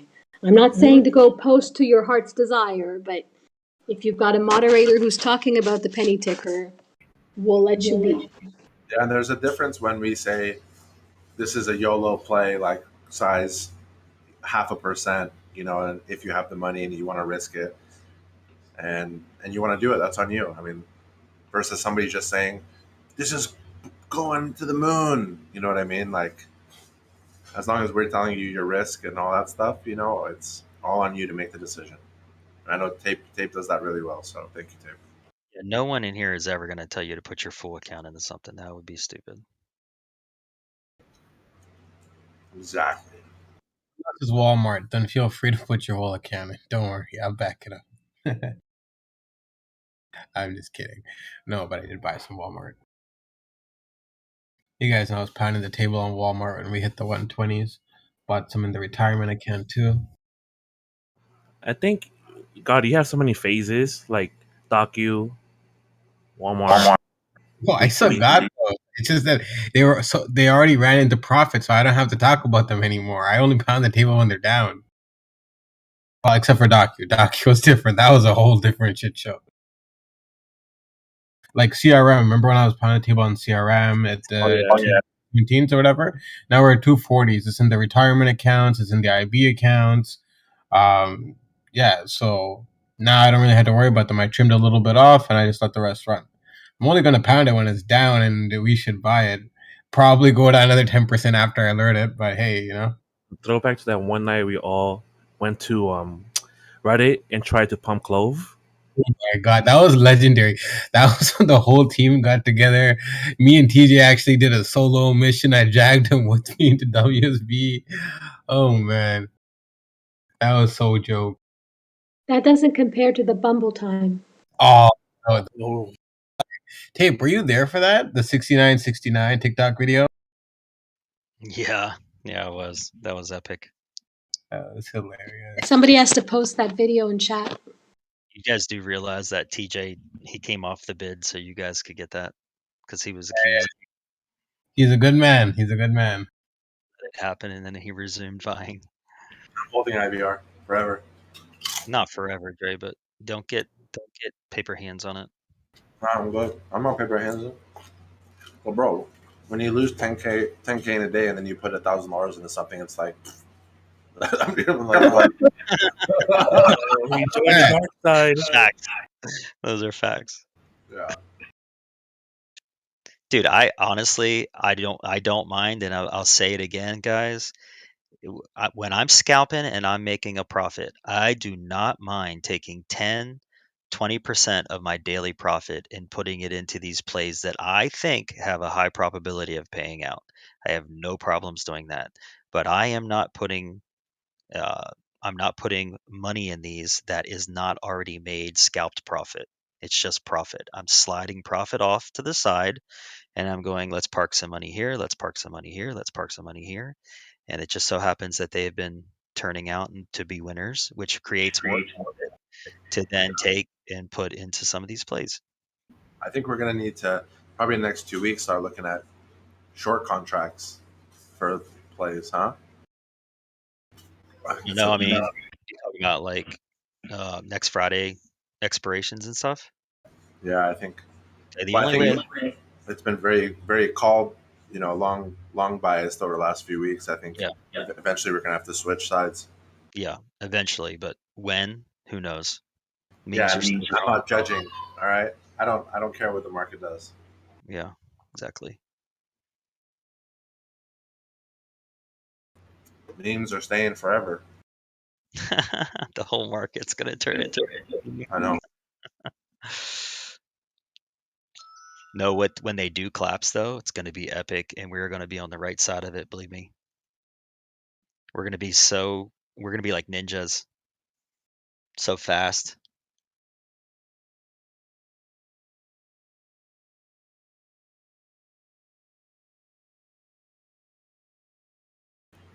All right, let's see what unusual option activity we have today on Sonar Trades. Trending options: Tesla, Apple, QQQ. Snap isn't that good. Yeah, somebody posted earlier for me to look into AHT, and I never got around to it, but I was looking into that today. So I just wanted to tell you guys what I saw. Why would somebody buy $16 million worth of calls on something with a 1 year out expiration. Would that be a hedge? What stocks is it? PM. It could be a cheap way to get into the play instead of buying the shares if they think it's going to go up. I just posted it.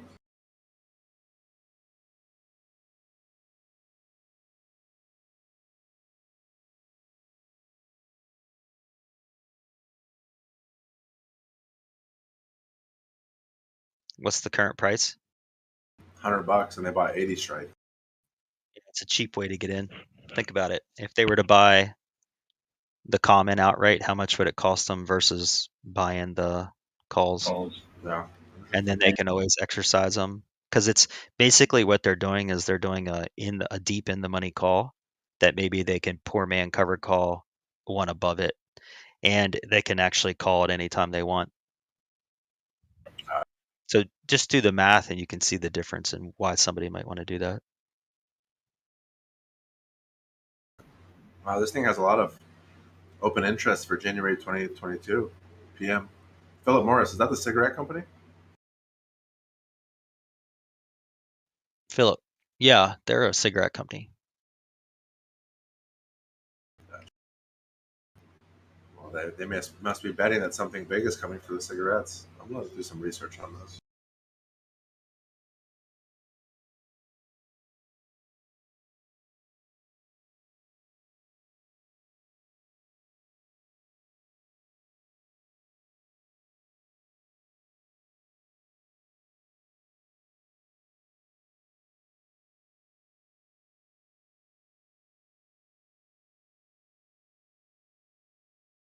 Philip Morris, delivering a smoke-free future. This is their main slogan on their website. Was that through vaping? Interesting. Vaping's horrible. We are committed to finding alternatives to cigarettes as quickly as possible.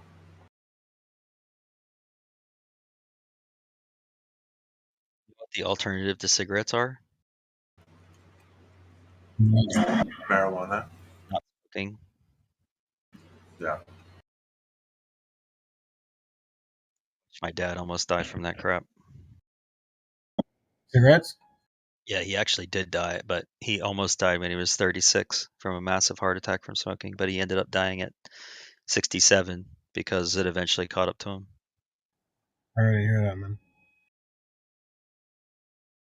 Mine quit when I was a kid because my mom used to give so much shit, and then I guess as a result, I didn't do it either because of that. So.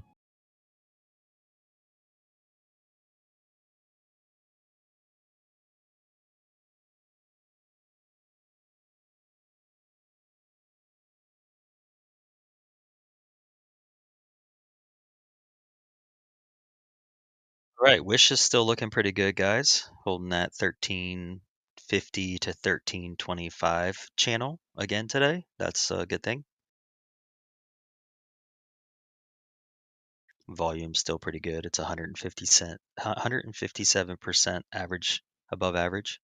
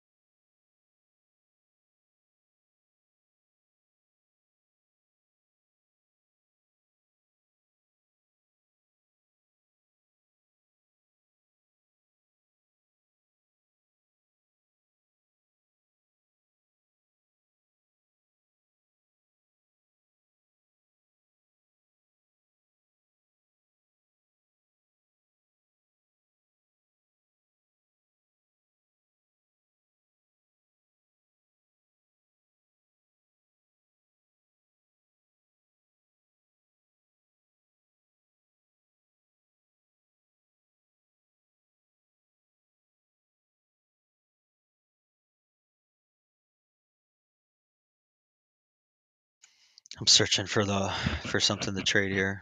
Looking around. If you guys see anything, just type it in chat.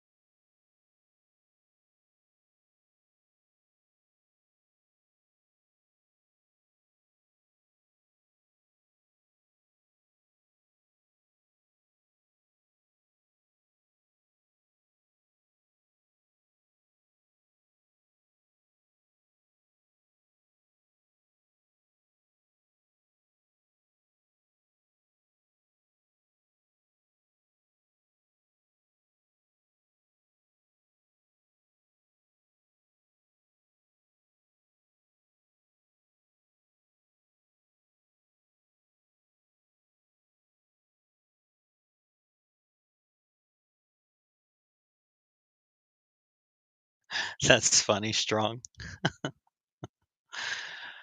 Mick, he's picking on you, bro. He's Strong, always talking that shit. Strong. His troll game is strong. Strong, your troll game is strong for sure. Yeah, Strong, are you listening to voice? You're on stream? I think he is, yeah.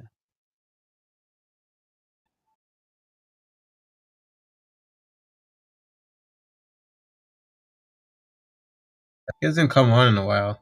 I miss when he comes on and talks shit. Mick's like, I don't always trade options, but when I do, I make sure they are 100% out of the money. Yeah, I love Mick. Mick is a G. I love how he comes on here and he's like, this is what I did. This is what I have. I don't know what the hell I'm doing. I mean, don't I lose money. I love it though because we're transparent about this shit. Yeah, totally. We don't hide our loss. It's like I am down a lot of money, but I'm gonna sit here and laugh with you guys and stay calm. All right. But Kate does try to save us and make sure we don't take these big L's and convert us from degens to normal people. Degens unite. Honestly, Mick talks me out of a lot of dumb shit that I'm about to do, and I hope I do the same too.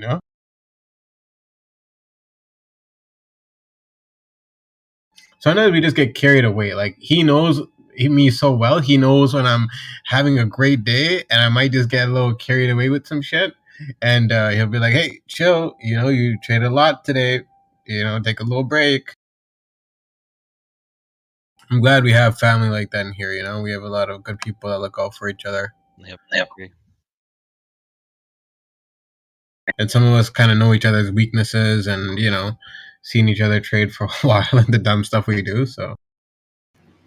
Plug is at pre-market high, so you can probably get a good short here at 33.75, down about 20 to 30 cents.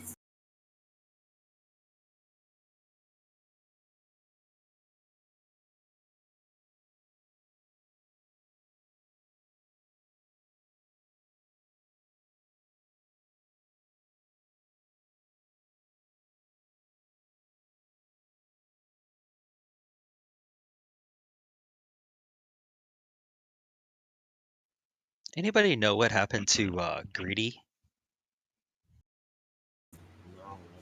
No. He has not been here in months. I think it's no, I don't think so. I'm pretty sure it's like work related, but I do remember seeing him pop in here somewhere. Here are the team chat in this last few weeks. No, I don't think he got kicked. I highly doubt it. When I got kicked.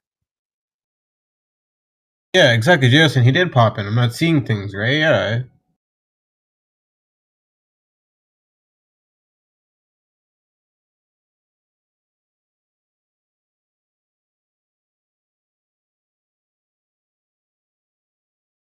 Yeah, exactly. There you go. Oh, 151. Yeah, I swear I seen it. Oh yeah, because He he was changed. in here.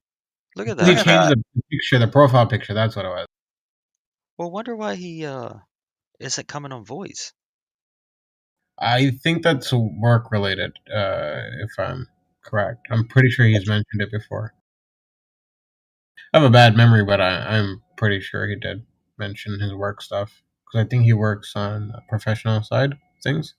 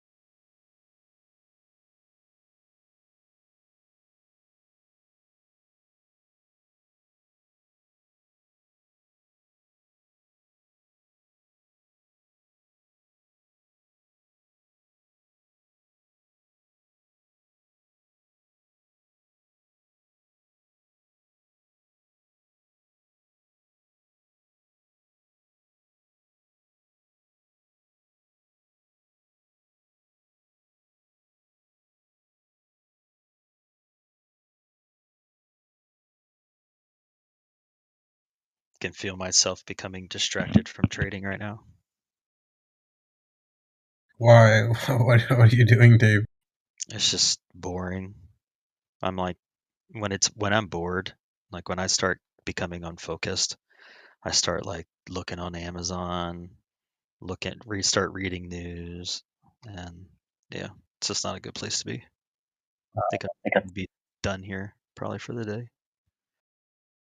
What are you shopping for me for on Amazon? I just bought a bunch of stuff I need for the renovation. You know, things that I like to get off Amazon. Oh, damn. I didn't think you would use Amazon for that stuff. Oh my bro, I buy easily $150,000 worth of renovation supplies off Amazon a year. Off Amazon, eh? Shit. I would assume like, private sellers or something like that, wholesale.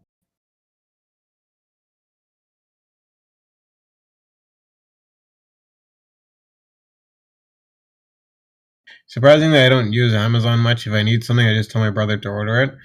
Also, probably because I know that if I do get hooked on that, then I'll be shopping more than I should. And only when I need something, I'm like, hey, look it up, buy it. Here's my card. You get everything from kitchen handles to faucets to shower massage panels, hinges. I mean, you name it. It's an easy way to get stuff. Most definitely stay I active then. just find it challenging on Amazon to know where it's coming from, like what country it was manufactured in. I mean, we're buying the same thing over and over and over again from the same person. It's that makes more sense than yeah. No, to Nick, yeah, he probably does at this point, I don't live with them, right? I should mention that. So I just send him a picture of the card or something, tape. I was able to buy to close my Wish covered calls today at the low of day, 20 cents. Nice, good. Sat on the bid for like an hour after you left and finally got filled when the thing That's whipped down to like 13.12. good. Good. And then you're just looking for a reload. Yeah. Next good IV pop, I'll reload, but probably a higher strike now. That was a bit too aggressive. I think I don't want to really offload my shares at 16 if this thing's gonna move to 20 or something. Yeah. That was a good cover. Yeah, based on the chart, Friday there might be a move on Wish, or before that probably. We're gonna have the rebalancing soon too, right? Friday. Friday, yeah. Yeah, Wish won't be added though. They'll be added in 2022. If they're still around. Oh, of course they will be. Our good friend Clove getting added. Clove is getting added. Wait, what? I'm pretty sure Clove. Yeah. Is that not correct? Clove is getting added to the Russell 3000. I don't know. Pretty sure it is. Yeah, I'm pretty sure some people mentioned in here before. I'm still not buying it.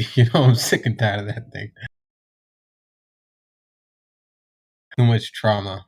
Somebody check me on that because I don't want to say that if it's a mistake, but I'm pretty sure I read somewhere Clove was getting added. I'm pretty sure someone posted a list in here and Clove was on it. But yeah. But guys, double check anyway. Yeah, see Shamus. He's the Clove ambassador. He's the CEO. He knows. He said it's getting added. Let's see if anybody actually knows. You guys know what the Russell 3000 index actually is? Somebody tell me what it is. Yeah, North said it's getting added. I don't know.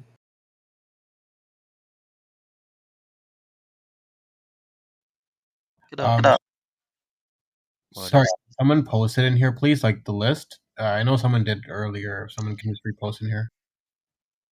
You have to get the most recent one.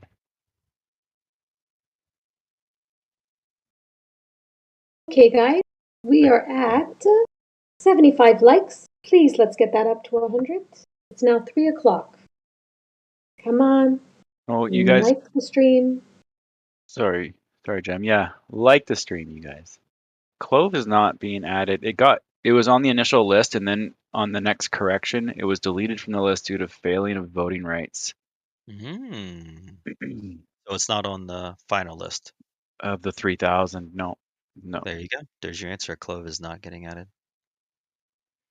All right, now to answer my own question, since nobody else answered it, the Russell 3000 is, in fact, an index that tracks the top 3,000 largest U.S. traded stocks by market cap. By the way, it's by market cap. Yeah, North and Nick posted the updated list, so I encourage you guys just to take a scan of that.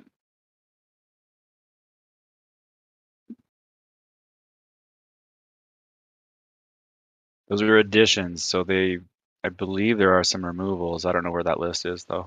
Yeah, for every addition, there's a removal. I doubt any tickers that you guys trade are getting removed though. I hope.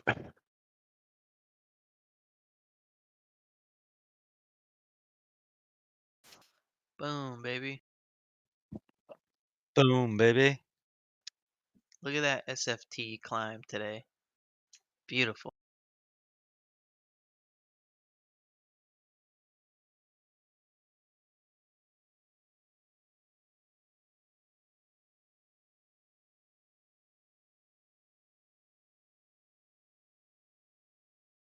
That looks pretty good. So North and Nick, where is the date of your link? Because I went to the actual website, clicked on their updated list there, and Clove is not listed. So you may have had, that might be the initial preliminary list that you have. Rex, look at this Wish volume. Oh, no way. Oh yeah, it's got the squeeze set up on the 5-minute. It does. I've been looking at it for a while. If we stay above that 1355, we break out of this channel. Mm-hmm. Yep. Springboard up.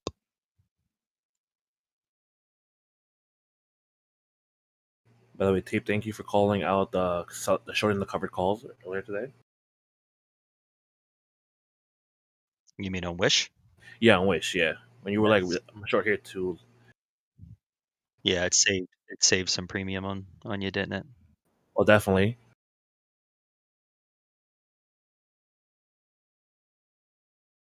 Honestly, guys, like the ones I sold, the 15s and the 1550s, I don't mind if I get called out there.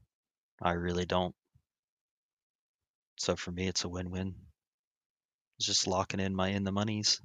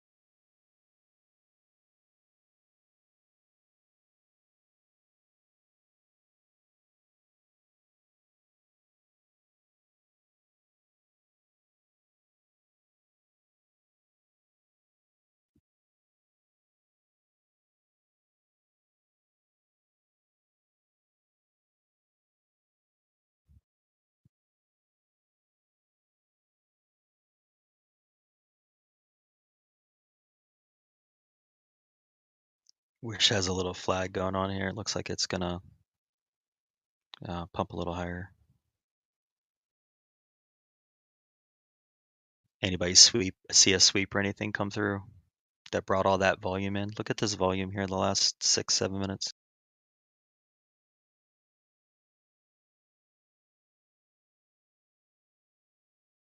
And that's a lot of buy volume that came in for some reason.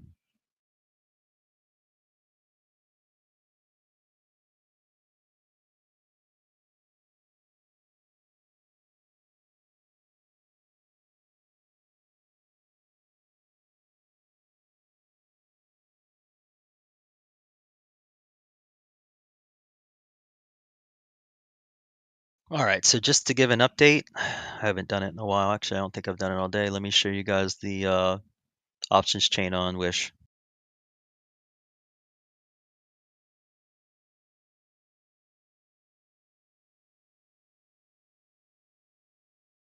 Oh, All right. See what?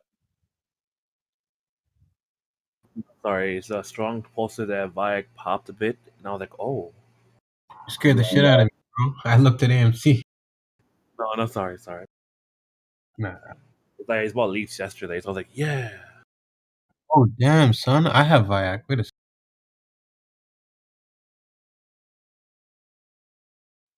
So real quick on Wish, guys. We're right under that 14 strike, so let's take a look at that. You can see 19,906 contracts OI with 37,000 contracts traded today. So that's a pretty big number. Let's just say half of that's probably additional OI. So you're looking at about 40,000 contracts OI. 1450, you got about 8,500, and at 15 you have 25,000. So those are pretty good magnets going into Friday. Pretty good magnets. And then you have the outliers there. You have the $20 strike that has 23.5. That's because it's cheap. That's a lot of scalping there and a lot of YOLOs. The ones I pay attention to are closer. So I think that we're looking pretty good to the upside. I don't see any like real reason for it to right now for it to go past, let's say 15, like a little over 15. Just from a bullish call flow perspective. So maybe get right up to 15, maybe get a little over 15, but after that they would have to start buying the 1550s, 16s, and 17s to get it to go any further. And just a reminder too, that's in addition to the volume on the commons staying above, 100, 150% above normal. That's it. That's what I see. I would not be a seller of Wish until it breaks trend, which to me would be sub 13, and it would have to stay there for about 20 minutes.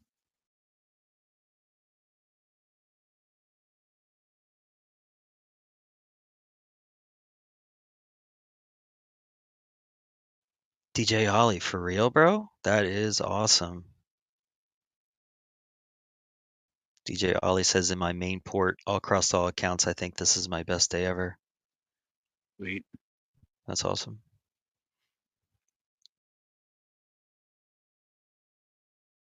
Oh man, Roblox looks so good. I love it. Day. It's what a good day.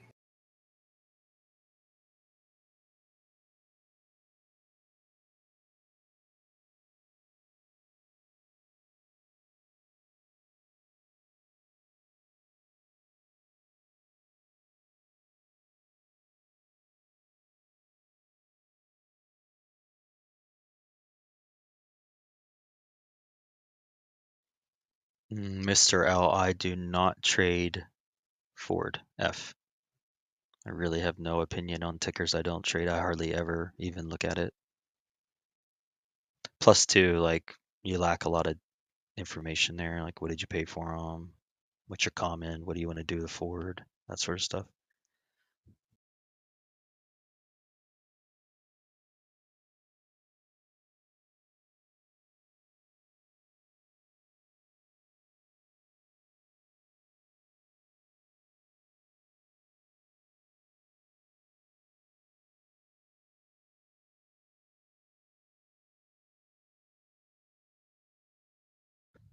Hey, Dre, you around? It's cracking. Hey, man, you got any trend lines on Wish? Like over a 5-day, if you don't mind. I want to see where you're at.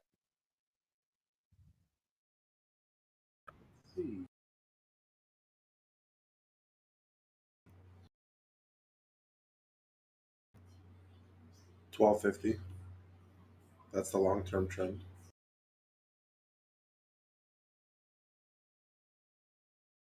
And then 13 is a breakout level, so 13 needs the hold. And then under 13, there's a gap fill to 12.25-ish. So Yeah, that gap filled I have at 12.20, between 12.20 and 12.70. Is yeah, the same that's what thing I you have. have? Yep. Okay, I have my first trend line break at 13.22. Yeah, that's from yesterday to today. I have that too. Okay, and then you have your second breakdown 13 at 13, correct? Yeah, so mine would go, well, it depends on, yeah, so I have the ascending trend line, then the flat is at 13.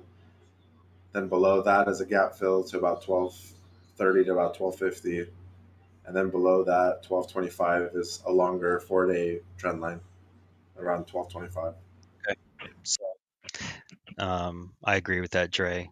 And I'm just going to tell you guys, like, my plan on Wish is to stay strong and hold until we break 13. We go sub 13, then and we'd have to stay there for a while, like I said, 20 minutes, and then I would sell out of it. I mean, if you look at the day, the 4-hour, we have a bullish pennant forming on Wish. Yeah. I like it sitting here channeling above that 13.55 going into the close. Oh, by the way, it's power hour. Dre, I like it when you and I see the same thing. Yeah. Makes me feel good about myself. Well, I like You this. guys- You see that middle trend line? Just put in chat on Wish too, off those other wicks. It's pretty interesting how that's holding this upper channel too. Yeah. Is that the 4-hour? That's at 1 hour. Oh, 1 hour, yeah. With Yeah, the 20 and the 50 EMA. Yeah. The 4-hour is super pretty. So Shrex, let me ask you a question because I do like that chart. Where would you, what's your bail point on it? Shares as well. Yeah, your eject button on Wish. I can't. That's the thing is I won't sell my shares down low because my average is in the 8s now, and Wish is great to own in the 8s. So like, let's say you were scalping it Where would you? If I was scalping it, yeah. I mean, this line basically if it closes below 13 on even the hourly, I'd probably cut and then try and pick up down around 12. Yep, 12.20. Yeah, that I don't see how the high, like I don't see how those can hold. This is going to trend down to 12.20 area. Yeah. Yeah. All right. And then upside. I mean, yeah, upside, you're looking previous pivot points as just level. So like 16, 18, 20. All right. Those are mine. 15 is going to be the first breakout level if we break Yeah. this channel. Yep. 15. I'm just saying, like, if we get back above 14.50 almost has to fill, especially if we do it tomorrow. 14.50 level has to fill, and at that point, depending on what the volume is on the 15s, you could get a nice little, test of 15. Yeah, no, for sure. There's a nice volume shelf being built right now in the mid 13s. I know, I love it. A lot of selling, but still volume shelf, which is nice. So the point of control is probably going to pivot from 11, where's it at right now? 11:30 area up to 13:50 area after another day or two of this.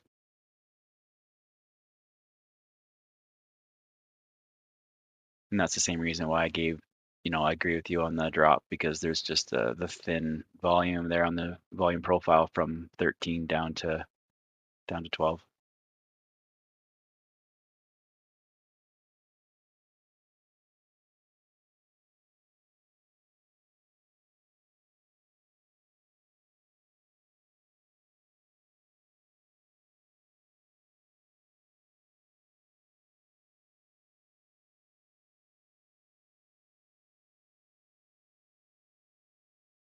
Because I'm playing Wish a bit different than you guys. Like I'm trying just to milk my shares for everything I can with covered calls.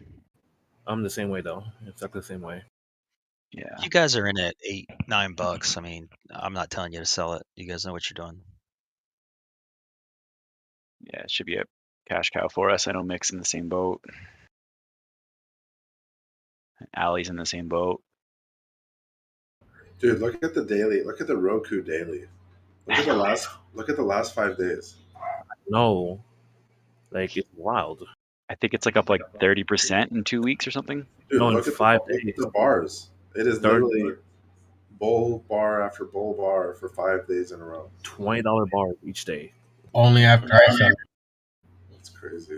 I sold yesterday, and I was like, "Damn, there's no way it could go up more." I remember the talk we had yesterday, literally. But hey, at least you made money on it. Though. I'm happy for you. Yeah, I'm good, man. It's just amazing. Like, Yeah, I would say short under 430. That's going to be the level it needs to yeah, break. that's the gap fill. Yeah, that's the gap fill. Yep.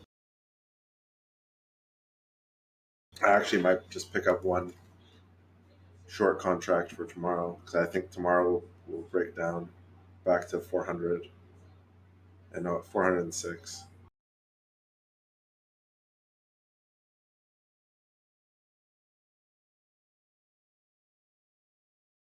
Look at these drawdowns on Roku. This is why when you talk about Roku with people, it's always such a passionate opinion, because lots of people have been burned. Look at these drawdowns on the weekly, right? You're seeing 50, 60, 40s, like massive drawdowns. Yeah, but in the rally after, it's like 100%. Exactly, man. Yeah, the drawdowns are actually ridiculous. You just buy the dip on Roku, in my opinion. You don't, holding through it can last 6 months. Yeah. I guess you see the mental fortitude, the patience for it, and yeah.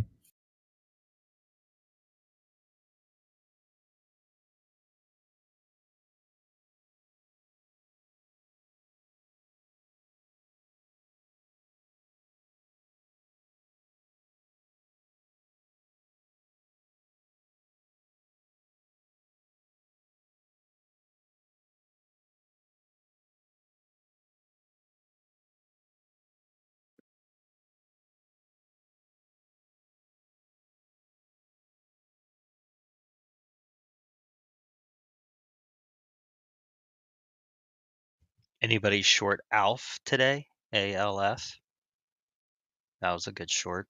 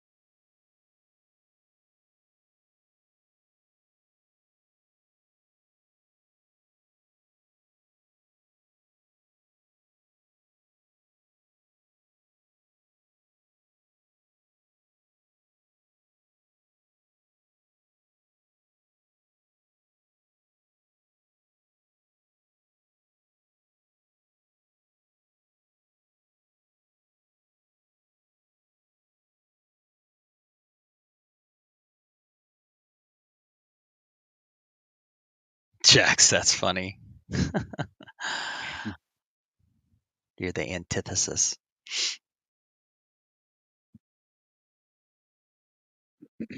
Oh, Roku's curling. Roku looks like it's about to melt. You see this cup and handle formation on the 1 minute? See, it looks like it's about to come back down to 417.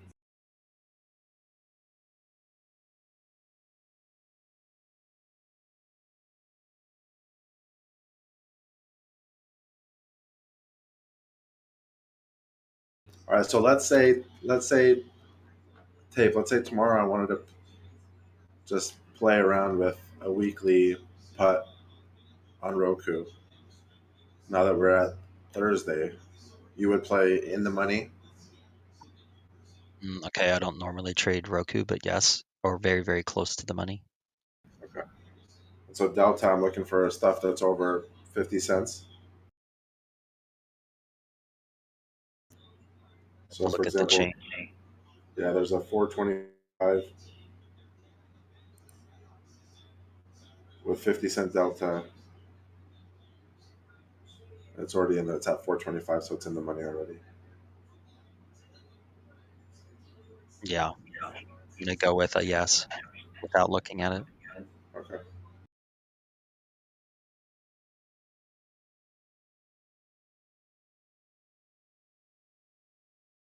You guys know there's only one stock I trade, right? Just literally one. There's two now, Wish and SND. Yeah. Actually, probably about 25, to be honest. We got the playbook for tape, huh? Yep, I trade Fubo, Tilray. Oh, yeah, people forgot about that. You asked me a question on SNDL or Tilray, and I can give you straight up answers. You asked me something on AMC. Roku, and what was that other one? Roblox. I'm not answering you. I told Rebisoft yesterday completely wrong on AMC. Although it did work out because he covered his covered calls at the bottom of the day, which was pretty nice. By the way, at Rebisoft, how are those working out for you?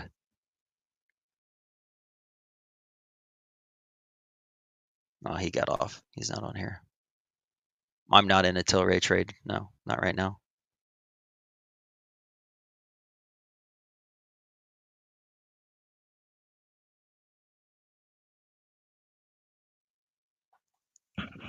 What do you mean, Crazy Maddie? What's the story with it? It's meme power being pumped by Furus, won't die. Let's see. Amazing bullish call flow on options. Tremendous common being traded every day on a daily basis.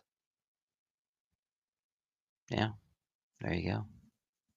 They sell really cheap Chinese crap. Most of it's knockoff, built in factories that are run by 4-year-olds.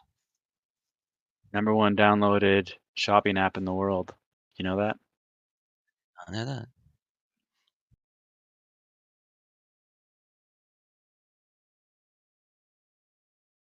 Yeah, they had a big year, but their other growth numbers need some help. Their cash flow is not great.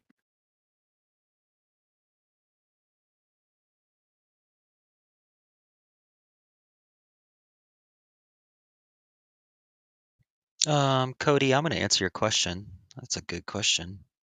And I would tell you which one has higher IV. I would ask you which one has higher IV. Because you're doing the same trade. Actually, I like the first. I like the former, not the latter. Because you're controlling the shares.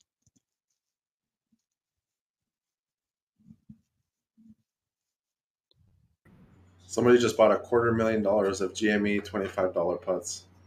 October expiration. Wait, what? Weird time to do it. Hold on. GME $25 puts? Yeah. Not 225. 25. No, $25 puts. That was. For what month?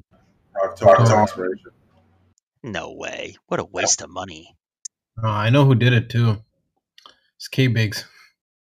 Look at all. You know what's funny though? Look at all the open interest for October for GME for the lottos. I mean, there's so much in comparison to the calls on October. It's crazy. There's like no OI on the calls, but all the lottos have thousands of open interest. It's crazy. You know what? This is one of those things. It's like, hey, let's just put $100 in it and see if we get 30x our money. Yeah, it's like the Dogecoin. I mean, that melt we just saw in GME, though, I think, who knows? I mean, these people may be loading up on puts to bring it back down, you know? Who knows? GME is not going to $25. It's not going anywhere near $25. Think about Even if it came to 100, that would be like a. Oh, it would move. Don't get me wrong. I don't know. You know, I'd have to look at it, but they would make money on that. But it's not going to 25. And if they wanted to kind of play that, then they should be buying the, 150s or the 125 puts, not the 25s. GME has how much cash do they have now? Like $1.8 billion or something?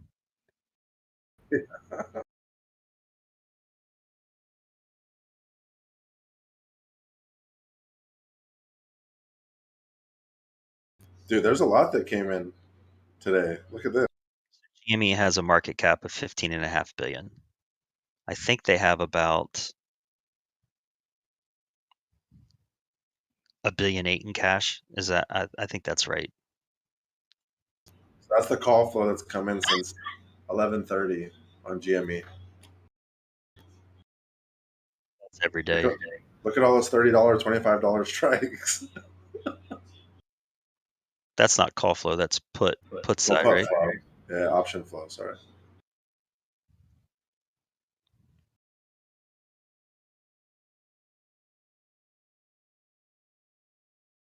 I mean, I think a fair value for GME is probably $80. I was gonna say 80 to 120, somewhere in there. Yeah.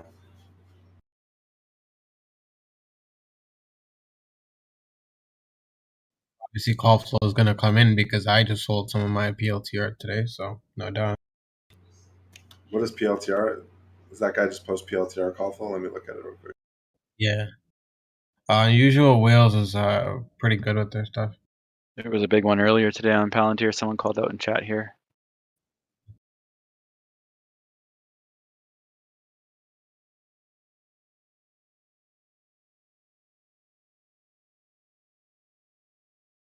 When someone is buying to close, does that show up on those option flows if it's big enough? Not that I know. It doesn't tell me. I don't know. I'm seeing all put options on PLTR. Real, do you get that Roku put? This is the last 30 minutes. That's the problem with only studying one side of the chain. You know, people go, "Oh my god, amazing call flow," and then they don't look at the put side, and it's equal and or more. I'm back. Kid. Hey, I asked you a question earlier. You weren't on. Roku dipping. How did that AMC trade? Oh, I'm still in the money on those calls. So Yeah. at the end of the week, I'll wait for the. I sold the 55s. Remember? So we'll see where it closes. But I want to keep those AMC and keep milking the IV. So I'm gonna end up either covering them or buying more shares or whatever, depending on where the spread is. Is that what you were talking to me, right? Tape? Yeah. Yeah.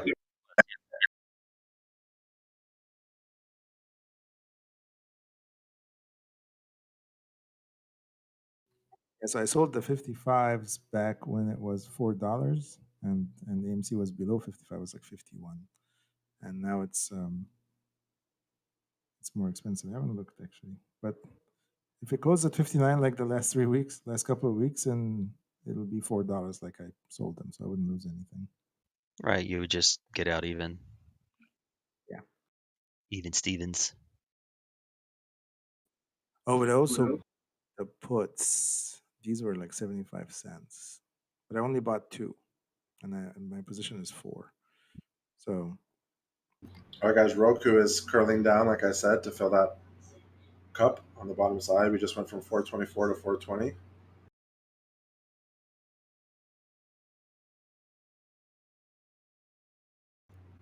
And I don't think we're going to hold this bounce here. I think we'll touch 422, and then we're going to come down to 418s. So like that play, like I knew that was the top. Like I wanted to know how I could get a weekly option and capitalize on that $4 move. I need to learn more about that. Like what would have been the best strike for me to buy? And that's like barely in the money. Yeah, that 425 is working well. It's already up $75. Gotcha. Okay. I got in late too. When you called it out, it was like 9:15, 9:20, and I bought in at 9:50. So it seems good based on that. It's 9 minutes of experience. Yeah, and if volatility is increasing on that side, that's a good sign. Yeah, so we're right at that 422 trend line for the moving average. So we should get this come back down here and pull down. Worst case scenario, the next trend line is at 423. That's the downward trend line. And look for it to hold that as well if it doesn't hold this.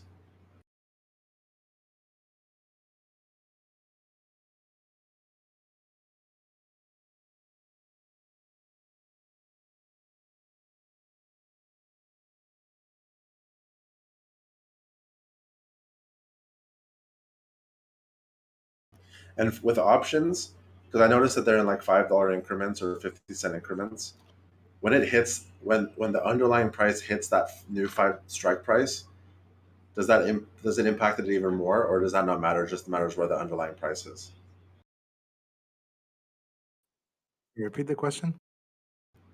So, for example, on this, the strike prices are $5 at a time. So let's say that it's the underlying price at 423, but you bought a 425. What if right when it hits 425, does it increase the premium? Does that even matter, or as long as it's moving? It will depend on the delta. Is that what On you're the asking? delta. Like Gotcha. how Okay. much the option price changes is relative to the delta. I mean, changes relative to the underlying depends on the delta. That ratio is the delta. Okay.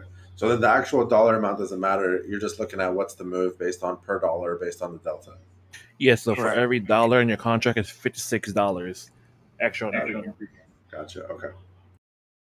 Not to mention that the more in the money your contract is, the lower your theta becomes as well, or your time decay. Yeah, so your time decay because it has actual value because it's in the money. Okay.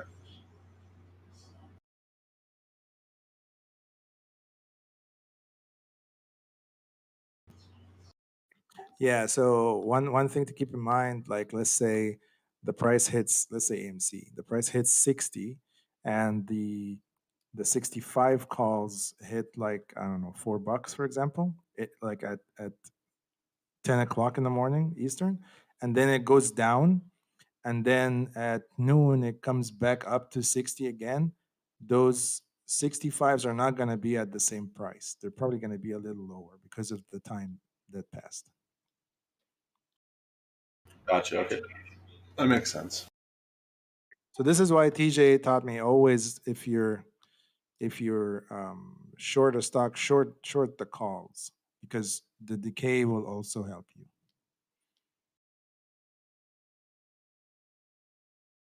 Like if you're scalping during the day using options, short the calls and short the puts. And I learned that the best reaction you would get is at the money, the front contract. So the current contract, the most recent, and at the money will give you the most volatility.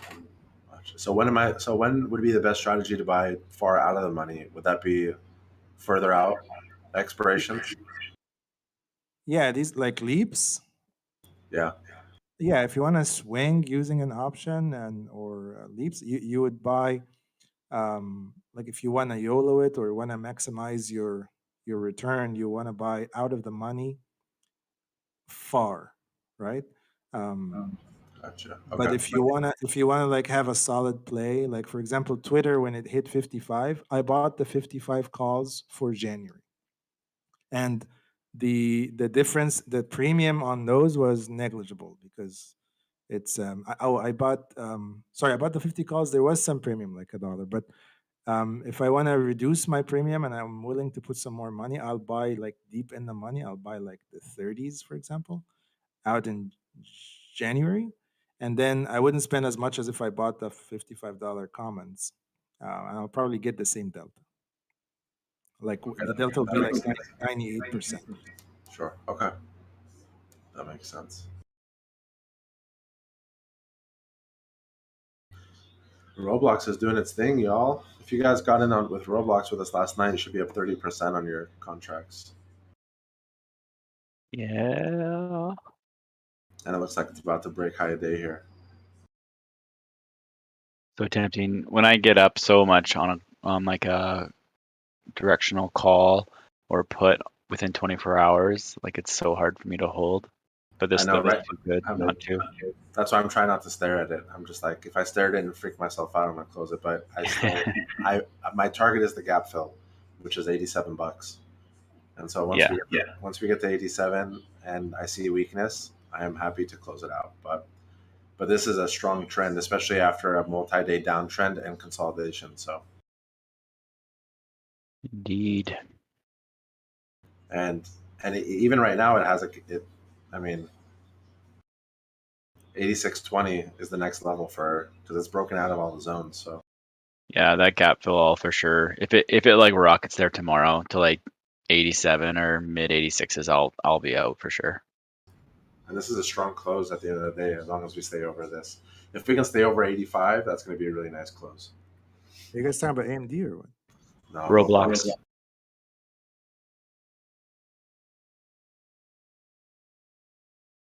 I don't even want to watch it. I don't want to see. When things knife, I start freaking out. I don't know why.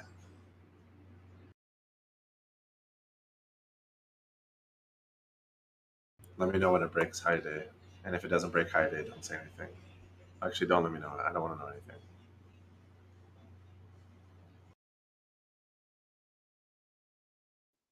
Tell me Netflix is at 548. Was it still under 520, right? What? Netflix. I'm sorry, I would look it up, but I'm eating. Oh, Netflix. All right, guys. So Roku hit that upward resistance line right around that 423 area. So it looks like it's going to come back down here and retest this 420, 30 area. And let's see what's a good retrace for Roku.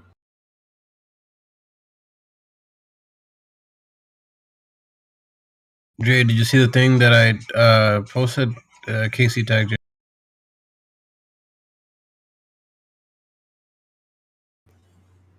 Roku putts, there we go.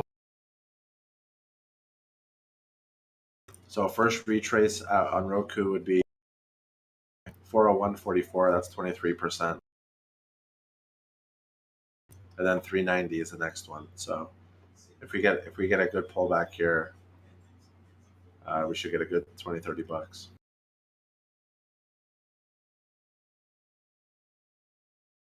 Vizio, big day, over 23 right now, up almost 6%.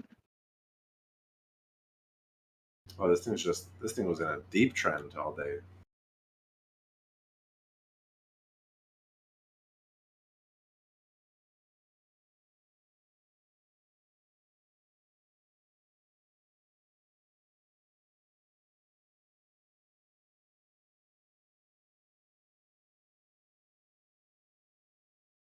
SpagBits, your question about should you buy puts, it's not that we're not giving advice or don't teach people what's what, but what the guys are trying to say is that you need to have done some research for us to be comfortable enough telling you, yeah, that's a good buy.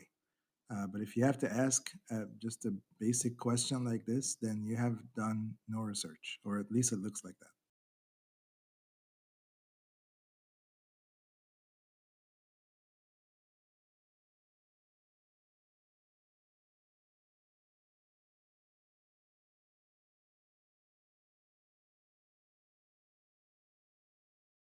All right, so Plug just filled the gap. So Plug had a gap down from 34 to 33, and it just completely filled it.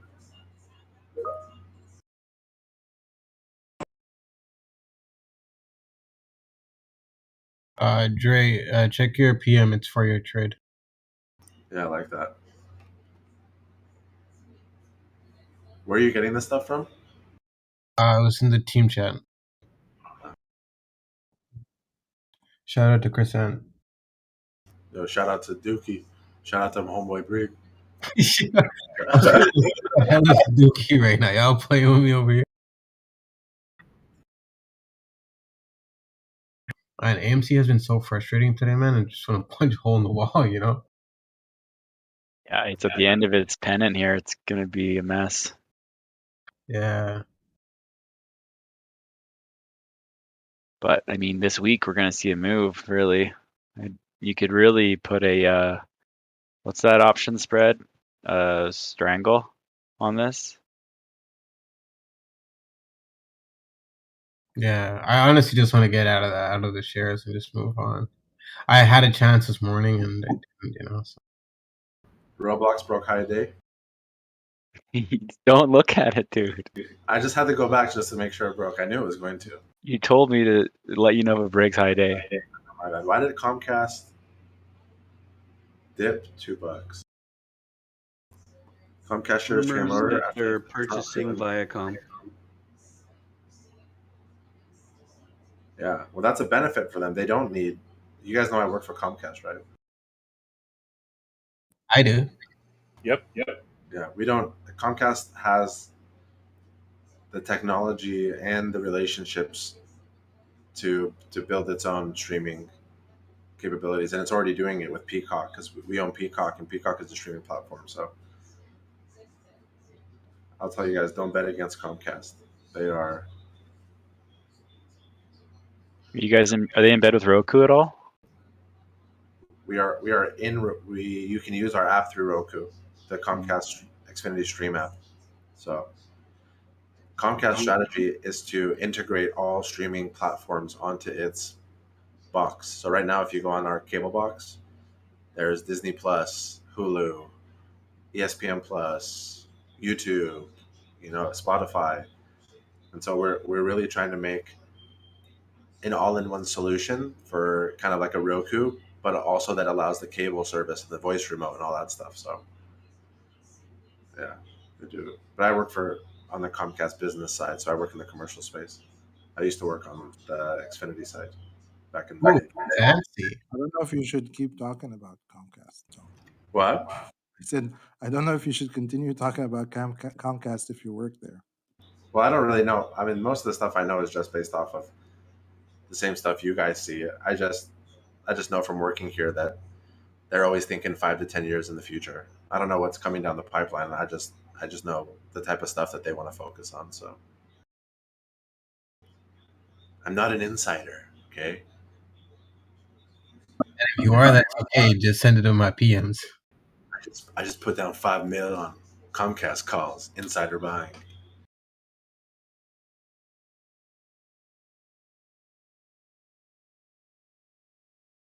Exercise your options. I love how Bio is like going in the chat. Tech is dead. Growth is dead. I'm having a laugh. By the way, TDC Teradata is up 5% today. For those of you who held.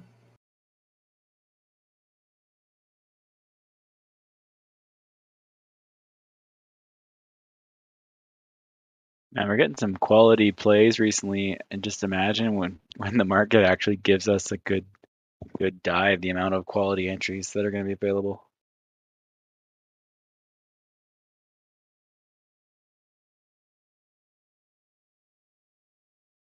I really think it's a good time, you guys, to not be too greedy, right? If you're up good on a position, definitely don't lose money on that position right now in the market.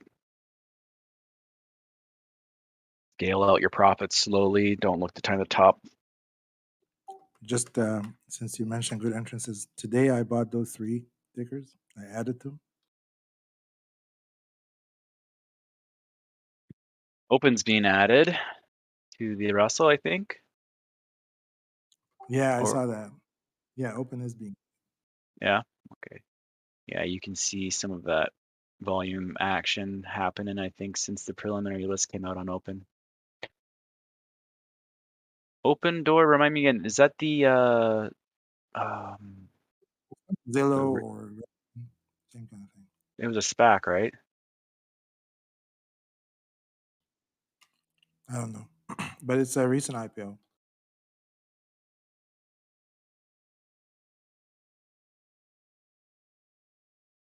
The Chamath SPAC? Lord Chamath? Yeah. Well, the Dark Lord now, I think. Cham. The old Chammy. Right, it's a real estate software company. I remember reading through their investor deck, and I did like it, though it probably has a rich valuation based on when it did SPAC during the peak of that bubble. So I don't know what its multiples are like down here. I like it though. I remember liking it.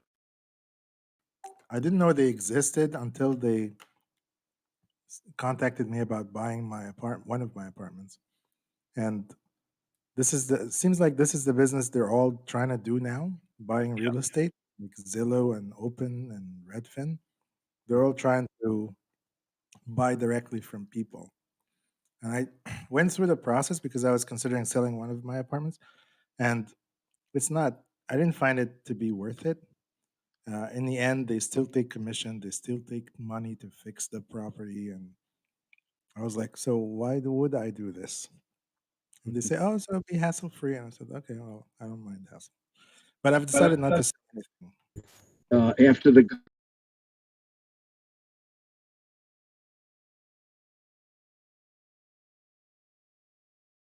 Is AMC pumping? Who's got the AMC call for? About 30 minutes ago. Not really. 30 minutes ago, we had a $250,000 come in on the 145 strikes. It's AMC sideways on 58.5. It's been like that for like an hour. And 20 minutes ago, we had 150K come in at the 140 strike. What? Oh, people are anticipating a big move here on AMC. Okay, I like this. I feel so much better now. I just need $2-3. I don't care about any of that. $140 strike. Damn. They're gonna squeeze it to 100,000. I think I heard on Reddit. Right? Gotti, That's are you not- gonna exit even? And No, I'm gonna take off size as soon as I break Aaron in, Shane and then leave the rest to run for a little bit. Couple dollars a share. I'm out. I don't give a shit what to do. Stay paid. I've mentioned this like 50 billion times. My broker froze on me 3 times. Too exhausted to explain this, but yeah. Hey, Gotti, can you explain what's going on with your broker? Yeah, so TD does this shit sometimes. It always happens during meme times, and pretty much it screws me over. That's what happens. Blocks new high a day. We got 20 minutes left in the day, guys.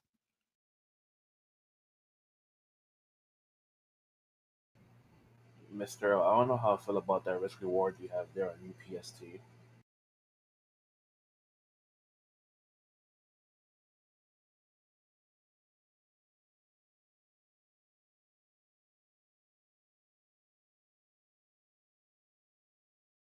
If UPST works, it works. Though I mean, pretty good risk reward. I think under 115, you're not a holder, and this thing, who knows, right? We're talking 140, I think, 135 at least.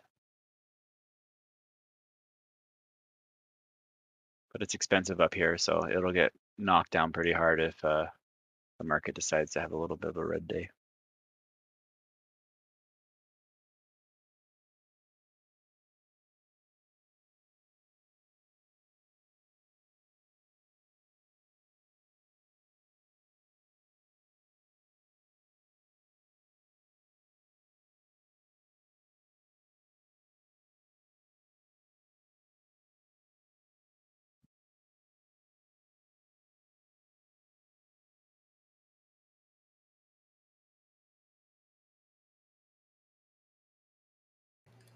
One day Wish will break 20. And when that happens, this one $20 put that I sold 3 months ago will finally be out of the money.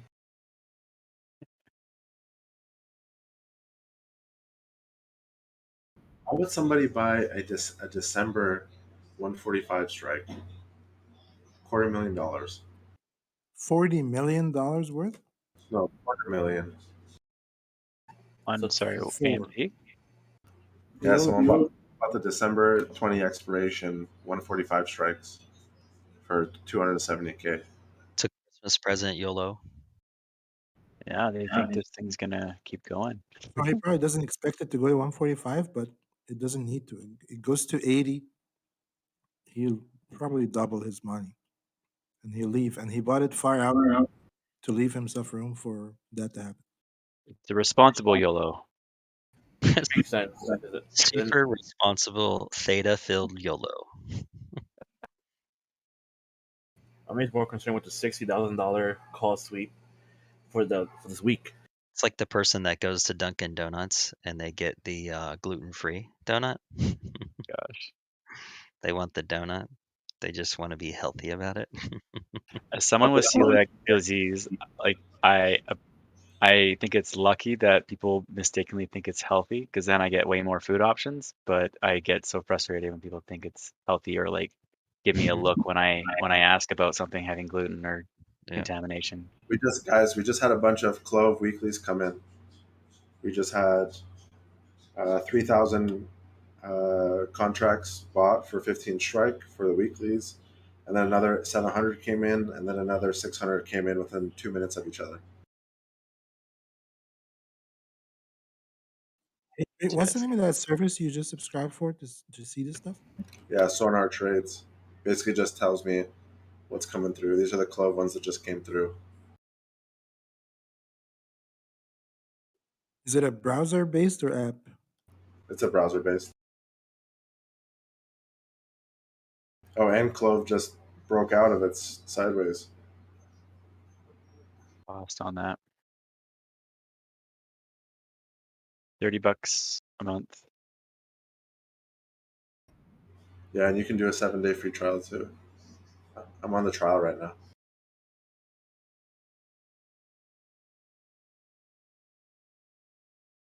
Give us a review at the end. Yeah, I think what I'm gonna do is when the day's over, go through the trending ones that stood out for the day, and then we can kind of look at the charts. No, I mean give us a review of the service of that. Oh, I like it. I just don't like. 7 day. I have to refresh the page every time I want to see the new ones. It doesn't Yeah, just. this is why I asked. This is exactly why I asked if it's browser based or app based. It's annoying, but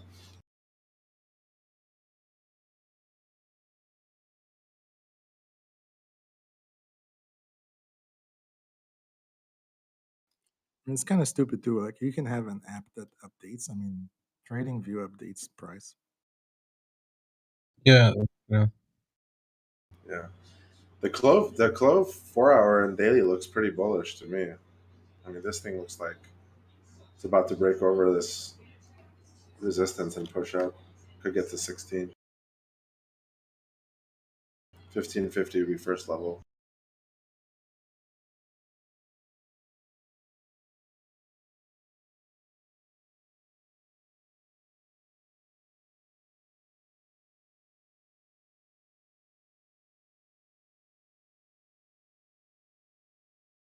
Dude, it's crazy. Look at all the strikes on the weeklies on Clove, and then look at the open interest to volume difference.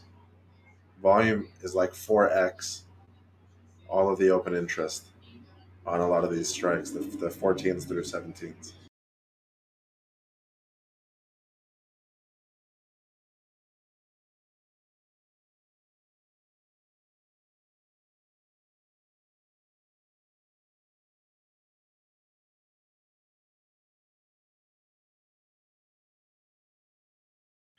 $16 minutes left, guys. By the way, the early mock is very, very terrible. 84 million to sell, which is nothing.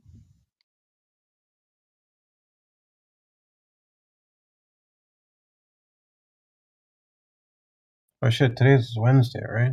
Damn. Two more days to the rebalancing, right? So let's get some volatility.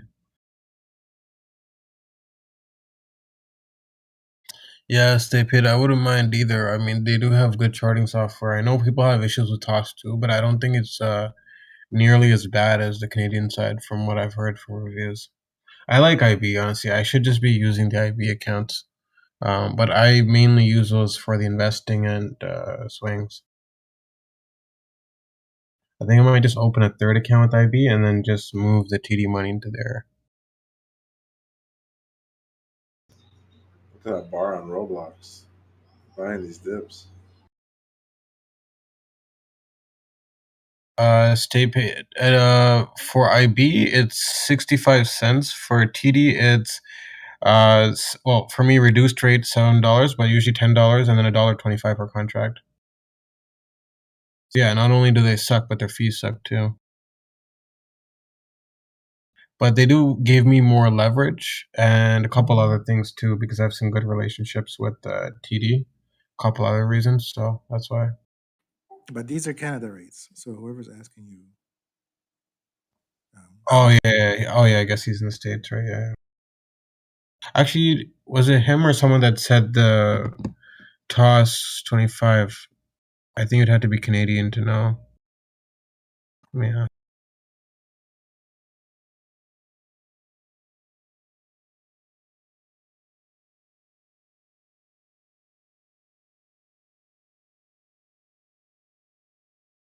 UPST still can't get over this hourly 50 EMA all day. This is the fourth hourly candle that's rejected off it. So if you can get over that, I like this continuation to like 134 area.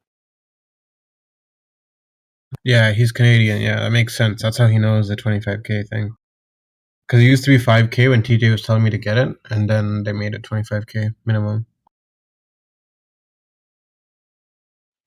Hey, I just want to let you guys know that I covered my naked calls that I had on SNDL to nickel. Made a little bit of profit, about 14-15%.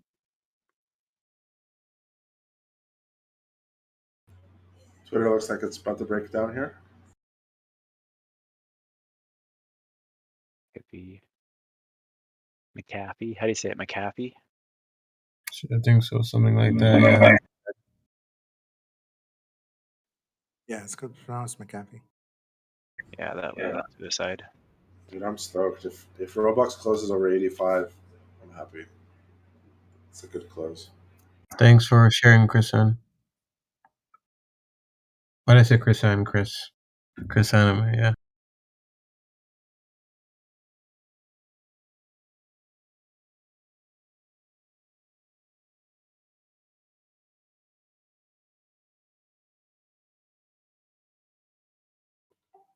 Yes, I do. I think it's 30. Actually, let me double check because there was a Thanksgiving sale that we bought it at. But in order to get that indicator, the fixed range indicator, you just need the first level of upgrade, first level of premium service on TradingView.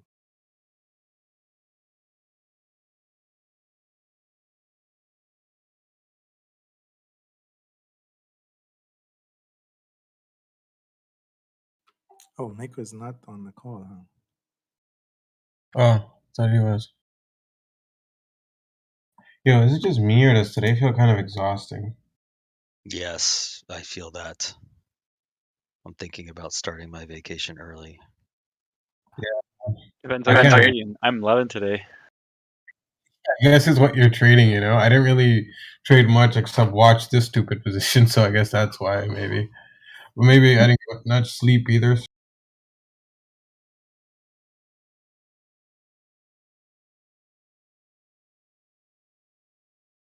But I don't know, it just feels kind of like it's been a long week and it's only Wednesday, you know? Yeah, I hear you. And make sure to rest tonight, Gotti. Yeah, I got it still. I got work too just now, so we're working till 12. And then, yeah, I gotta study too. My real estate shit, so. Went up to like 2 or 3 o'clock every day studying for the real estate stuff, so it's exhausting.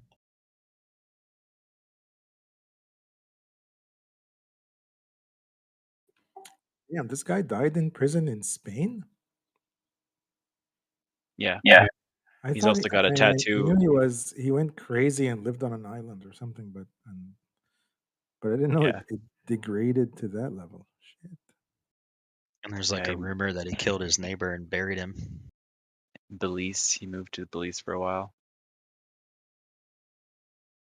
I mean, he had money to burn, but he was nuts too. Well, he's broke, or he was broke. He's like on record saying that if he dies due to suicide, he was whacked. He's got a tattoo on his arms. It says whacked with a dollar sign. And he tweeted it out November 2019. I don't even know what that's supposed to mean. Like, just because it's entertaining and you guys are a bit Pissed off bored, a I'll lot of post this. people in his Look at this town? tweet. Look at this tweet the guy said. Crazy. I'm not trying to get political or conspiracy theorists. It's just interesting. Let's leave it at that.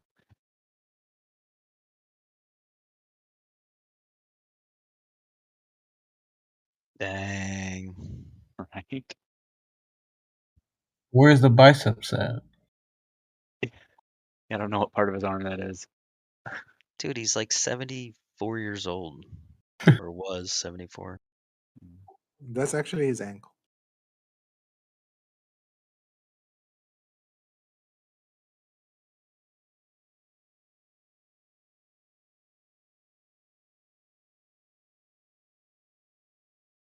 Wait, he did die, right? Yeah. Okay, so this is an old art. Oh, rest in peace.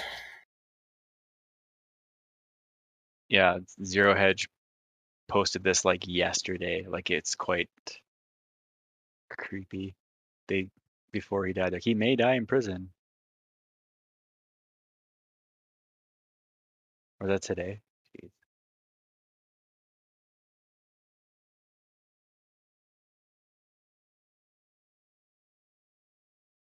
All right, 8 minutes or less. I'll close.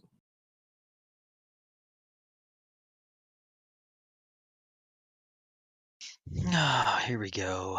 Let's go wish, get some volume.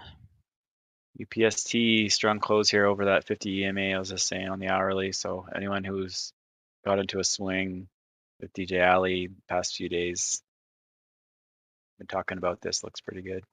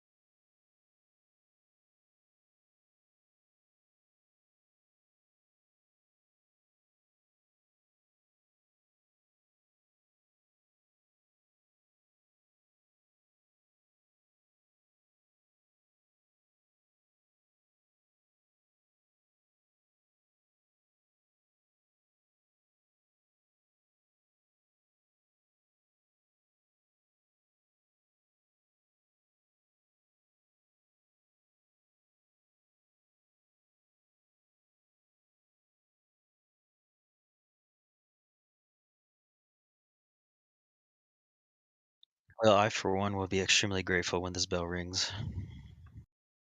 Yeah, me too.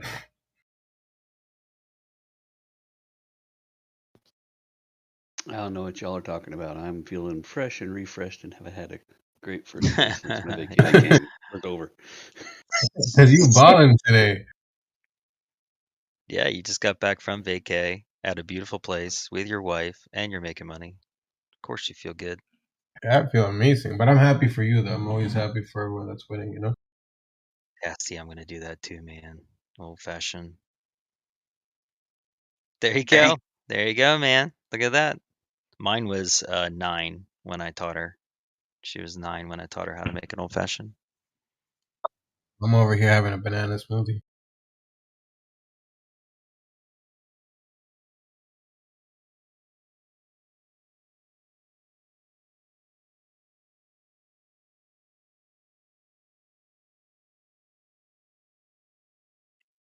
And then next year, I'm gonna have you all drinking old fashions.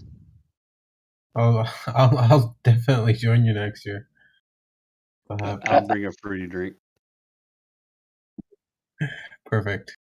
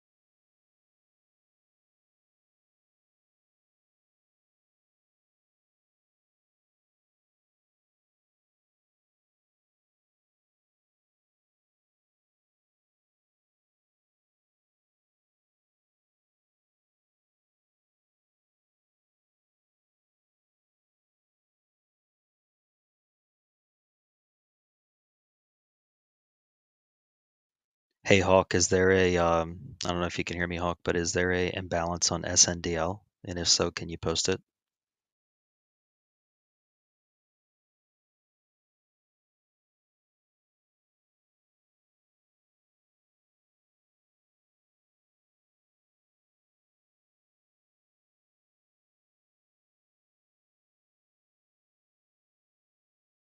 The 146 to the sell side. That's it? That's it. Well, it's matched. Can you tell me? No, I just seen this as a headline. Okay, thank you.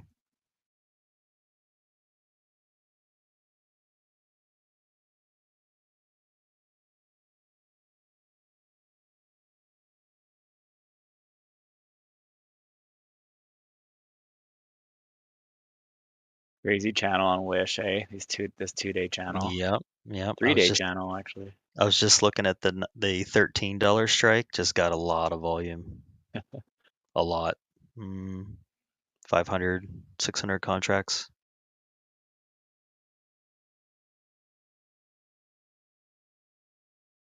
Actually, more than that. Probably about 800.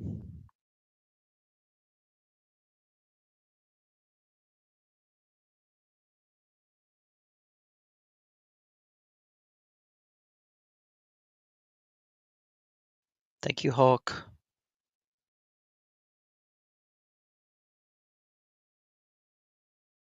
Oh, sorry. I thought you were talking about the overall market imbalance. 412,000 to the buy side. That's what I needed to know.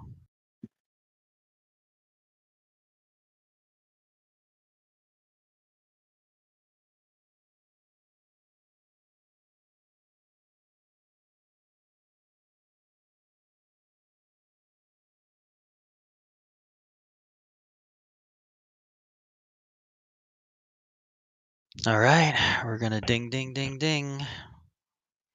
Everybody gets to see all the mock prints at the end of the day. See how big they are.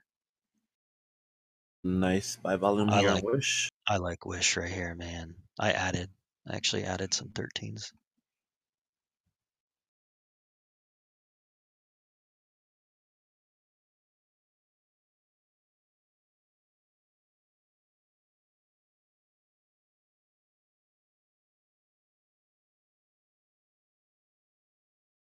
All right, boys and girls, thank you for playing. Slot machines have now been turned off. Thank you for playing with us. Damn it. The market is closed. All right, guys, I appreciate every single one of you, but as much as I'd love to stick around, I cannot sit at this computer anymore. I am over it. So y'all have a good evening, and I shall see you in the morning. Have a good one, Tape. Enjoy, brother. See you, Tape. Have a great one, man. Take care, Tape. So I managed to buy some UPST calls last minute. Last minute? Yeah. I bought the 144s. Nice. I wish it closed over that hourly 50 EMA, but unfortunately it closed just below it. So markets look like it could be a bit of a red day, but we'll see. But I'm gonna add to UPST if it comes back down to probably 122 area. I'm interested to add some more if it comes back down there.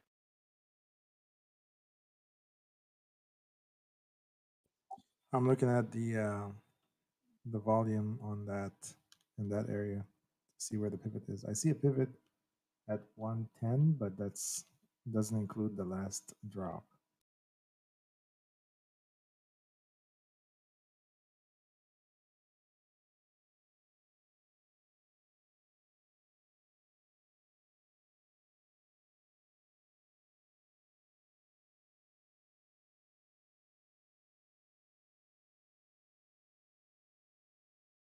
Yeah, so the new pivot is at 126 exactly.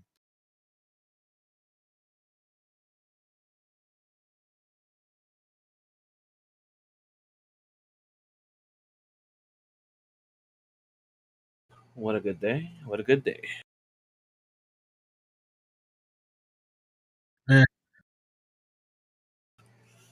What a good day. What a good day. Yeah, indeed.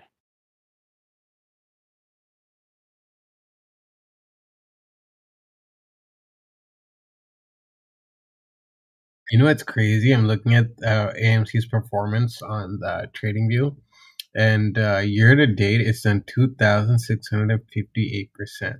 This month alone, 327%. That's nuts.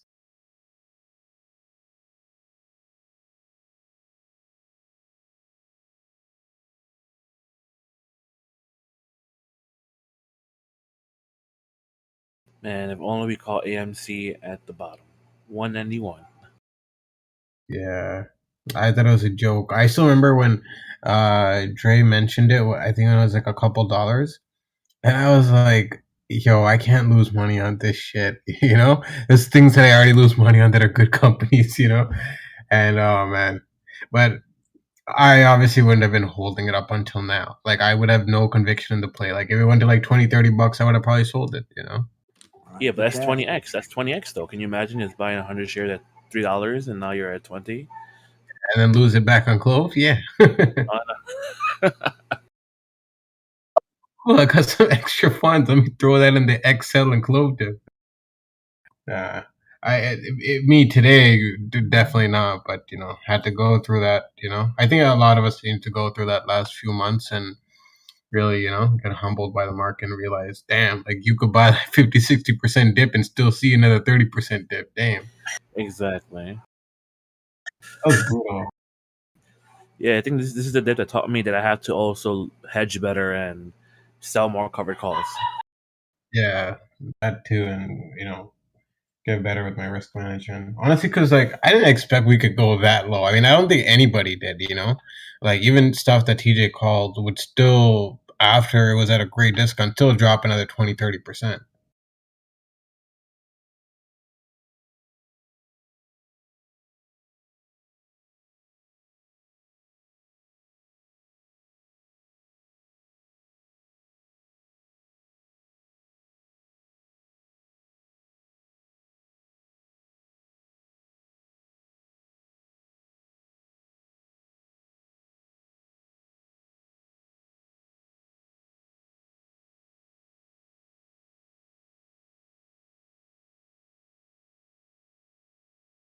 So what's for dinner?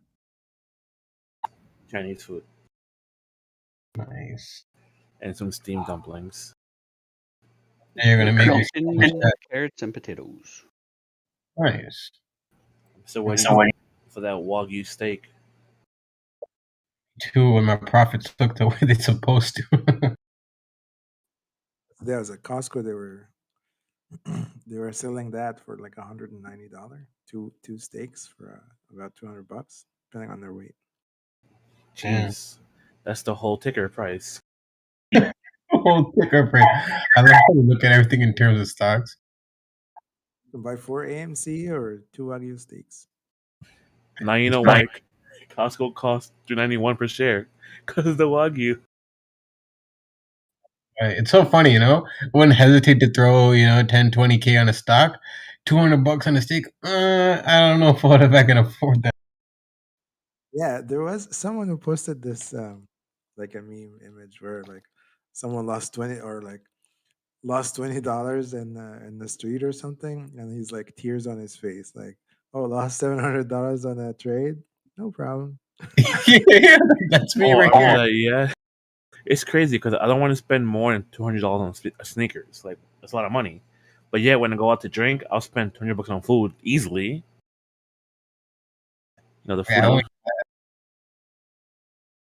for me, it's like I would rather not spend that on alcohol. I would rather spend it on food. I'm not really a drinker either, right? So, food I wouldn't mind. You know, like I like to go and actually spend my time, you know, cooking and whatnot. So I'll go for, you know, higher quality meats and whatnot, organic stuff.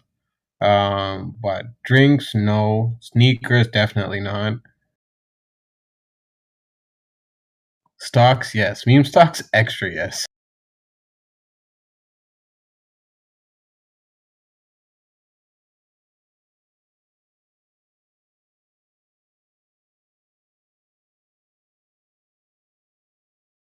Oh my god, Alberto, you know what? I feel better about my day now.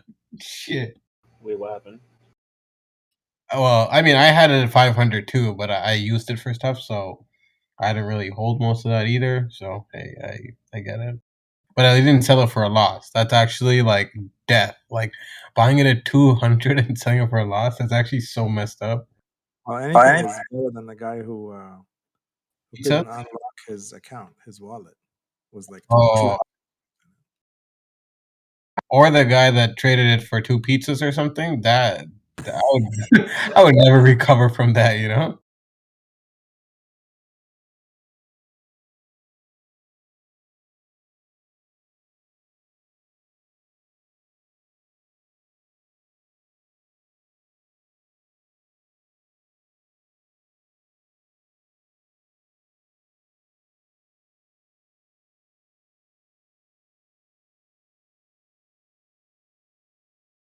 The thing is with TD, it actually allows me to use a lot more leverage on like really good stocks, right? Versus IB, it actually limits you. I mean, they all do based on the stock, but um, TD allows me to use a lot more leverage, and I have a really good relationship with them. I have like probably like 15 different products with them, and some other reasons, right? So I get a lot of leniency. Like even if let's say I was down in certain positions when that we had that whole crisis for a couple months, they would actually give me some time to close it out. Like IB will close me out like within a few days at most, right? Whereas with TD, I could be stuck in that position for like a week plus, and they would still let it slide. And then as long as I can recover in that period, which I would do, then I would escape. Dude, there's that meme I thought. Strong found it. Oh my God, Strong, he knows. It's so funny. I saw it on Instagram or something yesterday, I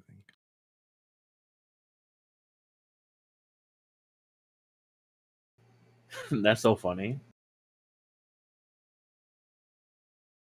That's so accurate for anyone that trades. You're like, I want to go outside. I don't know if I can spend this kind of money. $30. I don't know about that. Lost $1,000. Whatever, bro. It was just a trade. I'll make it. You're like, it happens. Yeah, I took like a $700 loss the day that the broker first messed up on me. I was like, it was yesterday's profit. It's cool, whatever. I brushed it off. $700 if I had to go spend that on shoes, yeah, right. But I lost $700 anywhere outside of the market, I'd be losing my shit. Exactly. Never. So, the $700 you spend on shoes, at least you have shoes left with. You can sell them off later, Think about when I took my biggest loss before with CBAT. I sat there, I'm like, all those times I saved money for shit only to go lose it to this. I'm like, yo, I could have bought 100 times whatever I was considering not buying. I was so mad. I was like, damn.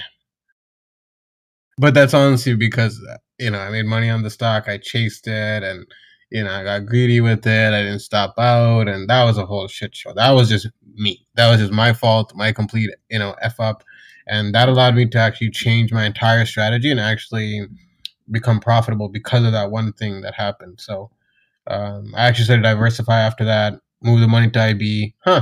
There's a pattern here. I see. Move the money to IB. Started becoming a lot more profitable. I think that in that 2-3 months, I did like 112% year to date.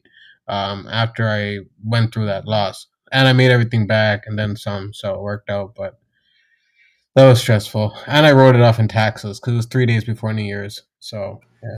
Sometimes I hate Thinkorswim because when you go to account statement, it shows you your biggest losses, and you're like, "Damn, that really happened." I ain't even gonna look. It does too. It's so bad. Yo, I look here. I look Clove, $900. I'm like, damn, that's my top loss. Jeez. Then I go to JKS and I'm like, oh, please stop, please stop. Jeez, I think the most I lost on Clove was like $400-$500, but percentage wise, it was a bad drawdown. I was stubborn with that one. I was stubborn with JKS. I could have made it all back, but I made bad moves. But that's why I'm doing it better with Wish. Now you can move that column all the way to the right, so you don't have to look at it. No. What I do now is I press the button on the year to date to only the positives on top, not the. Oh, there you go. That's a good way to do it. So now I'm like, oh, this is better. And melted. 148 to 142 after hours. Which is? Beyond. Is it because of that Dunkin' sandwich thing? What earnings are today? Is there any earnings today?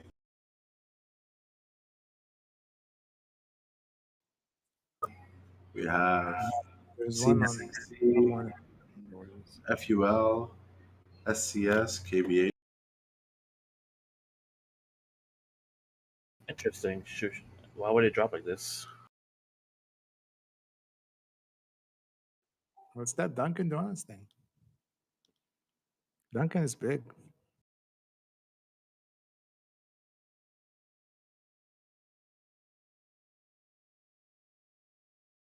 Wait, what? Taco Bell to test a plant-based chalupa option to reach the veggie curious?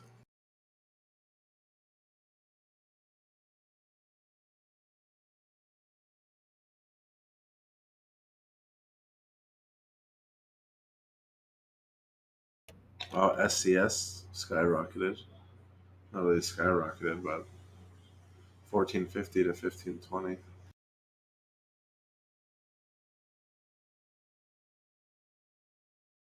I'm watching CNXC.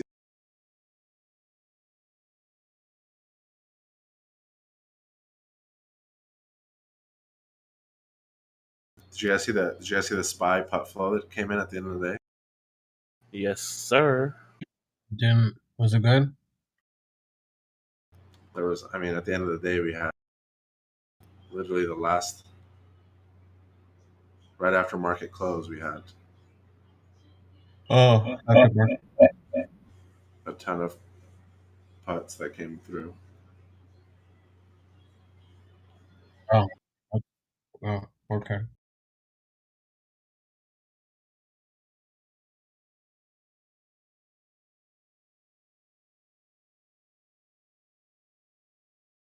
Man, I wish there was some more deals out here in the market.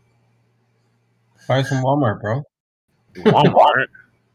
You said it's so offended, like someone stole your kid. My uncle works at Walmart. I don't know how. Even better, you should buy it. Yeah, he told me the same thing too, and I was like, no. 'Cause I told him to buy Walmart 3 years ago. He was like, no. Oh, a rivalry now.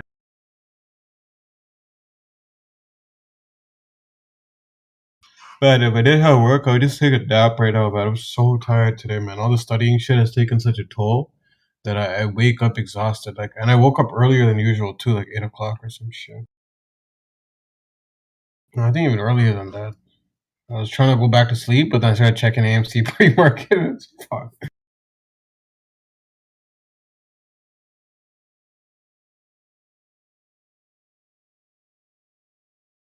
Hopefully, get some good sleep tonight.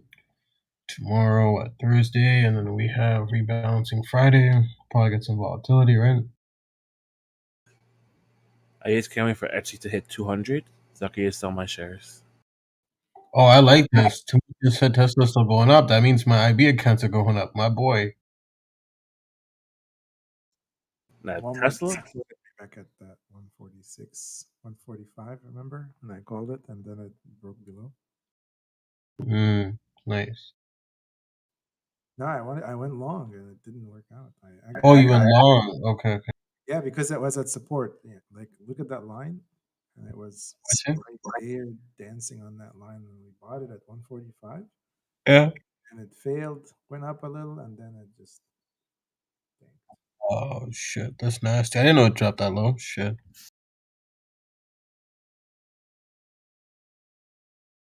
I know Omer was playing down a bit. BYND, that's his ticker.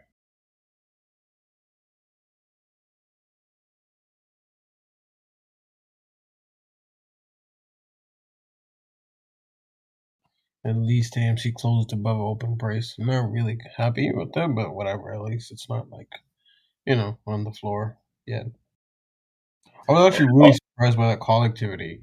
Like, I was like, when I heard like 140, I was like, what? I'm like, yo, these people are real apes. Like, I went through the AMC, like, Twitter, whatever, search yesterday.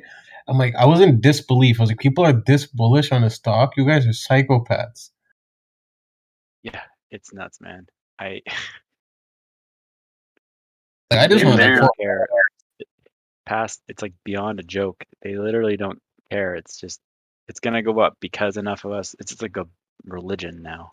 Yeah, it's a cult, but that cult, I'm so grateful for them because I just need $4 or $5, and they can do whatever the hell they want. I'll move my money out of here. So the one time apes are coming in clutch for a brother, Yeah. But yo, that call activity, I was like mind blown that people actually believe this thing. I mean, who knows? Actually, based, how things are going, it just might end up at 100, and I'll kick myself later for selling it for a $4 or $5 share profit. But whatever.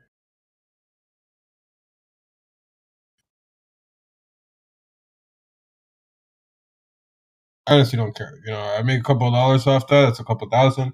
I walk away, move on in my life. Yeah, that's how I feel. Once I move the money, I'm not going to be able to trade for 4 or 5 days. And TJ and a couple of us are leaving the cottage for a couple of days. So I won't be able to trade anyway. So it kind of works out, So that's why I want to kind of move the money so that way I can't trade with it once, It works out. It'll take about 4 or 5 days with IB, and then by then, perfect timing. And I feel like I need a mental reset. All I've been doing is just working, like 4 or 5 different roles, including trading. So just like, I need that mental break just to kind of reset, come back, charge.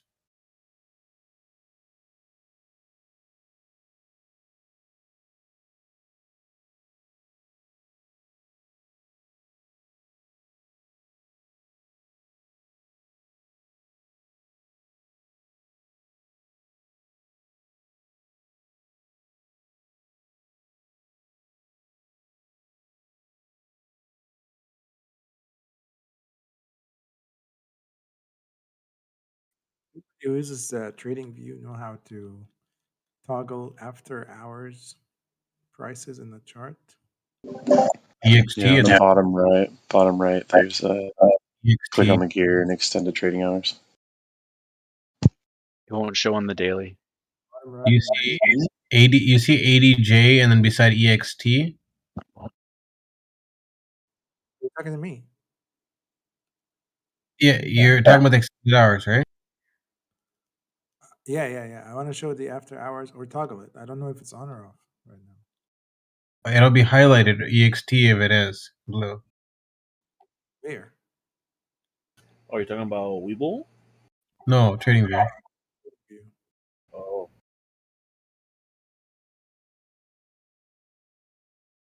I know because I have it on right now watching AMC.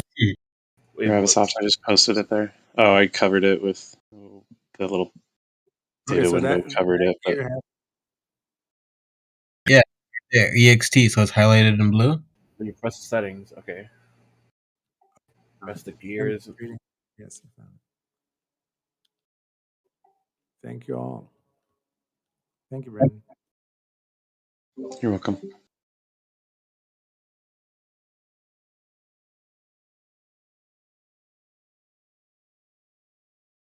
So UPST then have this scary gap back in the 17th of March. Yeah. 80 to that'll fill eventually. I think on the next big market correction, this thing's gonna come back down probably to near IPO low. Be a really good pickup, but at least that gap I think will fill eventually. But You'll think we'll make a head and shoulders though before we do that? well, I mean, that's predicting the overall market right now. I mean, whenever it happens, it happens. But yeah, I mean, that's the idea with this trade is that like 150 area for a big head and shoulders. I wouldn't be trying to hold this thing to all-time high unless it just keeps telling you that it's going to go there. Yeah, it makes sense. It makes sense.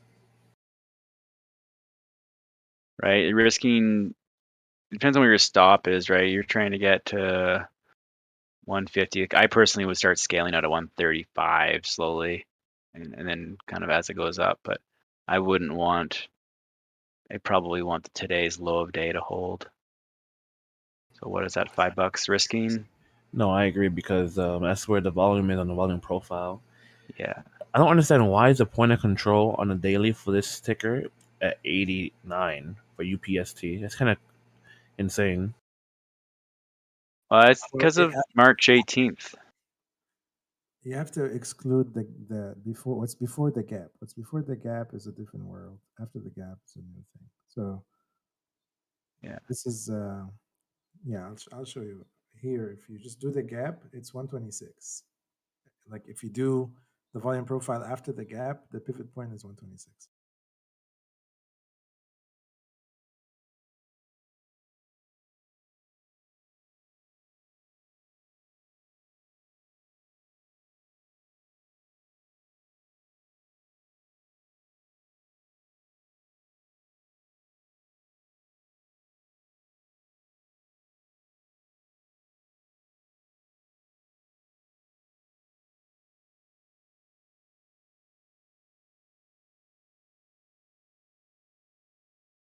I see. I just wish Thinkorswim was like this. I think Thinkorswim's volume profile is really awkward sometimes. Wait a second. Even after, if I include the entire thing, 126 is still the pivot point. I'll show you the full profile now.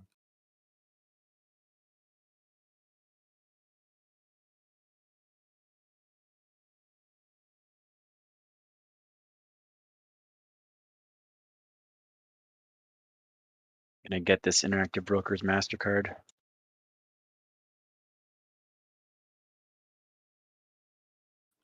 Well, it's not 126. It's like where we at, like today's close. I guess yeah, There is 117 ish. Yeah, Mohammed, I'm noticing that too. I'm dragging it all over the place. The fixed range one, it's like the same. Yeah.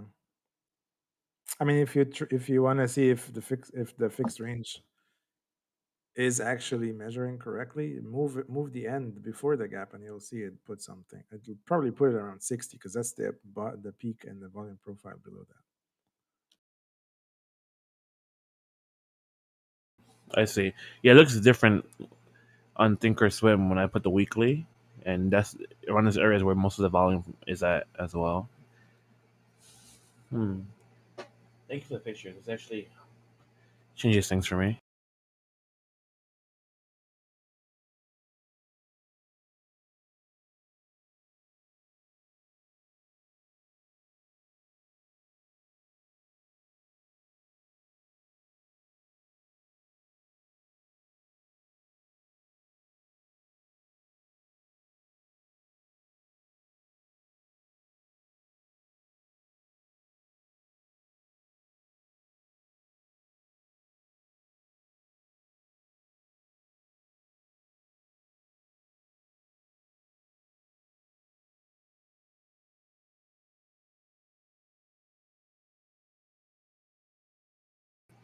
I got so many lines in this chart, it's not even funny.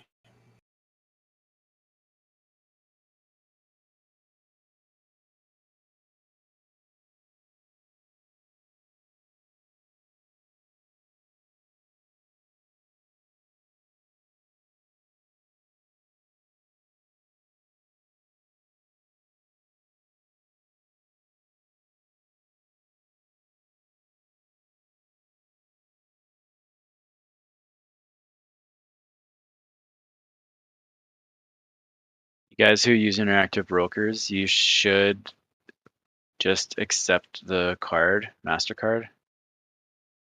Just for doing nothing, there's no fees, and you earn 0.92% APR on idle balances. Really?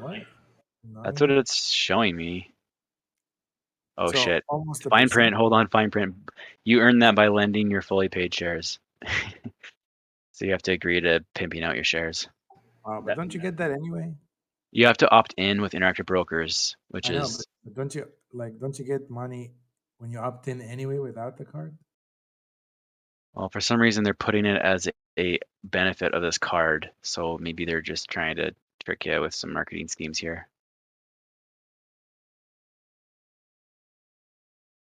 I'll have to look at it more closely. That could just be a silly marketing tactic.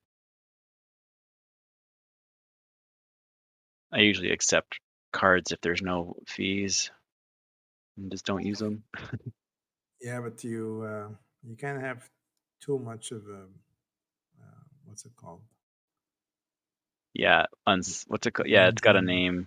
Credit I know line or whatever. it doesn't look good if you have a whole bunch of available credit sitting there that you never use. You have to use them once in a while. You're like a flight risk at that point.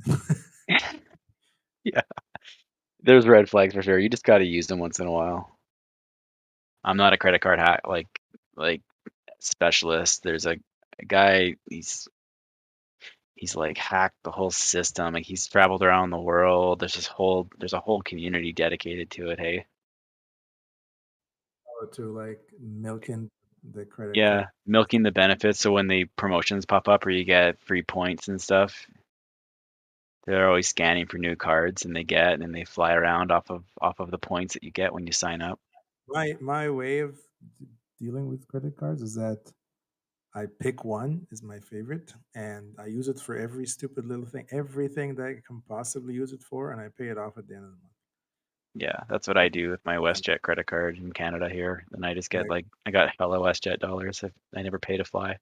yeah, and I'll get like crazy points, and my credit score is like 800 plus. Like I got when I was buying a car from CarMax, and I was their advertised rate is 1.9% on financing for whatever it is you're financing. And the guy literally walked out and he's like, "What do you do? Like, how did you get, nobody gets that rate." Like he said, "I want to know what you do because I'm trying to buy a house." And he went into this whole advice thing just to see, like he said, "I've never seen anybody get that advertised rate." Mm.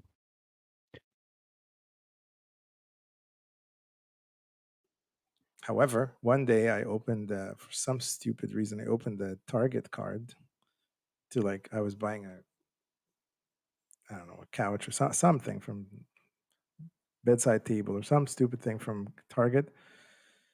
And I opened a card and I used it for like, it wasn't a bedside, it was something really silly. It was like $5. And for some reason I did that and I moved and I didn't pay the $5. And it became a late fee, and they added late fees up to like $9. And then I went to collection and I found out later on that my credit score, like I found when my credit score just drops to like 670 or 650. I'm like, the hell happened to my credit score? And I look and it says like, "Oh, you have collection for $9." I said, "For $9, I'll pay you $90. Just like remove this thing." He said, "We can't. It's already at the collection agency. We tried." And Crazy, hey? it took me like about like 6 months maybe just to get it back to where it was. Oh, that's nutty.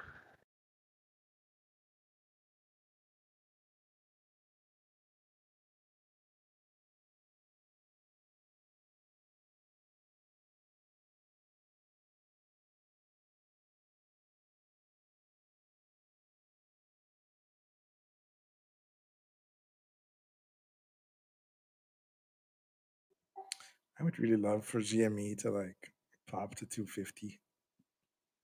Just surprise me.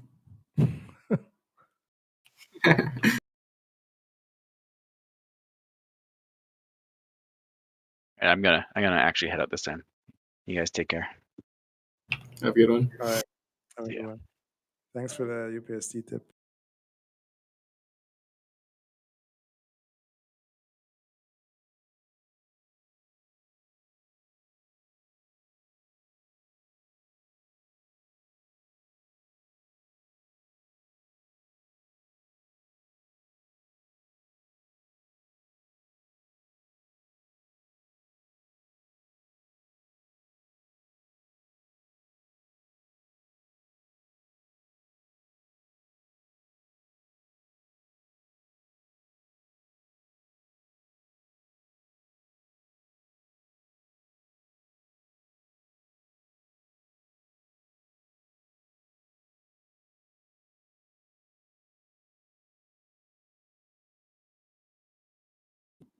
So now I don't have to watch AMC anymore because Gotti's in AMC. I just wait for him to call it.